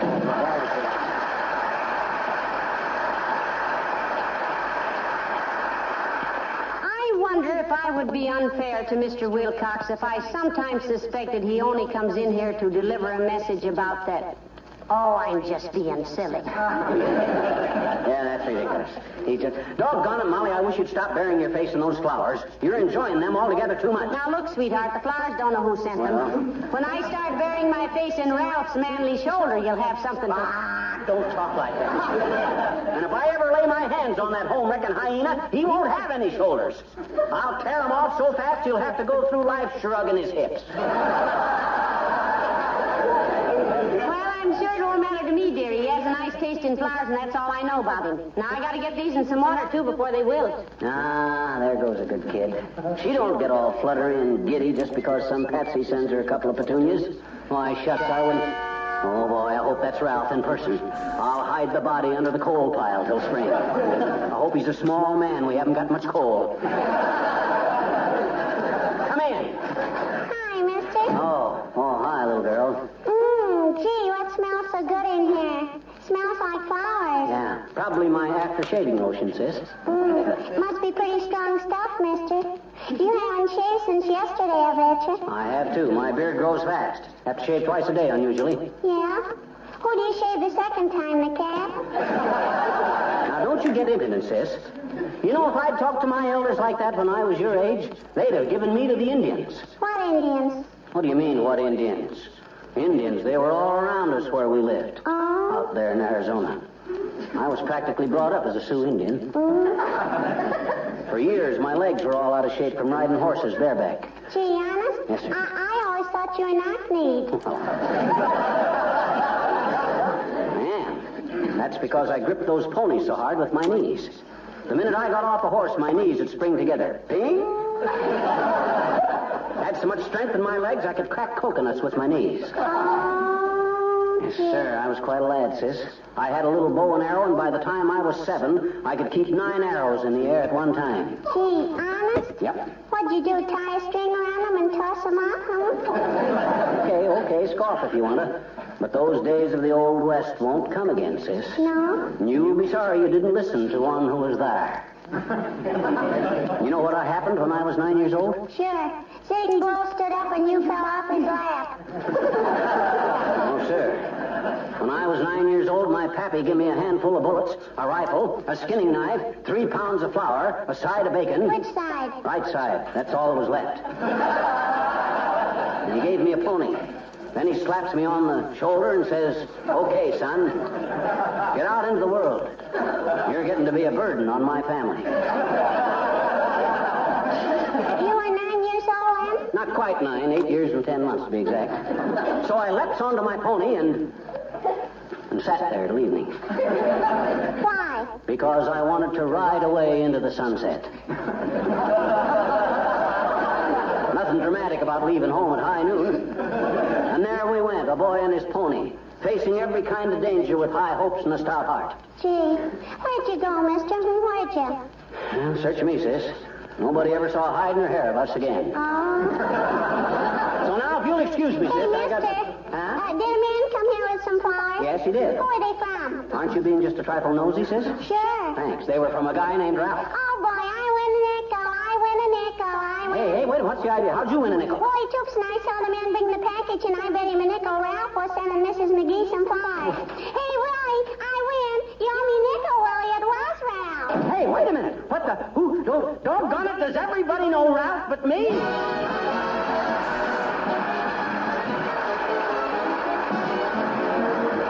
The King's Men sing Don't Touch It.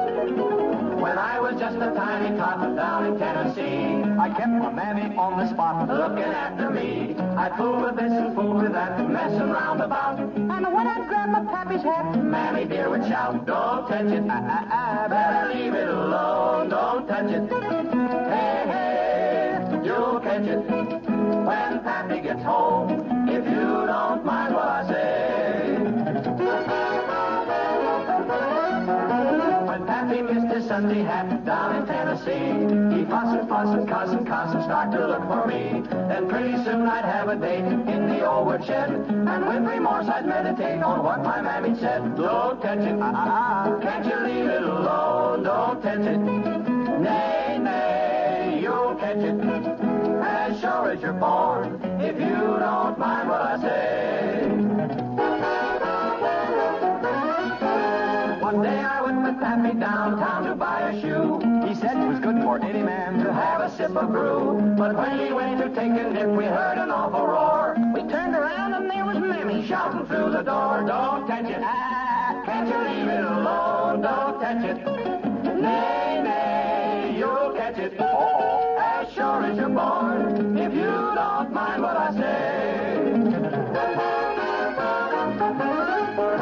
How happy were those childhood days down in Tennessee. The dear old-fashioned country ways still appeal to me. I'd gladly be a boy again to mess around about. I'd step on Pappy's derby just to hear my mammy shout. Don't touch it, better leave it alone. Don't touch it, hey, hey, you'll catch it when Pappy gets home, if you don't mind what I say.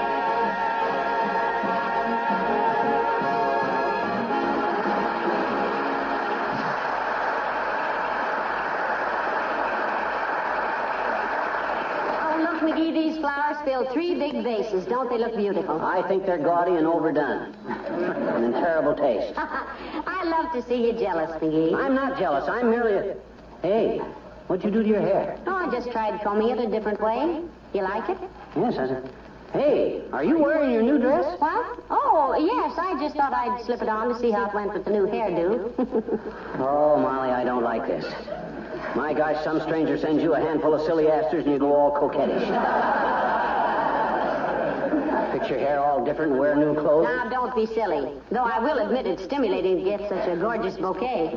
Say, McGee, the next time we're in Kramer's drugstore, remind me to try that new shade of lipstick. I think they call it person to person. That's disgusting. Person to person. Oh, come in. Oh, hello, Dr. Gamble. Hello, Molly. Hello, McGee. What do you want, Aerosmith?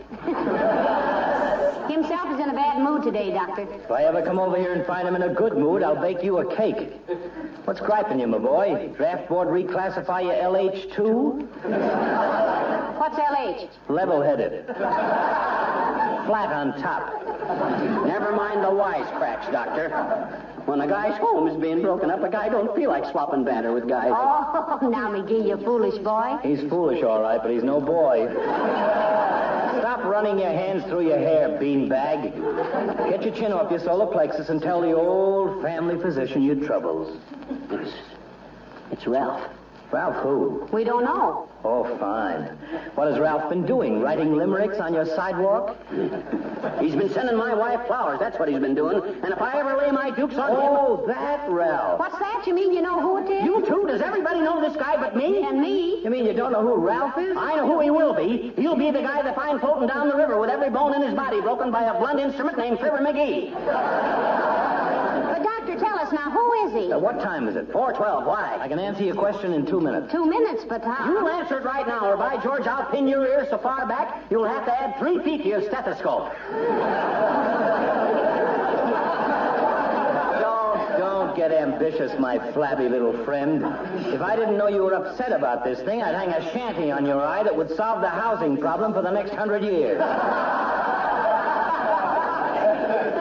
Oh, is that so? Yeah. Why, you overbearing, body-wrecking, supercharging, pulse-plunging... What time is it? What time is it? 4:14. Well, turn on the radio. Huh? What for? Turn it on! Oh, okay. Turn on the radio. All right, dearie. I don't know what you think you're... Now, be quiet, McGee. Listen. Our great pleasure to announce that the lucky winner today is Mrs. Fibber McGee of 79 Wistful Vista. As you know, every Tuesday, some lucky lady receives a gorgeous bouquet of blossoms from Ralph, the friendly florist. Remember, friends, when you think of flowers, think of Ralph. And now we present Pink Sinatra in a transcribed... Catch on? Oh, this is... Ridiculous.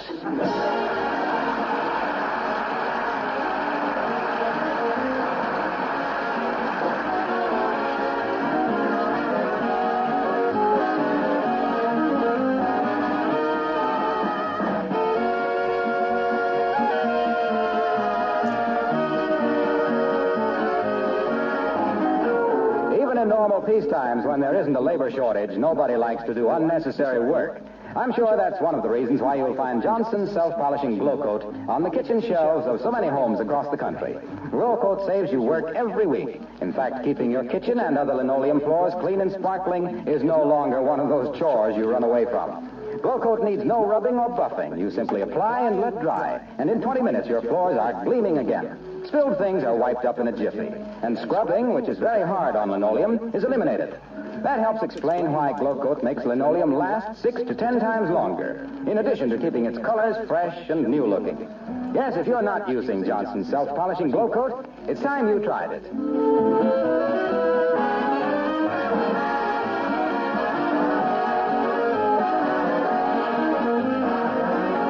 Well, McGee, are you still angry with Ralph? No, just a publicity stunt, I guess. Matter of fact, I heard he's going into the Navy tomorrow. Oh, yeah? Yeah, I thought I'd run downtown and wish him bonsoir. Wish him what? What's that? Bonsoir. That's French for happy landing, sir. Oh, no, dear. You mean bon voyage. Oh, and what does bonsoir mean? Good night. Huh? Oh, good night. Good night, all.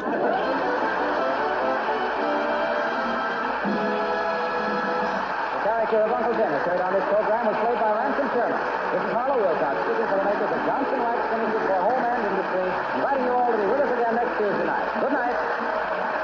This is the National Broadcasting Company.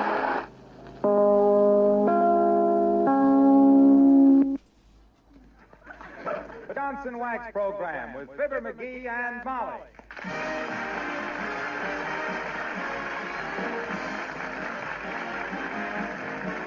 The makers of Johnson's Wax for Home and Industry present Fibber McGee and Molly, written by Don Quinn, with music by the King's Men and Billy Mills Orchestra.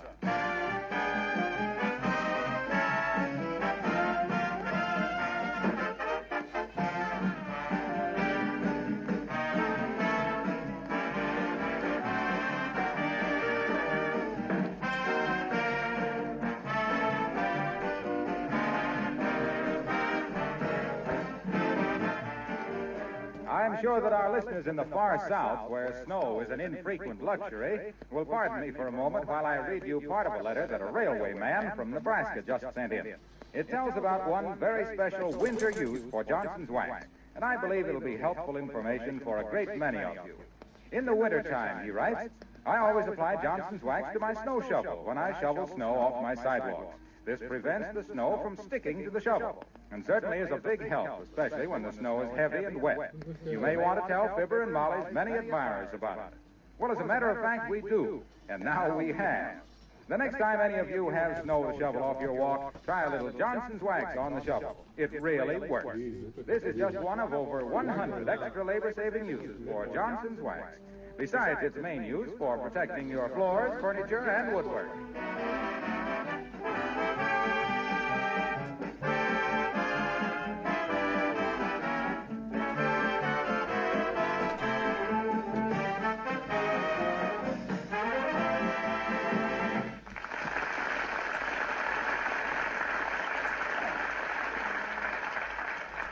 If you've been trying to get 79 Wistful Vista on the phone for the last half hour without success, it's because the squire has been using it to promote a party. He's still trying as we meet Fibber McGee and Molly. Hello? Wilcox resident. Is that you, Junior? Fibber McGee speaking. McGee. Yeah. Look, can you and Mrs. W. come over tonight? Molly and I are throwing a wing-ding. Yeah. Yeah, we're celebrating. Huh? We're celebrating. Oh, didn't you know? Our laundry came back today. Huh? Oh. Okay, Junior. Some other time. Bye. Can't make it, huh? No. Looks like everybody we called up is busy tonight. We can't celebrate. And me with 6 clean shirts. Oh, there must be something we could do. Go out and ring doorbells or break windows, maybe? Yeah, we got to do something. This is an occasion. I wonder if that laundry gave us special treatment or something. My gosh, they only had it since October. Well, they always liked you anyway, dearie. They did? How'd you know? Oh, they're always keeping some little souvenir like a button off a shirt or the toe out of a sock. Well, anyway, this is a great day. Let me sit down and hold those shirts on my lap a while. Don't they look beautiful? Heavenly days, you know, if they continue to give us this kind of service, why, you can send your shirts out 3 or 4 times a year. We don't. What's the matter, McGee? Oh, I don't know. I'm just restless. Here we are, the luckiest people in town, taking the fact that our laundry is back like it was an everyday occurrence. My gosh, we ought to be out painting the town red. Well, hand me a brush, dearie.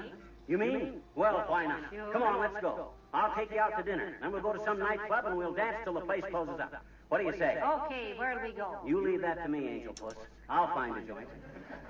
You creep into your minx while I change into my heavy watch chain. Are we going formal, McGee? Nobody goes formal these days. You wear your black dress with the polite pearls. Cultured pearl. Same thing. Hey, how's my blue serge? Too shiny? Well, it was. In fact, the tailor told me he had to wear smoked glasses while he pressed the pants. But I brushed it with a wire brush, and it's all right. Say, where'd you say we were going? Well, there's the Empire Room at Charlie's Chili Bowl. Oh, no. The dance floor's too crowded there. The waiters have to take your food around the block and in the back door. Well, how about the General Eisenhower Allied Victory Club? I never heard of it. Well, they changed the name. Used to be the old Heidelberg Student Prince Beer Garden. Oh, yeah. Sweet music and sauerkraut. I remember the time... Come in. Good evening, folks. My name's Beulah. Huh? Yes, and I want to put you directly to the residence where Mr. and Mrs. Toops live in. I was born in this neighborhood. Oh, well, certainly. The Toopses live in the 3rd house down on this side of the street. Are you their new cook? Yes, ma'am.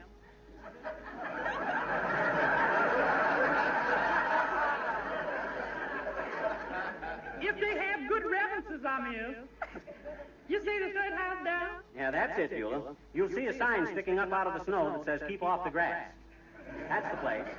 Thank you. If you ever having dinner with the Toopses, maybe I can return your favor. How? If I shake my head, don't eat it. You haven't worked in this neighborhood before, eh? No, sir, no, sir. I've been working cross town. Yeah, the only reason I left is they treated me just like one of the family. And I stood there as long as I could. Well, now, if you go to work at Mr. Toops's, we'll probably be seeing you, Beulah. Yeah, we see quite a bit of them. And their neighbor, Dr. Gamble. Dr. Gamble? Uh-huh. Oh, does he reside in this neighborhood? Mm-hmm. Oh, he's a fine man, Dr. Gamble. He operated on my third husband for Gladstone.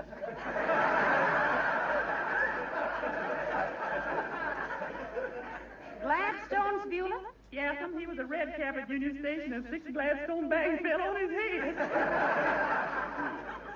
A suitcase, if I ever heard one. Excuse me? I says you should have started suit. He had a case.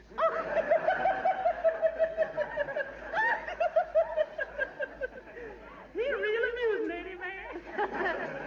Well, there are 2 schools of thought on that, and I've been expelled from both of them.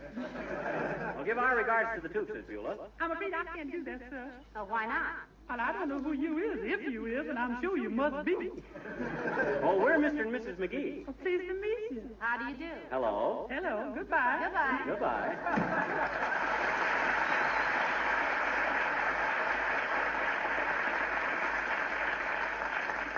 Well, I'm afraid she won't like working for Mrs. Toops. No? No, she just keeps them long enough to use up their ration stands. Well, this ain't celebrating the return of our laundry, Molly. Come on. Let's go out and swing. Heavenly days. I haven't been out for so long, I don't know what they're dancing now. Are they still having the Charleston contest? Yeah, but now they call it jitterbuggy. Though the big race is the rumba. The rumba. Yeah, that's a variation of an old dance called the happy hound dog. The rumba is? What does a hound dog do when he's happy? He wags. Exactly. That's the...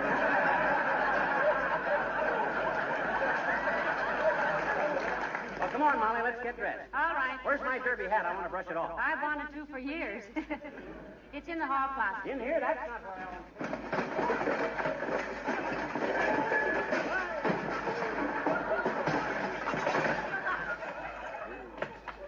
Gotta straighten out that closet one of these days.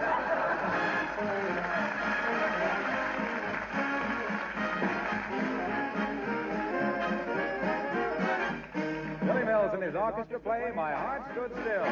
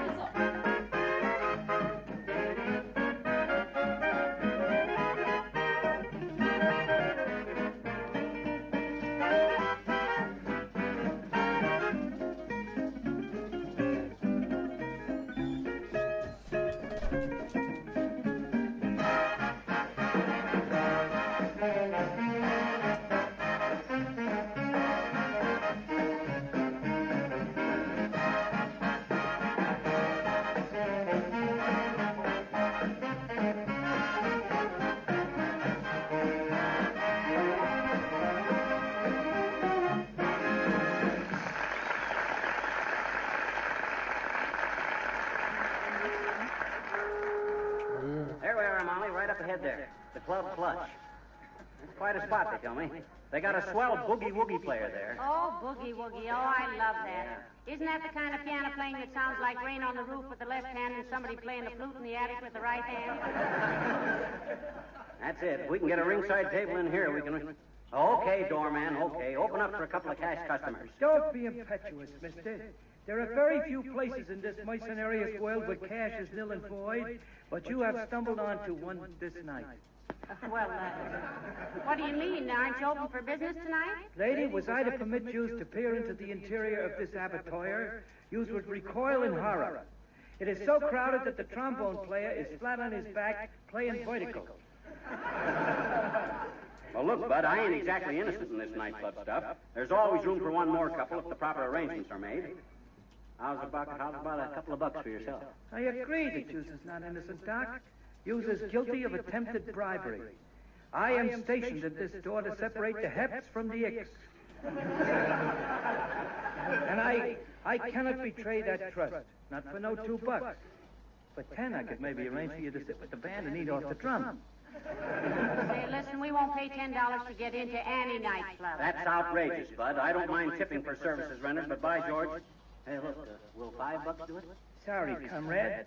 $5 would put me too high in the brackets come March 15th. Come on, McGee, let's just find a restaurant and have dinner and then go dance someplace. Okay, and look, Bud, you can afford to be tough with the customers now, but wait till things ain't quite so prosperous. Come those times again, Doc. My salary is raised 50%. Why, nobody needs a bouncer when they don't have any business. Not to bounce people out, lady. Come hard times, I can stand out here and bounce people in. Now move on, friends. Ah, yes, Mr. Chilius. This table is reserved.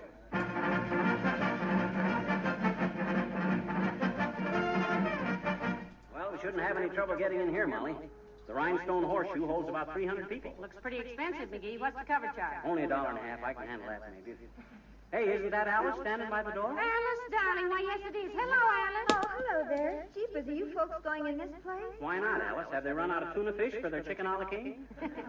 We're stepping tonight, Alice. Our laundry came back. Oh, but my dear, this place is so crowded.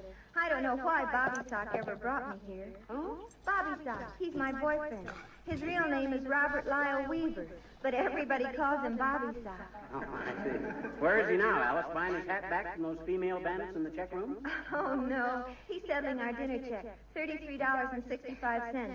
He'll be out in a few hours. In a few hours? Can't he write a check faster than that? He isn't writing a check. He's washing dishes. That's why I stay away from these clip joints. I always wind up with 5 o'clock shadow, tattletale gray hair, and dishwater Callahan.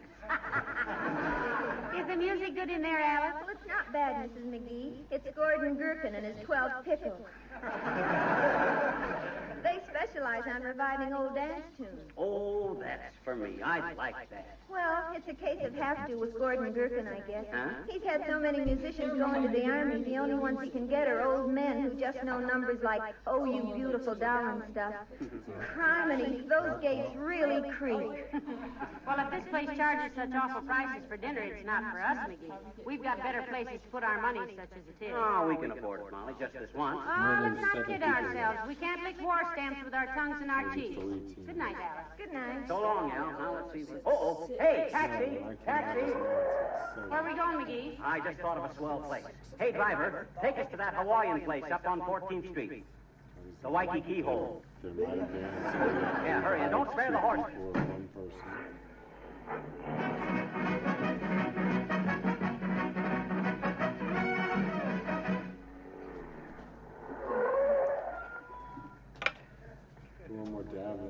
Well, thanks, Bud. Here's your fare and 15 cents for yourself. Don't spend it in riotous living. Well, looks like this place was doing a big business, McGee. That's a very popular spot. You like Hawaiian music? Oh, I love it. You know, I'd like to live in the islands and swing and sway the livelong day in a skirt of hay, hay, hay. I tell you, there's something... Well, hello, folks. Don't tell me you're going nightclubbing. Hello, Mr. Wilcox. And what if we are, Junior? We've been downtown before, at night. Nobody has to tie us up when a streetcar goes by. We wear shoes, too. In fact, I even know how to catch a waiter's attention clear across the room. Well, I've never known how to do that, Sal. What's the secret? Well, you walk over to him and stick a fork in his leg. Hey, you told me on the phone you couldn't come to our party tonight. How come now we find you out nightclubbing now? Well, this place does such a terrific business, I have to come at odd hours to talk to the manager. He's an old customer of mine. Here we go again, folks. Just bear in mind that Wilcox is to Racine, Wisconsin, what McCarthy is to Bergen. Except that Bergen is sometimes surprised at what comes out, and Racine never is.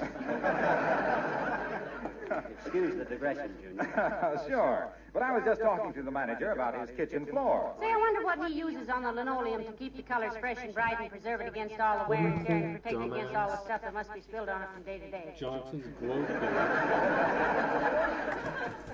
Why, he uses Johnson's self-polishing glow coat. No. My God. Well, well, well. it's a small world, isn't it? You know, the kitchen in this place is immaculate. Every noon before they open up, the kitchen boys pour out some glow coat, spread it around, and in 20 minutes or less, the kitchen floor is a beautiful sight to behold. Gleaming, sparkling, spotless. Restaurant owners like Johnson's glow coat because they don't have to waste time rubbing and buffing it to a high polish. When it dries, it has a high polish. Well, this is the place we've been looking for, Mr. Wilcox. Yeah, we both love that soft, restful Hawaiian music. No, do the other one. Think you'd get us a table in here, Junior? Well, let's open the door and take a look. Oh, yeah. The tape.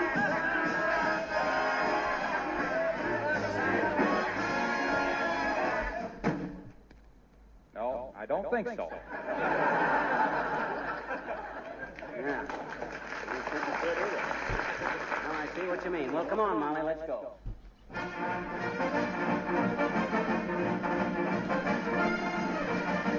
Well, this place looks a little quieter, McGee. Know anything about it? No, we'll ask this guy coming out. Hey, Bud, you been in the Pelican Club here? Yes, why? Why do they call it the Pelican Club? When you see the size of your bill, you'll know, madam. What kind of place is this, Bud? Horrible. How's the music? Raucous. The food? Atrocious. How's the service? Arrogant. Crowds. Maddening.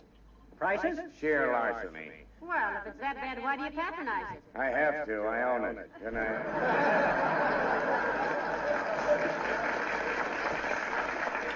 Well, frankly, McGee, I'm getting a little worn out. Can't you think of any place we could go and dance? Look, let's stop at Kramer's drugstore and get a bowl of soup and a sandwich and then go to a nice dance hall. Like, for instance, the Cassidy Hotwood up on the north side. Oh, that's a swell idea. After all, a nightclub doesn't... Well, now, who would I be meeting so far from home in Molly and Fibberland?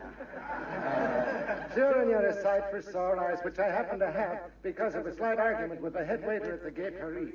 The Gay Paris? Hey, we were thinking a little earlier about going there for dinner and dancing, Uncle Dennis. What was your argument about? Oh, the dirty, underhanded Moden gave me a piece of steak that was stolen off the tread of a General Sherman tank, and I made a joking reference to the same.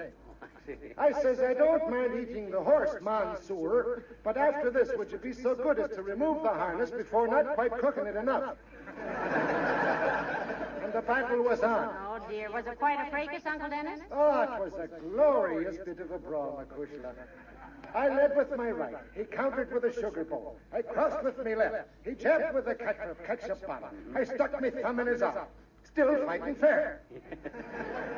He kicked me under the chin. I slugged him with a passing busboy. He pours hot coffee down my neck. And then, that's when I lost my temper.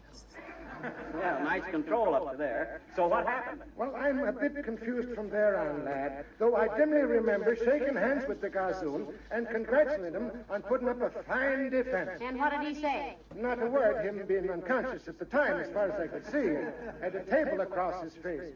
Oh, you can have a grand time at the Gay Paris. Whoa! Tread on the tailor, me coat.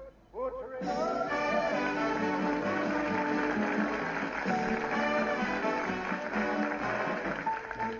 The King's Men sing Deacon Jones.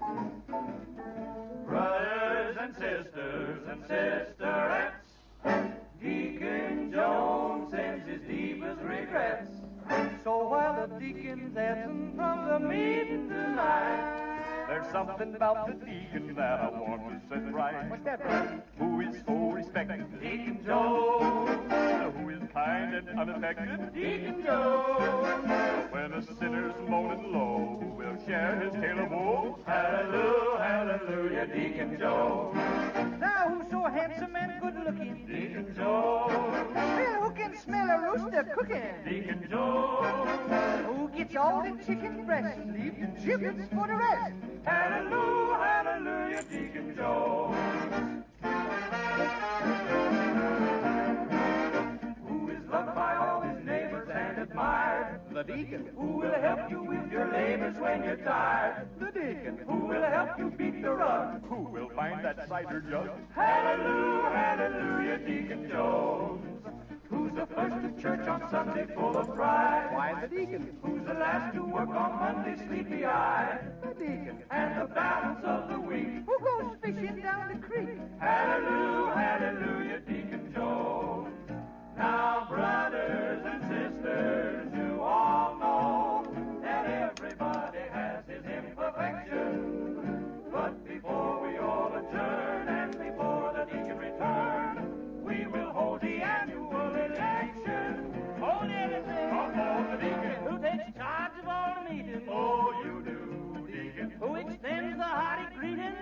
always do it, Deacon, when the ballots all are in. Who will count the votes and win? Hallelujah, hallelujah, hallelujah, good old Deacon John.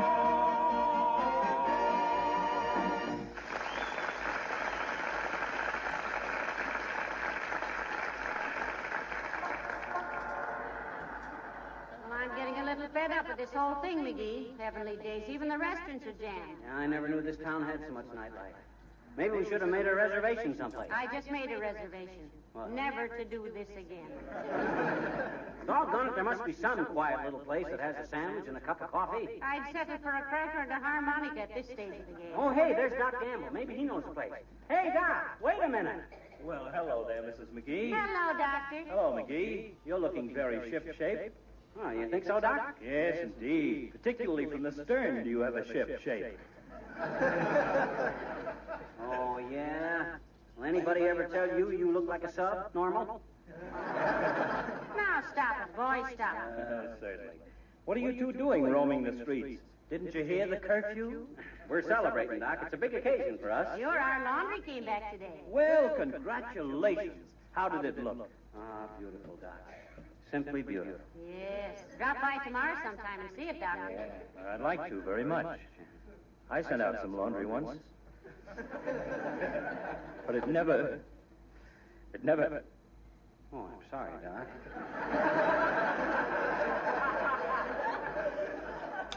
Something you loved very much, was it? Yes. 4 sulka shirts and some no-sag underwear. It's very lonely without them. Sorry to be so emotional. Oh, that's all right, Doctor. We know how it is. Hey, Doc, we're looking for a good place to eat, and then we want to go someplace and dance. You got any ideas? No, I'm afraid not, McGee. I hate nightclubs myself. I can get the same effect by kneeling down and banging my head on a sidewalk. And besides, I can never get a paper hat that fits me. Oh, we don't want a nightclub, Doctor. Just a quiet place to eat. We can go dancing afterwards. Yeah. I wish I could go with you. I've always wanted to see McGee dance. I imagine it'll look something like a road scraper with a broken governor. Now, look here, Doctor. All we did was ask you a civil question about where we can get something to eat. But I'm not hungry anymore. I'm fed up with your wisecracks. Why, you wouldn't know a wisecrack if it was tattooed on your forehead by Joe Miller. Without a lampshade on your head, you're the death of the party. Oh, listen to him. I wouldn't know a wisecrack, he says. Why, you malpractice. Say, I just thought where you might go. Really? Where, Doc, old man? Tell us. Now, look, if you want good food and good service with a minimum of expense, take the next Oak Street bus and go right on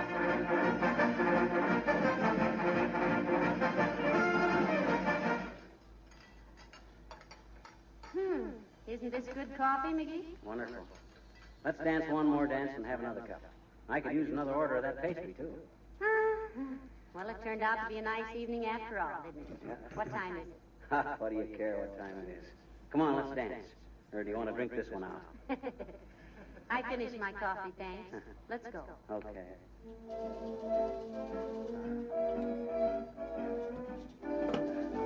Good floor, isn't it? Be yourself, dearie. Who was I being? Harlow Wilcox. Why, darling, you're dancing beautifully. What was that last tricky little step you did? That wasn't a step. I was scratching my left leg with my right foot.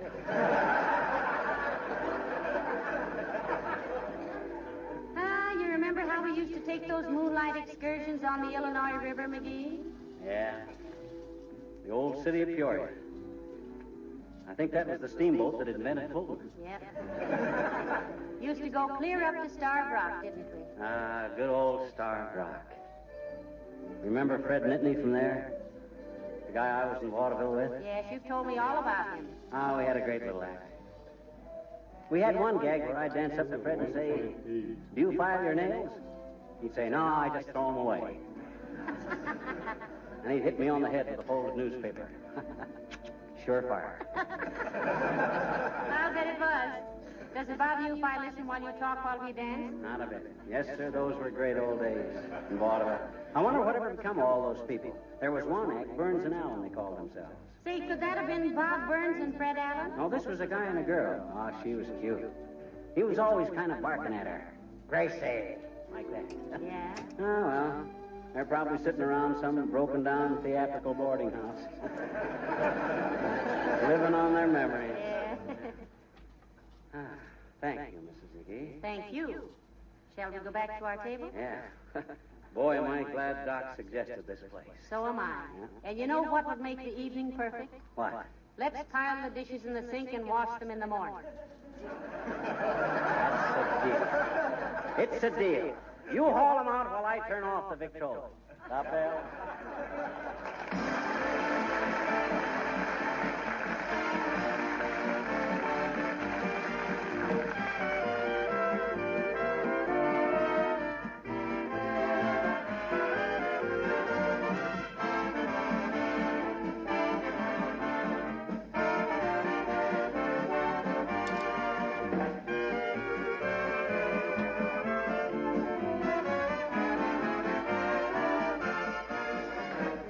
Whenever I spend a little time in my own kitchen, and that's quite often, I'll admit, I realize how important linoleum floors really are.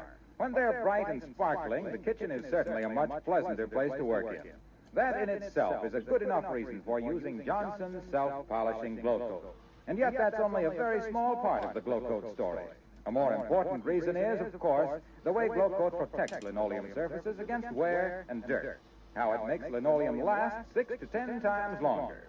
Another is the way glow coat saves you work. Because it's self-polishing, it needs no rubbing or buffing. You simply apply and let dry. Glow coat does the rest.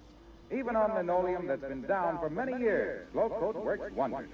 And if you're putting down any new linoleum, then be sure that from the very first day it's protected regularly with Johnson's self-polishing glow coat.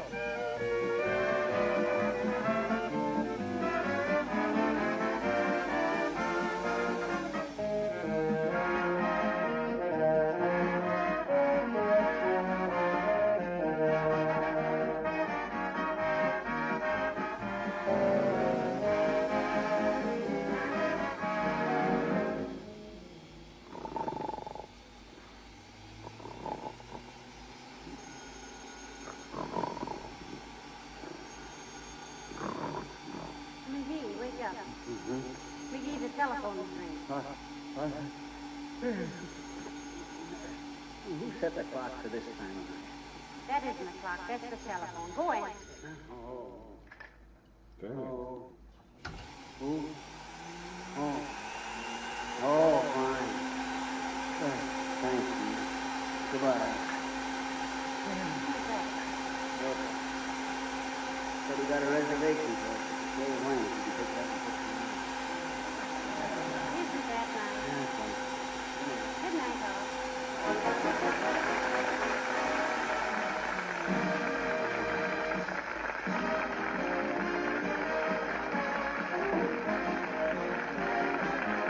The character of Uncle Dennis heard on this program was played by Ransom Sherman. This is Harlow Wilcox, speaking for the makers of Johnson's Wax for Home and Industry, inviting you all to be with us again next Tuesday night. Good night. This is the National Broadcasting Company.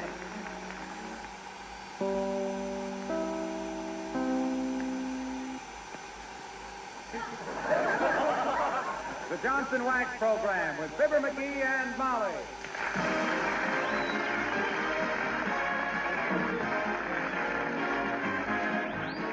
The makers of Johnson's Wax for Home and Industry present Fibber McGee and Molly, written by Don Quinn, with music by the King's Men and Billy Mills Orchestra.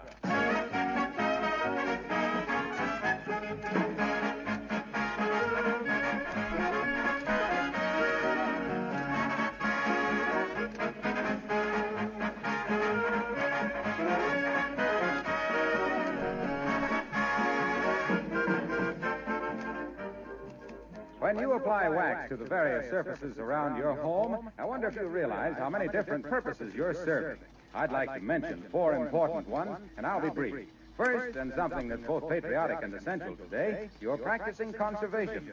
Johnson's Wax, regularly applied, gives protection against wear, makes your things last longer. Second, you're adding rich, glistening beauty to every room of your home to be enjoyed by your entire family. And third, you're saving yourself many hours of work all year because dirt does not readily cling to a Johnson wax surface. And fourth, which some of you may not fully realize, you are helping to protect the health of your family. It's an obvious fact and easily proven that a waxed home is a clean home, and a clean home is a healthful one. So it's definitely profitable to invest a very small amount of money and a modest amount of your time to enjoy all these advantages made possible by a regular use of Johnson's wax, paste, liquid, or cream.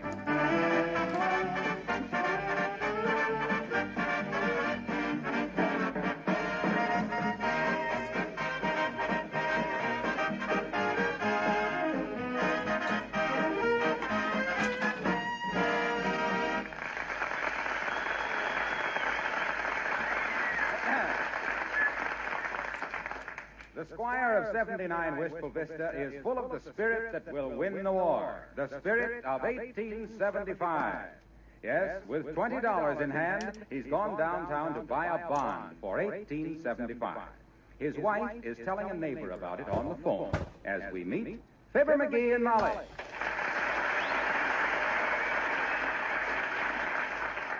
Oh, of course, we've been buying bonds on a regular schedule, too, Mrs. Toops, but McGee suddenly got $20 for selling an old camera, and he was going to use it to make a down payment on a new gold-mounted elk tube.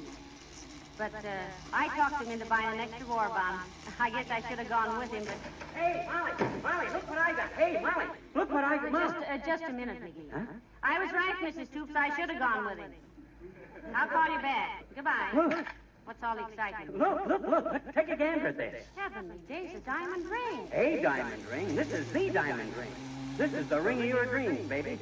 Look at the size of that. Why, you could cut your way out of a department store window in 3 minutes with this. Now, stop jumping around a minute, McGee. Calm yourself. Now, where'd you get this diamond and why? I've been trying to tell you. I was on my way downtown to buy this bond, see? You mean you didn't buy it? No, because when I met this guy... But you went downtown for the one and only purpose of buying a war bond. Yeah, I know, but when I met And you didn't do it. No, look, will you let me explain? Oh, go ahead. Just pretend I'm an American soldier from Bataan in a Japanese prison camp and try to make me understand what was important enough to keep you from buying a war bond. Oh, my gosh, when you put it like that, it don't seem like such a good deal. But I thought it was well, gee whiz. Well, tell me about it, dearie. I don't want to scold you before I know what to scold you about. Well, now, look, here I was on my way downtown, see? So I stood in front of the jeweler's to look at that beautiful gold-mounted elk's tooth that you made me buy a bond instead of. And up comes this guy. Was he 9 feet high? No. Of course not. Why should he be 9 feet high? Well, if this is one of your tall stories, I wanted him to be able to see what was going on. This is the absolute truth. May lightning strike me where I stand if I ain't giving it to you straight.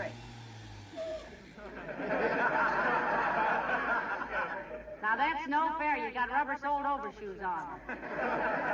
Well, anyway, this guy up to me, and he shows me this ring he found lying in the gutter at 14th and Oak Street. I wish you wouldn't talk to people who go around lying in gutters. He wasn't lying in the gutter.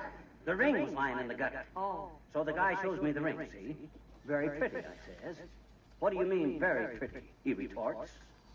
This stone has got enough fire to roast marshmallows on. Oh, I ejaculate.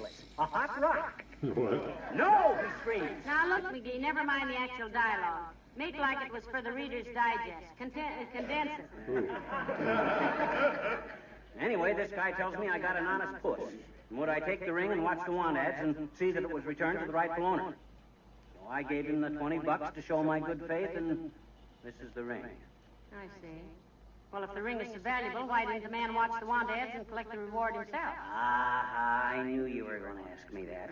And I'll tell you why he didn't wait. The man had to catch a train. Oh. Why, McGee, he was just a confidence man. Sure he was. He had enough confidence in me to know that I mean, he was a crook.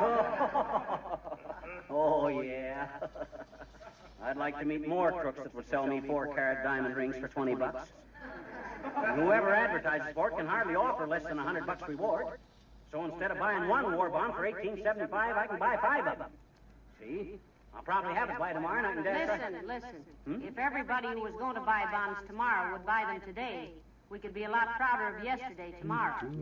When I think how those poor... Oh, hi, Alice. Hey, take a gander at the diamond ring I just bought. You better just squint at it at first. It's pretty dazzling. Yeah, our rolling boss has just gathered himself a stone, Alice. Jeepers, that's quite a diamond, Mr. McGee. I'll say. Like an ice cube looking for a glass of water. How much would it be worth if it was real? What do you mean if it was real? By George? He says it is real, Alice. A man found it and sold it to McGee for $20, and McGee can claim the reward, if any. Oh, that reminds me. Well, may I speak to Mrs. McGee alone a minute? Why, sure, Alice. Go fix the furnace, McGee. What's the matter with it?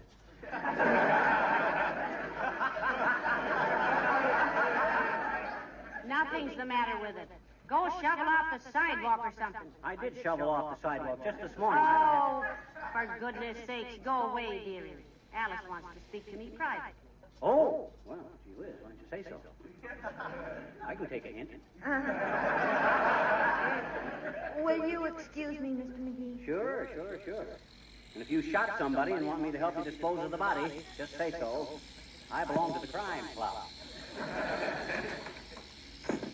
Oh, what's the trouble, Alice? Oh, Mrs. McGee, I feel so ashamed. Oh, don't be silly, dear. Everybody makes mistakes. That's why umpires wear so much padding. Well, to think that at my age, you and Mr. McGee have always been so nice to me. I feel that I think you should be the first to know that I can't pay my rent this week. Oh. Well, it's about time. You know, you've been so prompt every week, I was beginning to worry. But now, what's the matter? Have you been laid off at the airplane plant? Oh, no, but I spent my money this week for an extra war bond. Well, good for you. Oh, I really hated to do this, Mrs. McGee. But just so I won't be too far behind in my rent, here's the $15 for next week. Oh, I see. Well, you can't pay your rent this week, but you're paying it for next week. Yes, that's the least I can do. And thank you for waiting for this week's rent. You can come back now, Mr. McGee. See you later, Mrs. McGee. Okay.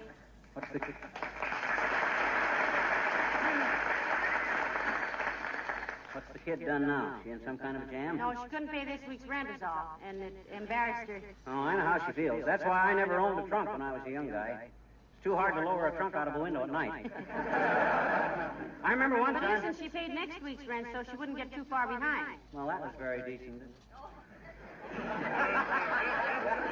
Wait a minute, she couldn't pay this week, but... So she wouldn't get too far behind. Let's see now, if she paid for next week and didn't pay this week, next week rent would be 2 weeks behind when the... If next... Oh, this is ridiculous. Or is it? Well, now, let me think. 1 week's rent is... But if she paid for...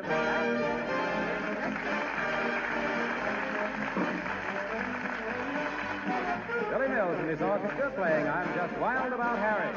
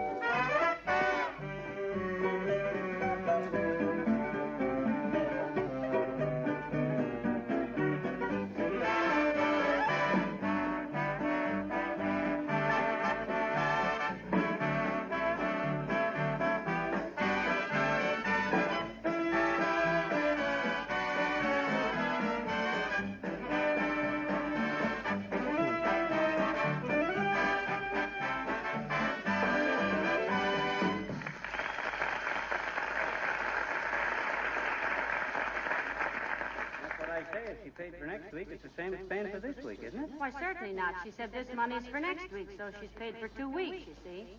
Except that she owes us for 1 week. Well, she owes us for 1 week, and she's only paid... Hey, where's my ring? What did I do with my diamond? Oh, my gosh, I've lost it. Where is it? it. Hey, help me look for it, Molly. Help me. Oh, calm yourself. Look, you're wearing it on your finger. Oh, whew. Boy, what a scare. I got an investment in this thing. I got to watch the want ads pretty close, too, now.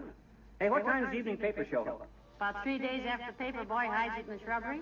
Well, you keep an eye peeled for the paper kid tonight.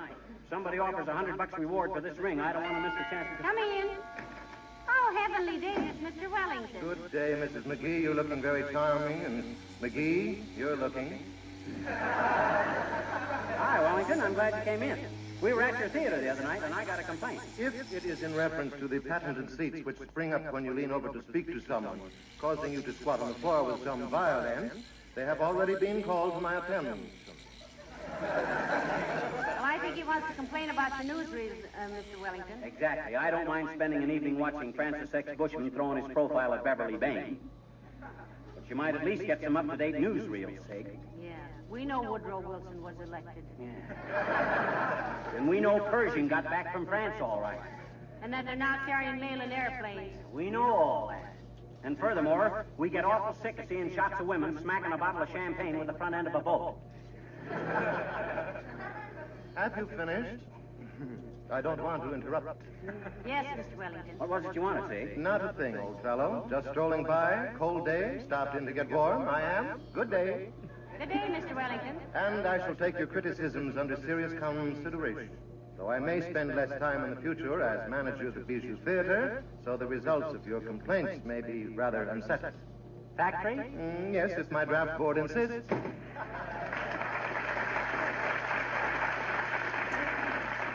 Maybe we're a little rough on him, McGee. He's rather a nice man. Ah, he's too fine-haired to suit me. He takes too serious the fact that he was born in Superior, Wisconsin. Say, is that anywhere near Starved Rock, Illinois, if you'll forgive my mentioning it? Forgive it? Why, bless you, my child. I was wondering how I could get around to it myself. Good old Starved Rock, Illinois. I got an old friend living there. A fellow by the name of Fred Nittany. Fred Nittany. That name is familiar. I probably heard me mention it. Yep. Fred was a fellow that he and I had a vaudeville act together. Oh, that's Fred Nittany. Yeah. We trooped together for years, Fred and me. I ever tell you about the time we were... Hello, folks. Hello, Mr. Wilcox. Hi, Junior. I was just going by, and I thought I'd stop it. Well, who gave you the phony sparkler, pal? Libby Owens? It isn't glass, Mr. Wilcox. It's a real diamond. Quite a rock, ain't it, Junior? This is bigger than the one the Pilgrims landed on. About 4 carats. Just bought it this afternoon. Man found it downtown. McGee's just holding the ring till the rightful owners advertise for it. It's a beauty, ain't it, Junior? Yes, but I still don't think it's real. A real stone would have more sparkle. Say, I thought this diamond had lots of sparkle, Mr. Wilcox. It has. Why, with the light this thing shoots out, Junior, I don't dare wear it out at night. The moths that keep flying into it. Oh, horse feathers. Hold it over here and compare it. Compare it with what? The sparkle and glitter of this Johnson wax tabletop. Oh, my God. We were showing him the Mona Lisa. He claimed she was smiling because the picture frame was Johnson wax. No kidding, folks. Look at that ring and compare it with the brilliant surface of this tabletop. Look at the luster of that wax surface. Look at the depth and the beauty of the grain of the wood. Can you, by any stretch of the imagination, compare that to a repulsive old diamond? Say, remind me to have this table set in the gold mounting, McGee. I'll wear it to bingo parties. And when you think that a diamond's merely ornamental, and Johnson's wax is so useful, protecting and preserving and beautifying floors, woodwork, furniture, and 1,000 other things. Why, who'd want diamonds when they could get Johnson's wax? I would. May Racine forgive me. Incidentally, where'd you say you bought this ring, pal? Downtown. I found it in the gutter at 14th and Oak. Oh, I see. You mean he found it and sold it to you for $20 and said for you to watch the want ads because somebody'd probably offer $100 for the return of it, and he'd do it himself except he had to catch a train? That's it, Mr. Wilcox, word for word. Why, you must have been there and heard the whole thing. How did you know, Junior? How did I know? Oh, brother. So long, sucker.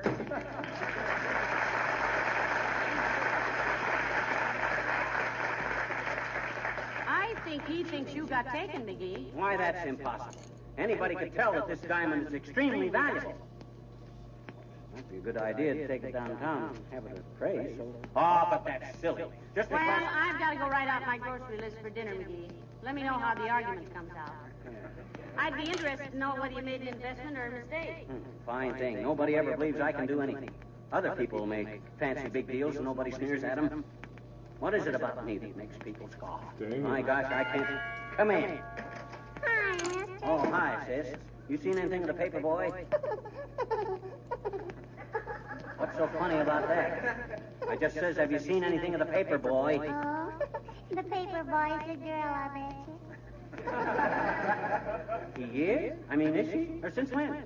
Since Harry Toops, that's Willie Toops' brother, started working in Kramer's drugstore after school, and he sold his paper out to his sister, Teresa Toops, for $7, and threw in a bicycle pump, only the pump wouldn't work, so Teresa... Now, wait a minute. I didn't ask for a history of the newspaper business back to Richard Harding Davis. I just asked you if the evening papers had been delivered. You did not, I bet you. You asked me if I'd seen the paper boy, and Teresa Toops isn't a boy, she's a girl. And when she found the bicycle pump wouldn't work... I don't want to hear about the bicycle pump. I'm not interested in bicycle pumps. You got a bicycle, mister? No. That's why, then. Because when Teresa Toops found out her bicycle pump wouldn't work, she... Stop it, will you? I tell you, I don't want to hear about any bicycle pump. I merely want to know if the evening papers have come. Can you answer that, yes or no? No. Huh? Doggone it, have the evening papers come in? Yes. Oh, boy, that's the news. But not yours, though. Why not mine? Because Teresa Toops didn't get this far because she had a puncture and her bicycle pump wouldn't work. Oh, skip it. All you can talk about is bicycle pump. Oh, I've been talking about the same one all the time, mister. The bicycle pump that Willie Toops' brother Harry sold to Teresa when his paper route... For the love of Pete, stop it. Okay. Now, look, sis, let's be reasonable. Forget Teresa's pumps for a minute. I want to make you a deal. Okay, mister, but you know about the woman power shortage. You make it good. 2 bits. You get me an evening paper and I'll give you 2 bits. Buy one, borrow one, beg one. But get one, see? It must be pretty important, mister. What you want a paper so bad for? I want to see the want ads, if you must know. Well, then will you do me a favor, mister? Sure, what's that? If you see anything in the want ads about somebody wanting to sell a good bicycle pump, Teresa Toops... That's right, let's go get the paper!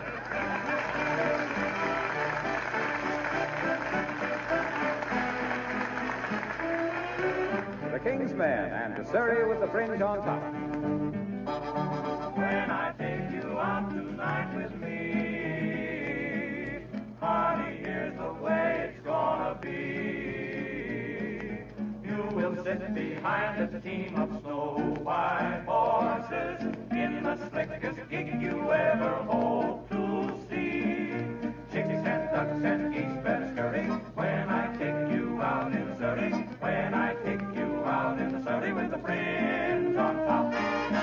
Watch that fringe and see how it flutters when I drive those high-step strutters. Nosy folks will peep through the shutters and their eyes will pop.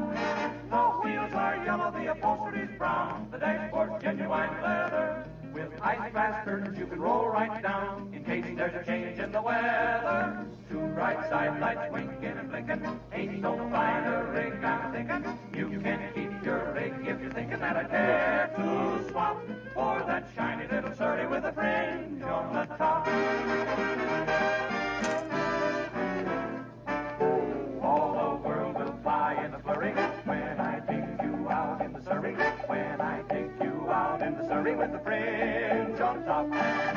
When we hit that road bent for leather, cats and dogs will dance in the heather. Birds and frogs will sing all together and the toads will hop.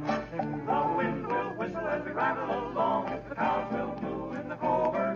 The river will ripple out a whispered song and whisper it over and over. Don't you wish you could go on forever? Don't you wish you could go on forever? Don't you wish you could go on forever and never stop in that tiny little shiny little Surrey with all the fringe on the top?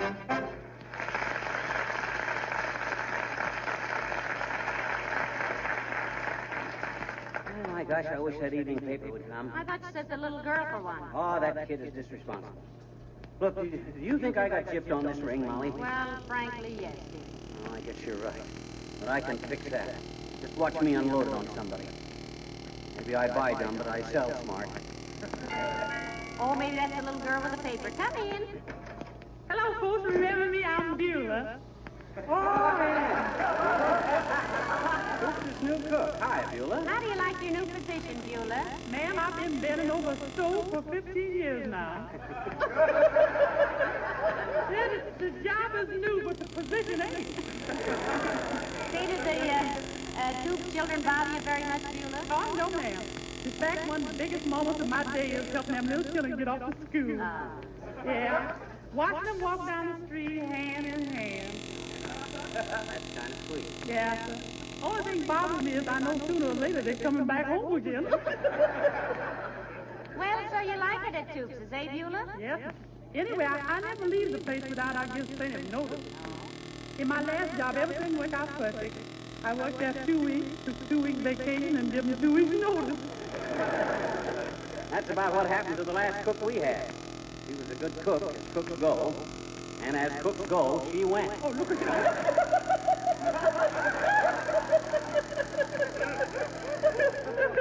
He really amused me, man. Well, I might as well agree. It'll be 2 against 1. Well, I hope Mr. Stoops don't work you too hard, Beulah. Oh, no. The work ain't hard. It's the walking back from the garage that wear me out. Well, why do you have to go out the garage all the time? That's involuntary, ma'am. Every time I goes out to the ice box on the back porch, I stepped on one of little Willie's roller skates, and the next thing I know, I'm sitting in the garage.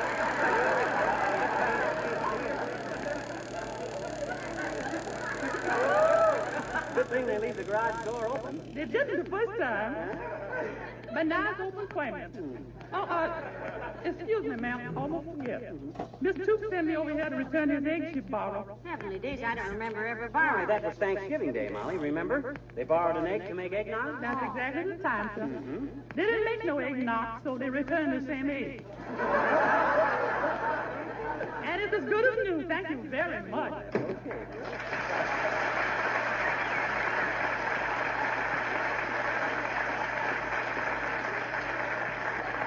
Well, it's very thoughtful of them to return the same egg. Shows a great respect for property rights. They weren't going to return just any old egg, no, sir. Well, be careful with it. A 2-month-old egg is a lethal weapon.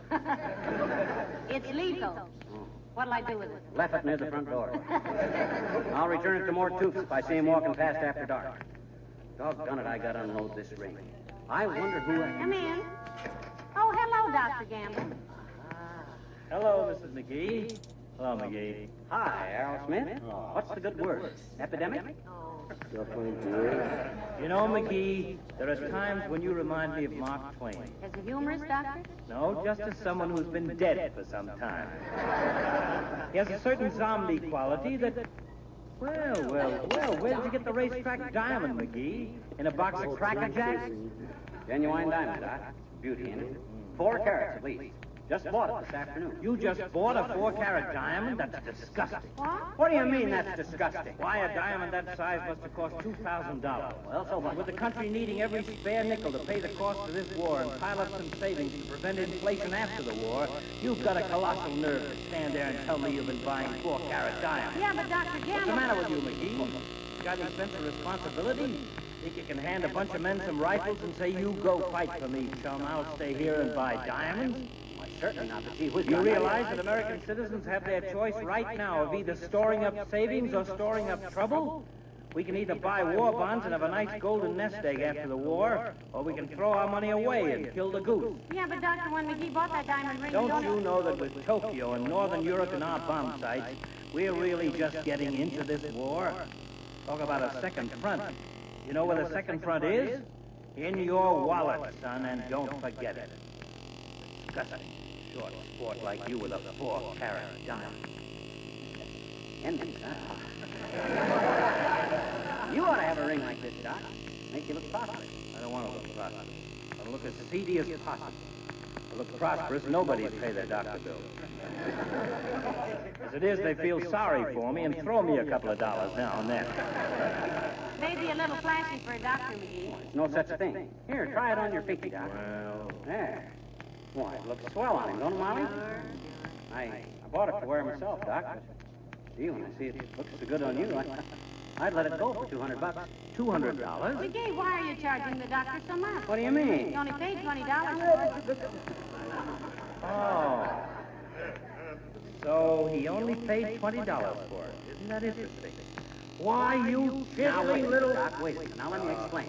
I merely want to get my dough back so I can buy a war bond, Doc. That's all. Cross my heart. Give me $20 and it's yours. You wouldn't be coming to the conclusion that this is stolen property and getting cold feet, would you, my friend? No, sir. I just want to get my dough back and go buy a bond. Very patriotic. But just to prove that I can go along with a gag, here's $20. Oh, thanks. All right, 10, 15, 20. Okay. I'll see that he buys a bond first thing in the morning, Doctor. Yeah. And furthermore, Doc Gamble, you got no business buying diamond rings when the country needs every cent for war bonds. You know where the second front really is? It's in your big fat wallet, son. That's disgusting. A sports shirt like you with a 4-carat diamond. Oh, don't get me wrong, McGee. I'm not buying this ring for myself. Well, who are you buying it for, Doctor? I'm returning it to the owner. Didn't you see the want ads in the paper tonight? This is obviously the ring that was lost at 14th and Oak Street, that they're offering a reward of $300 in war bonds for. I'll let you know. Why, that dirty chicken devil!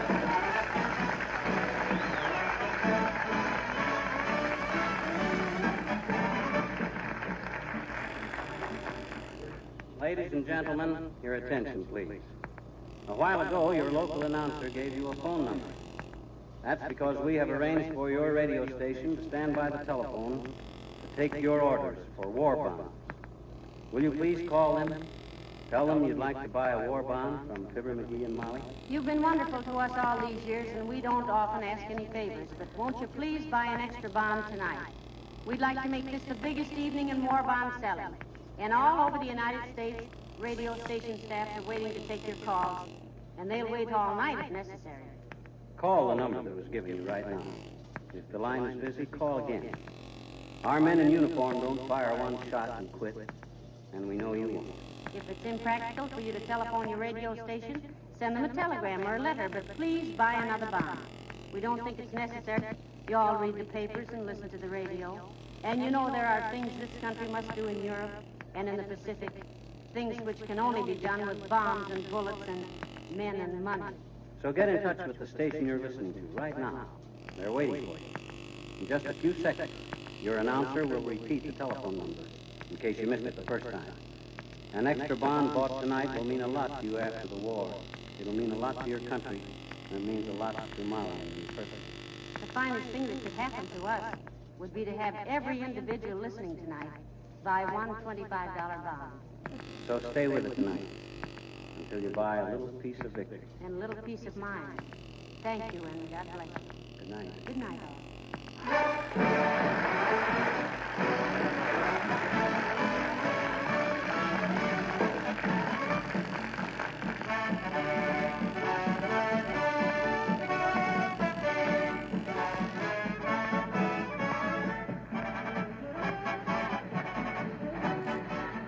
This is the National Broadcasting Company.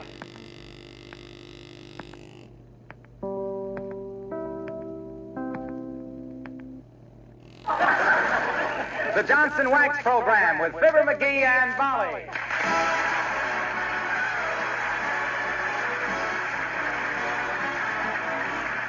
The makers of Johnson's Wax for home and industry present Fibber McGee and Molly, written by Don Quinn, with music by the King's Men and Billy Mills Orchestra.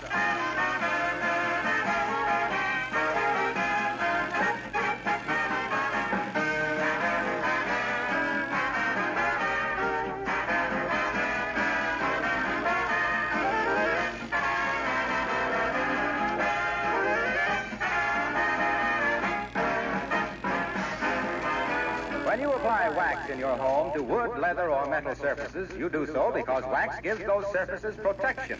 It also gives them beauty, but its primary purpose is to protect them against wear, dirt, moisture, and corrosion. And because you can reapply wax whenever it's needed, you give these surfaces nearly permanent protection. It was very natural that your experience with Johnson's Wax should lead directly to the use of special wax finishes for many kinds of war materials. I won't try to tell you what they all are, but they include many surfaces made of metal, wood, leather, and rubber. And here again, the wax is used for protection of vital materials. You might be interested to know that even paints were developed that actually contain wax, called Johnson's Wax Fortified Paints.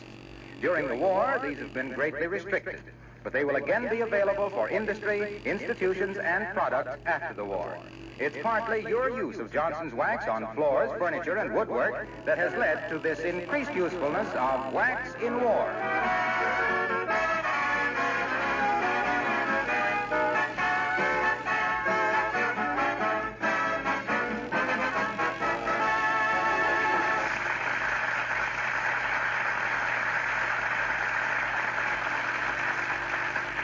When Pop was a kid and had a yen for some ice cream, he could jolly well spend the afternoon turning the crank of the freezer. And now with the drugstores so short of congealed cow juice, we find history repeating itself in the kitchen of 79 Wistful Vista, the home of Fibber McGee and Molly.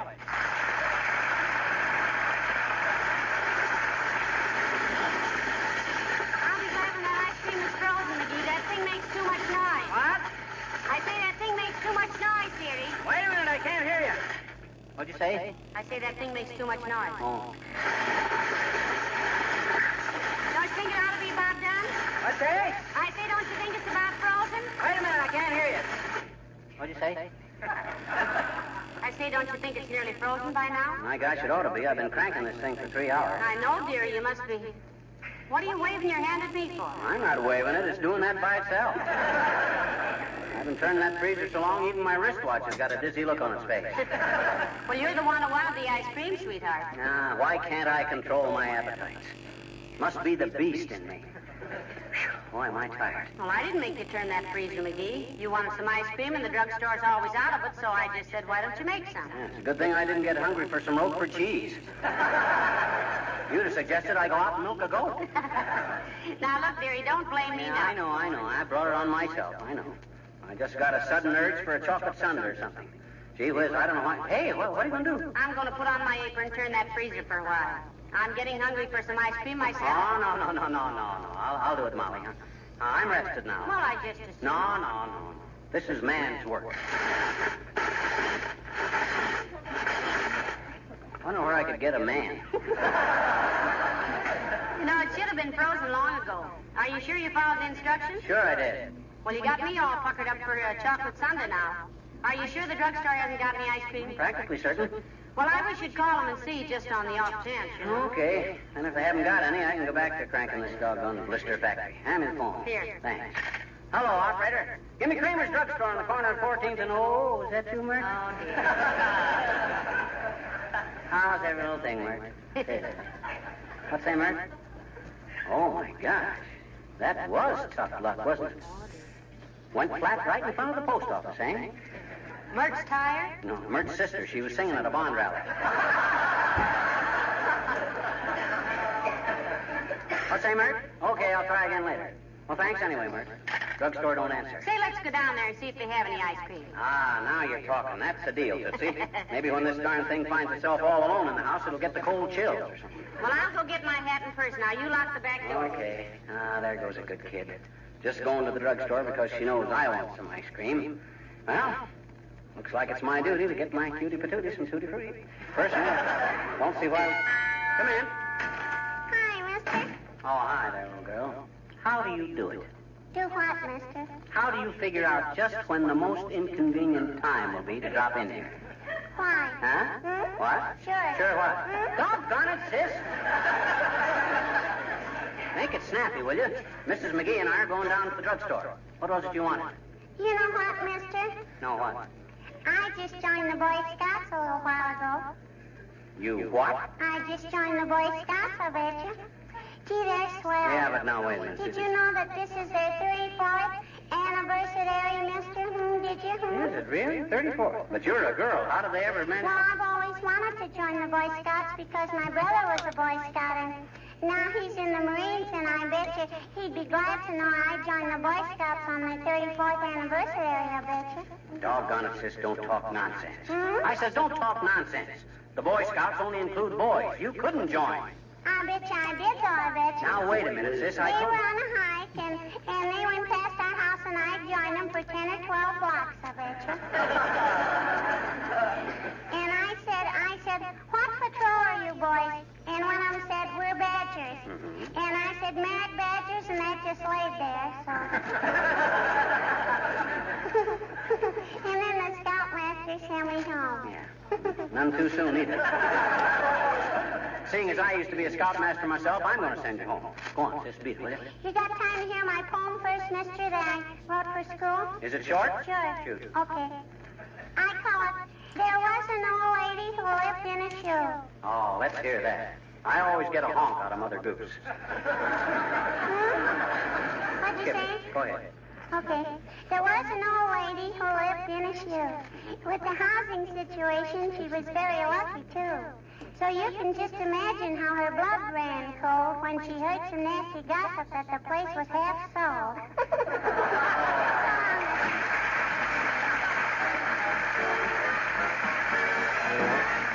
Billy Mills, the orchestra playing Sunday.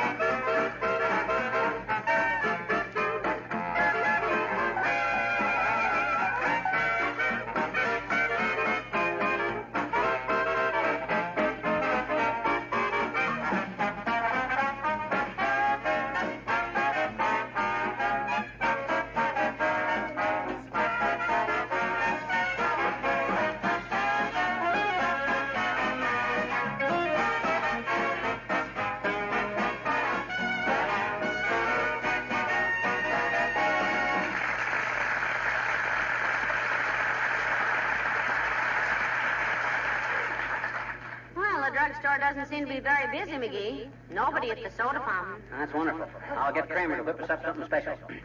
Hi, Bud. Kramer here? No, sir. He's out of town, and he won't be back till maybe Thursday. Who's Kramer? Who's Kramer? Why, he's the man who owns this drugstore. Didn't he hire you? No, I answered an ad. Well, who'd you talk to after you answered the ad? Somebody must have handed you an apron and said, go ahead. Yeah. Hey, maybe is this Kramer a narrow-sighted man with glasses that he overlooks at you with? Yeah, that's him. Is he here? No. If you want to see him, you'll have to wait. What was that, Bud? I said if you want to see Kramer, you'll have to wait. Yizzle. Yeah. Youll, Yizzle. You'll have to wait, see? Well, if we don't see him, tell him Mr. and Mrs. McGee were in. Signing. What? I said signing, I told him. What do you mean, signing? I mean C-E-R-T-A-I-N-L-Y, signing. Hey, what's the matter? Don't I articulate the stink? Why, of course you do, lad. Sure. Now, if yours will be so good, Weasel will have some ice cream. Make mine a chocolate fudge sundae with some marshmallow and a couple of cherries. No, just one cherry. Two would be fattening. I want a double banana split with strawberry and pineapple, crushed pecans, a dab of whipped cream, and a Nabisco. Well? Lady, let me bring you up to date, huh? On December 7, 1941... on that date, we was assault and battery at Pearl Harbor. Now, since that time, we would be set with priorities and shortages of many commodities, among which is ice cream. Well, sure, but... Yeah, sure, but yeah, well, that's different. You can have that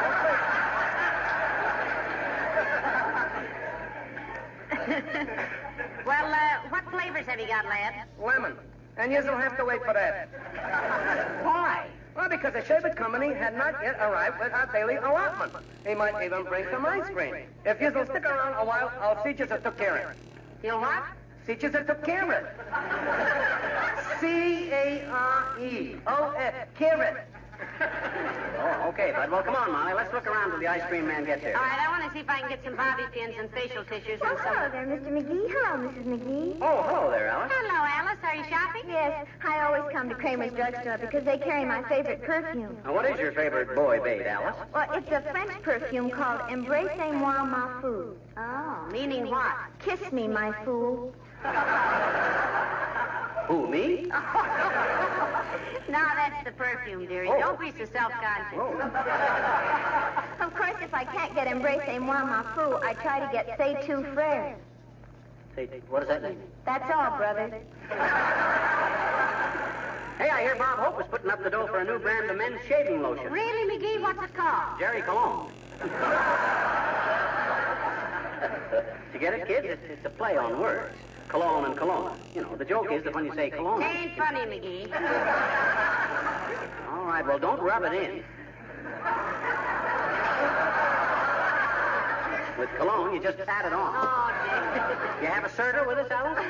No, thank you. I got out of the habit of ice cream because my boyfriend hated it so much. He did, Alice, what? Well, he was a newspaper columnist, and he said he simply couldn't sit there and see other people getting scoop after scoop. Oh. Well, bye now. Great kid, but I wish she'd carry an umbrella. Why? I don't think she knows enough to come in out of... Hey, here's a weighing machine. I'm going to get weighed. I am too, McGee. You got a penny? Smallest I got's a nickel. Well, I've just got 1 penny. Well, we'll get weighed together. Then subtract my weight from the total, and we'll have your weight. Say, that's a wonderful idea. Get on. Okay. Penny? Well, 317. Heavenly days. Now, what's your weight so we can deduct it? My gosh, I got no idea. You mean you're going to leave me standing here with a weight of 317 and not know how much of it is mine? No, I'm in a liberal mood. Let's say I weigh 235. Well, let's see now. That'd make my weight 82 pounds. Yeah. Well, isn't that wonderful? Now I'll have to get all new clothes. Hey, wait a minute. There's Wilkins. Hi, Junior. Hello, pal. Hello, Molly. Hello, Mr. Wilcox. Say, I'm glad I ran into you folks. Will you, one of you loan me a nickel? I've got to make a phone call, and I haven't got anything smaller than a 5. Oh, here you are, Junior. Let me take your fountain pen, Molly. What for? Well, Wilcox can write me an IOU on the back of his business card. Oh, for goodness sakes, can't you trust a friend like Mr. Wilcox for 5 cents? Oh, gee whiz. Wait a minute. He's right, Molly. Business is business. You betcha. Will 6% interest compounded semi-annually be okay, chump? Oh, make it 5%. Let's keep it friendly. Make it 5.5. I don't want you to lose anything. No. Make it 5 even. I'm no loan shark.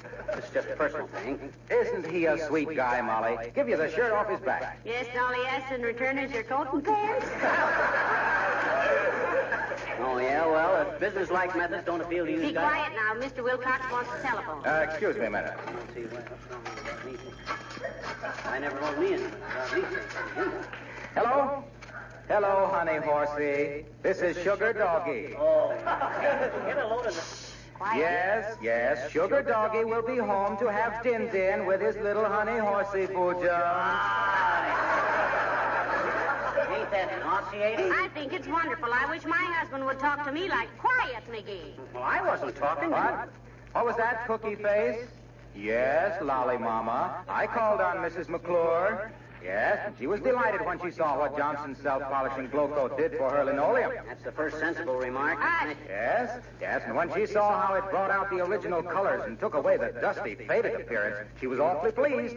Yes, and when I told her you don't have to rub or buff Johnson's glow coat, that it shines as it dries, you should have seen her face. Though I couldn't see it myself because all I can ever see before me is your face, Star Eyes. Mm-hmm.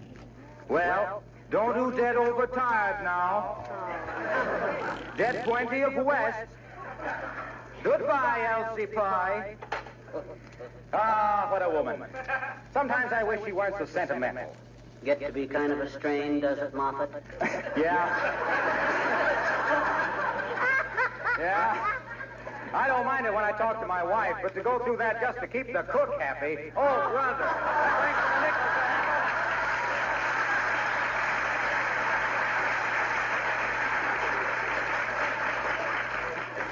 Days, what a line to hand the cook. Is help that hard to get? Well, I wouldn't know, dearie. We just have a small domestic staff named Mrs. McGee, remember? No, I just... Hey, I wonder if the ice cream is here now. Hey, Bud, the ice cream come yet? Nothing. You'll have to be patient. Ah, yes. The longer I wait for that ice cream, the hungrier I get for it. Me too. I think I'll play the pinball machine till it gets here. Let me know when it comes. All right. I'll go see if they have any bobby pins. Oh, pardon me. Oh, that...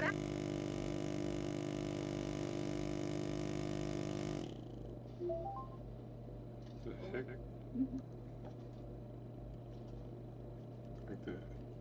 I think the MP3 player just died.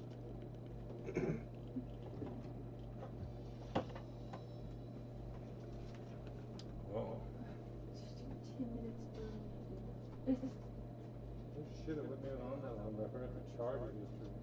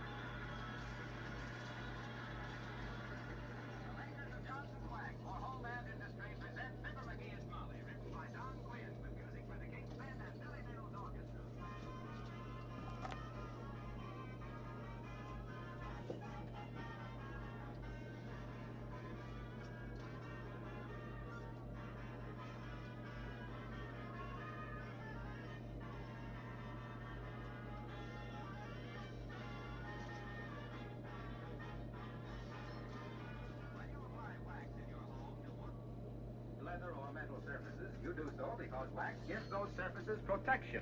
It also gives them beauty, but its primary purpose is to protect them against wear, dirt, moisture, and corrosion. And because you can reapply wax whenever it's needed, you give these surfaces nearly permanent protection.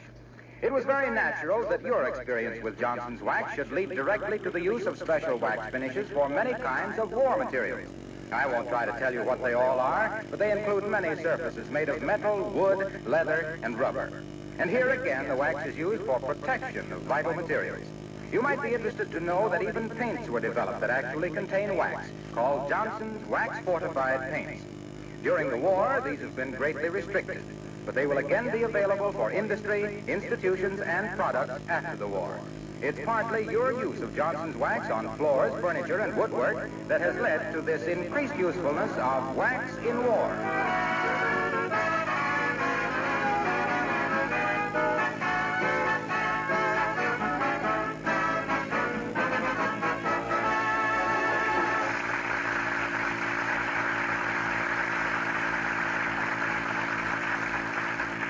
When Pop was a kid and had a yen for some ice cream, he could jolly well spend the afternoon turning the crank of the freezer.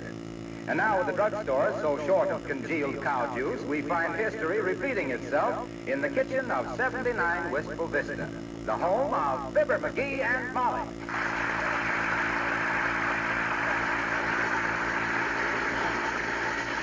be glad when that ice cream is frozen, McGee. That thing makes too much noise. What? I say that thing makes too much noise, dearie. Wait a minute, I can't hear you. What'd you say? I say that thing makes too much noise. Oh. Don't you think it ought to be about done? What's that? I say, don't you think it's about frozen? Wait a minute, I can't hear you. What'd you say? I say, don't you think it's nearly frozen by now? My gosh, it ought to be. I've been cranking this thing for 3 hours. I know, dearie, you must be. What are you waving your hand at me for? I'm not waving it. It's doing that by itself. I've been turning that freezer so long, even my wristwatch has got a dizzy look on its face. Well, you're the one who wanted the ice cream, sweetheart. Now, why can't I control my appetites? Must be the beast in me. Whew, boy, am I tired. Well, I didn't make you turn that freezer, McGee. You wanted some ice cream, and the drugstore's always out of it, so I just said, why don't you make some? It's a good thing I didn't get hungry for some Roquefort cheese. You'd have suggested I go out and milk a goat. Now, look, dearie, don't blame me now. I know. I brought it on myself. I know. I just got a sudden urge for a chocolate sundae or something. Gee whiz, I don't know why. Hey, what are you going to do? I'm going to put on my apron and turn that freezer for a while. I'm getting hungry for some ice cream myself. Oh, no. I'll do it, Molly. Huh? I'm rested now. Well, I just... No. This is man's work. I wonder where I could get a man. No, it should have been frozen long ago. Are you sure you followed the instructions? Sure I did. Well, you got me all puckered up for a chocolate sundae now. Are you sure the drugstore hasn't got any ice cream? Practically certain. Well, I wish you'd call them and see just on the off chance. Okay. And if they haven't got any, I can go back to cranking this doggone blister factory. Hand me the phone. Here. Thanks. Hello, operator. Give me Kramer's drugstore on the corner of 14th and... Oh, is that too, Mert? Oh, dear. How's every little thing, Mert? What's that, Mert? Oh, my gosh. That was tough luck, wasn't it? Went flat right in front of the post office, eh? Mert's tired? No, Mert's sister. She was singing at a bond rally. What's that, Mert? Okay, I'll try again later. Well, thanks anyway, Mert. Drugstore don't answer. Say, let's go down there and see if they have any ice cream. Ah, now you're talking. That's the deal, Tootsie. Maybe when this darn thing finds itself all alone in the house, it'll get the cold chills or something. Well, I'll go get my hat in first. Now, you lock the back door. Okay. Ah, there goes a good kid. Just going to the drugstore because she knows I want some ice cream. Well, looks like it's my duty to get my cutie patootie some tutti frutti. Personally, don't see why... Come in. Hi, mister. Oh, hi there, little girl. How do you do it? Do what, mister? How do you figure out just when the most inconvenient time will be to drop in here? Why? Huh? Hmm? What? Sure. Sure what? Hmm? Doggone it, sis. Make it snappy, will you? Mrs. McGee and I are going down to the drugstore. What else do you want? You know what, mister? No, what? I just joined the Boy Scouts a little while ago. You what? I just joined the Boy Scouts, I bet you. Gee, they're swell. Yeah, but now, wait a minute. Did you know that this is their 34th anniversary, mister? Did you? Is it really? 34. But you're a girl. How did they ever manage? Well, I've always wanted to join the Boy Scouts because my brother was a Boy Scout, and now he's in the Marines, and I bet you he'd be glad to know I joined the Boy Scouts on their 34th anniversary, I bet you. Doggone it, sis, don't talk nonsense. Hmm? I said don't talk nonsense. The Boy Scouts only include boys. You couldn't join. I bet you I did, though, I bet you. Now, wait a minute, sis. They were on a hike, and they went past our house, and I joined them for 10 or 12 blocks, I bet you. And I said, what patrol are you boys? And one of them said, we're Badgers. Mm-hmm. And I said, Merrick Badgers, and that just laid there, so. And then the scoutmaster sent me home. Yeah. None too soon either. Seeing as I used to be a scoutmaster myself, I'm going to send you home. Go on, just beat, will you? You got time to hear my poem first, mister, that I wrote for school? Is it short? Sure. Shoot. Okay. I call it, There Was an Old Lady Who Lived in a Shoe. Oh, let's hear that. I always get a honk out of Mother Goose. What'd you say? Go ahead. Okay. There was an old lady who lived in a shoe. With the housing situation, she was very lucky, too. So you can just imagine how her blood ran cold when she heard some nasty gossip that the place was half sold.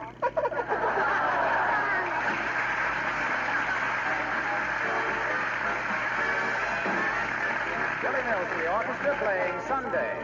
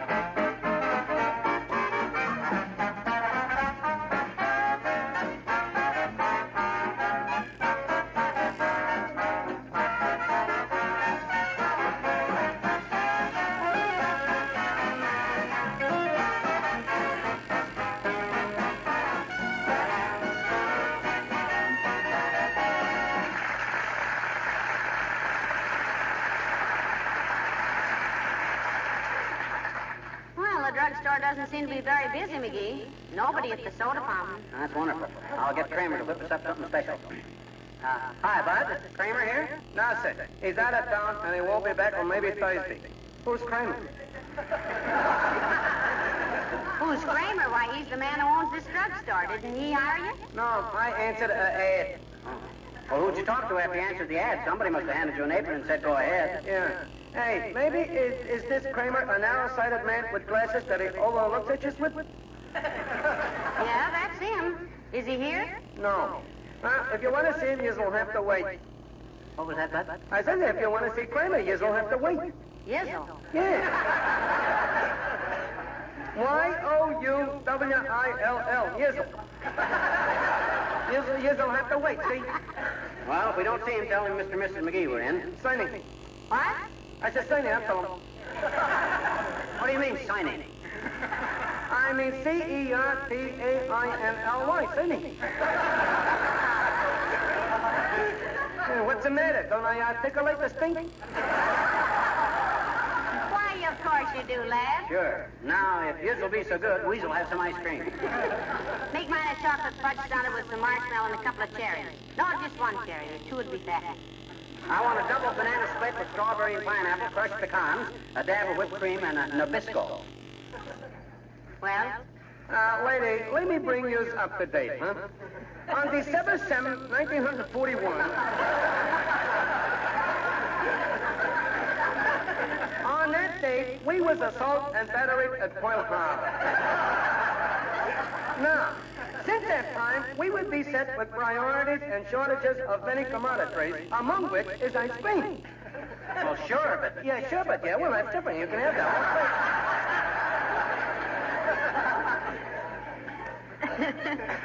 Well, what flavors have you got, lad? Lemon. And you'll have to wait for that.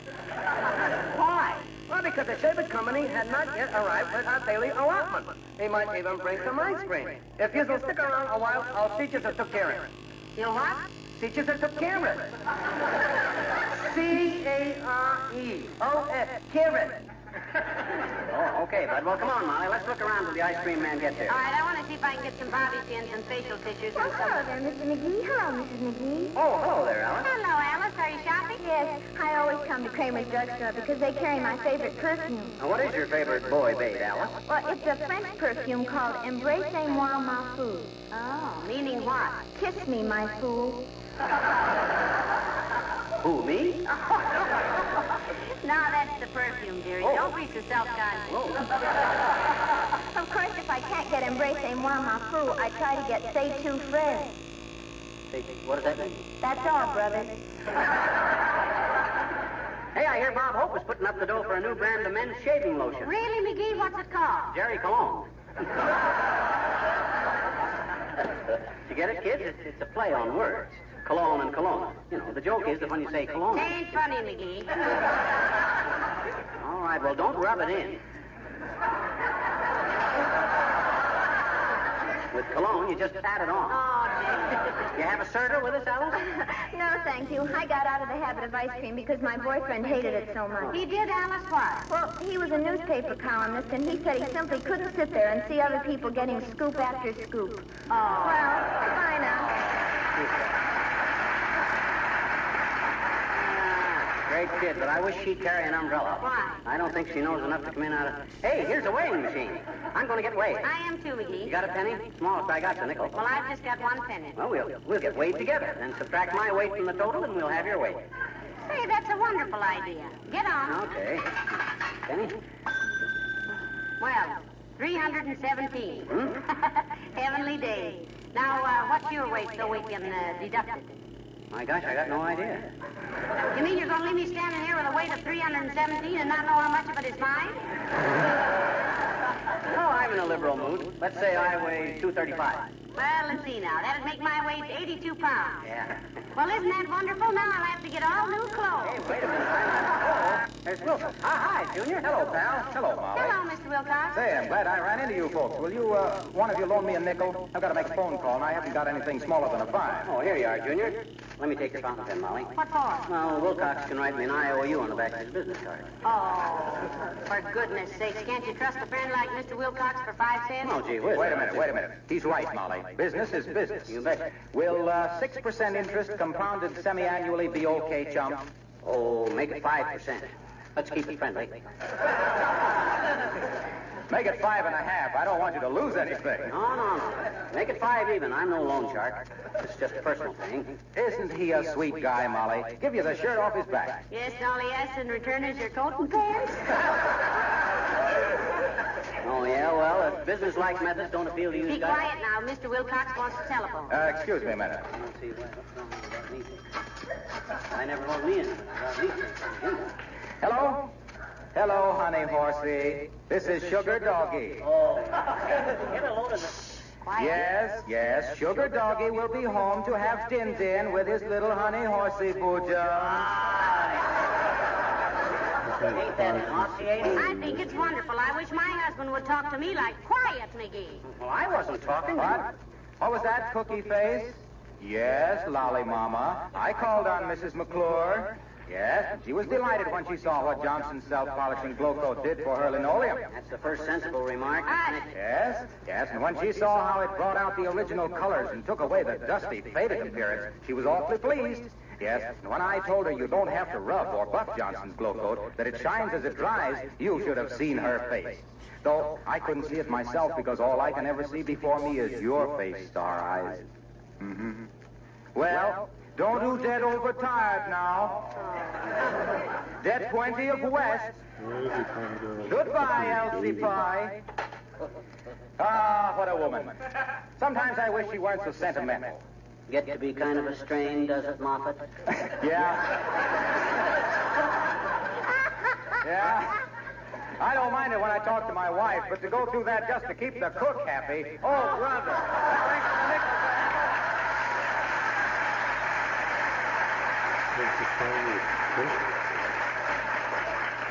Heavenly days, what a line to hand the cook. Is help that hard to get? Well, I wouldn't know, dearie. We just have a small domestic staff named Mrs. McGee, remember? No, I just... Hey, I wonder if the ice cream is here now. Hey, Bud, the ice cream come yet? No, sir. You'll have to be patient. Ah, yes, The longer I wait for that ice cream, the hungrier I get for it. Me too. I think I'll play the pinball machine till it gets here. Let me know when it comes. All right. I'll go see if they have any bobby pins. Oh, pardon me. Oh, that's all right, ma'am. I guess I was just... Oh, for goodness sake, it's Mrs. McGee. Why, hello, Beulah. McGee, here's Beulah. Oh, hi, Beulah.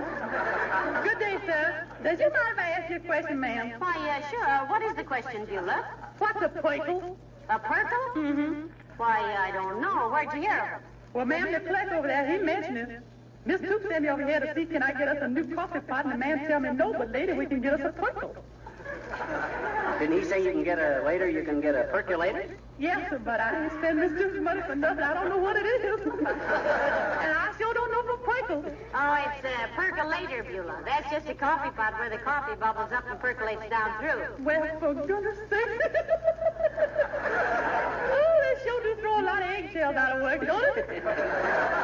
Well, there can't be any complaint about coffee made in the percolator, Beulah. Why not, McGee? No ground. Oh, no ground.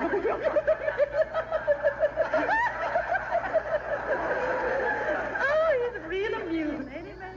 Well, there are them that think so, including him. Well, that all you got to get here, Beulah, a coffee pot? No, sir. Little Willie asked me to get him some art gum. Art gum? Yeah. Though I don't know how that child can stand this, sir. I tried to chew some of them. It tastes terrible.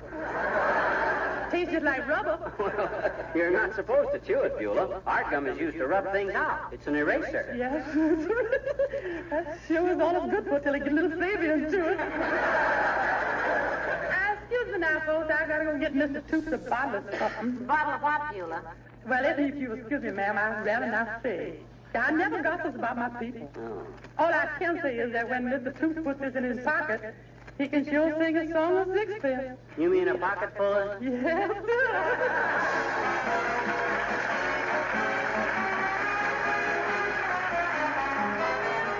The King's Men sing Billy Boy.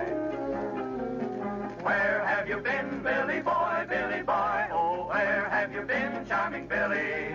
I have been to seek a wife, she's the joy of my life. She's a young thing and cannot leave her mother.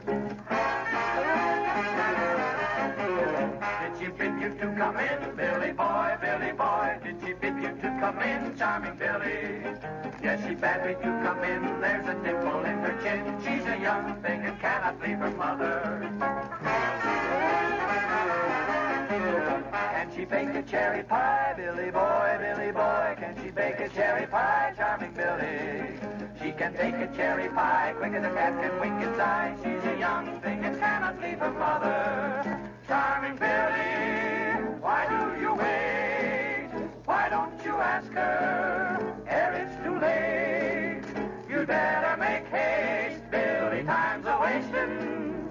Does she ever disobey, Billy Boy, Billy Boy? Does she ever disobey, charming Billy?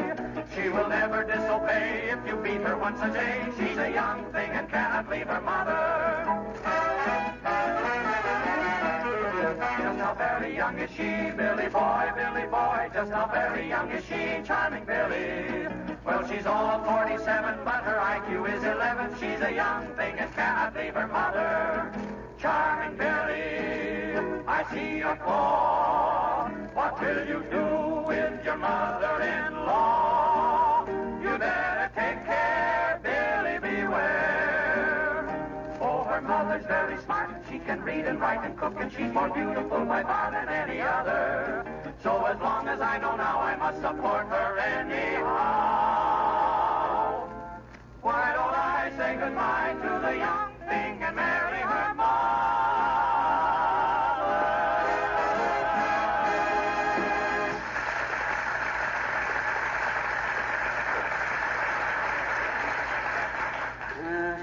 McGee, I just asked the boy and the ice cream hasn't arrived yet. Shall we wait? McGee, I said the ice cream hasn't... Hold everything, Molly. I got one more shot to go in this pinball machine. I got a chance to hit 50,000. 50,000 what? Just 50,000. Look, I got 39.5 right now and one ball to go. Now, don't join me. This is pretty delicate. Well, go ahead and shoot. Okay, here she goes.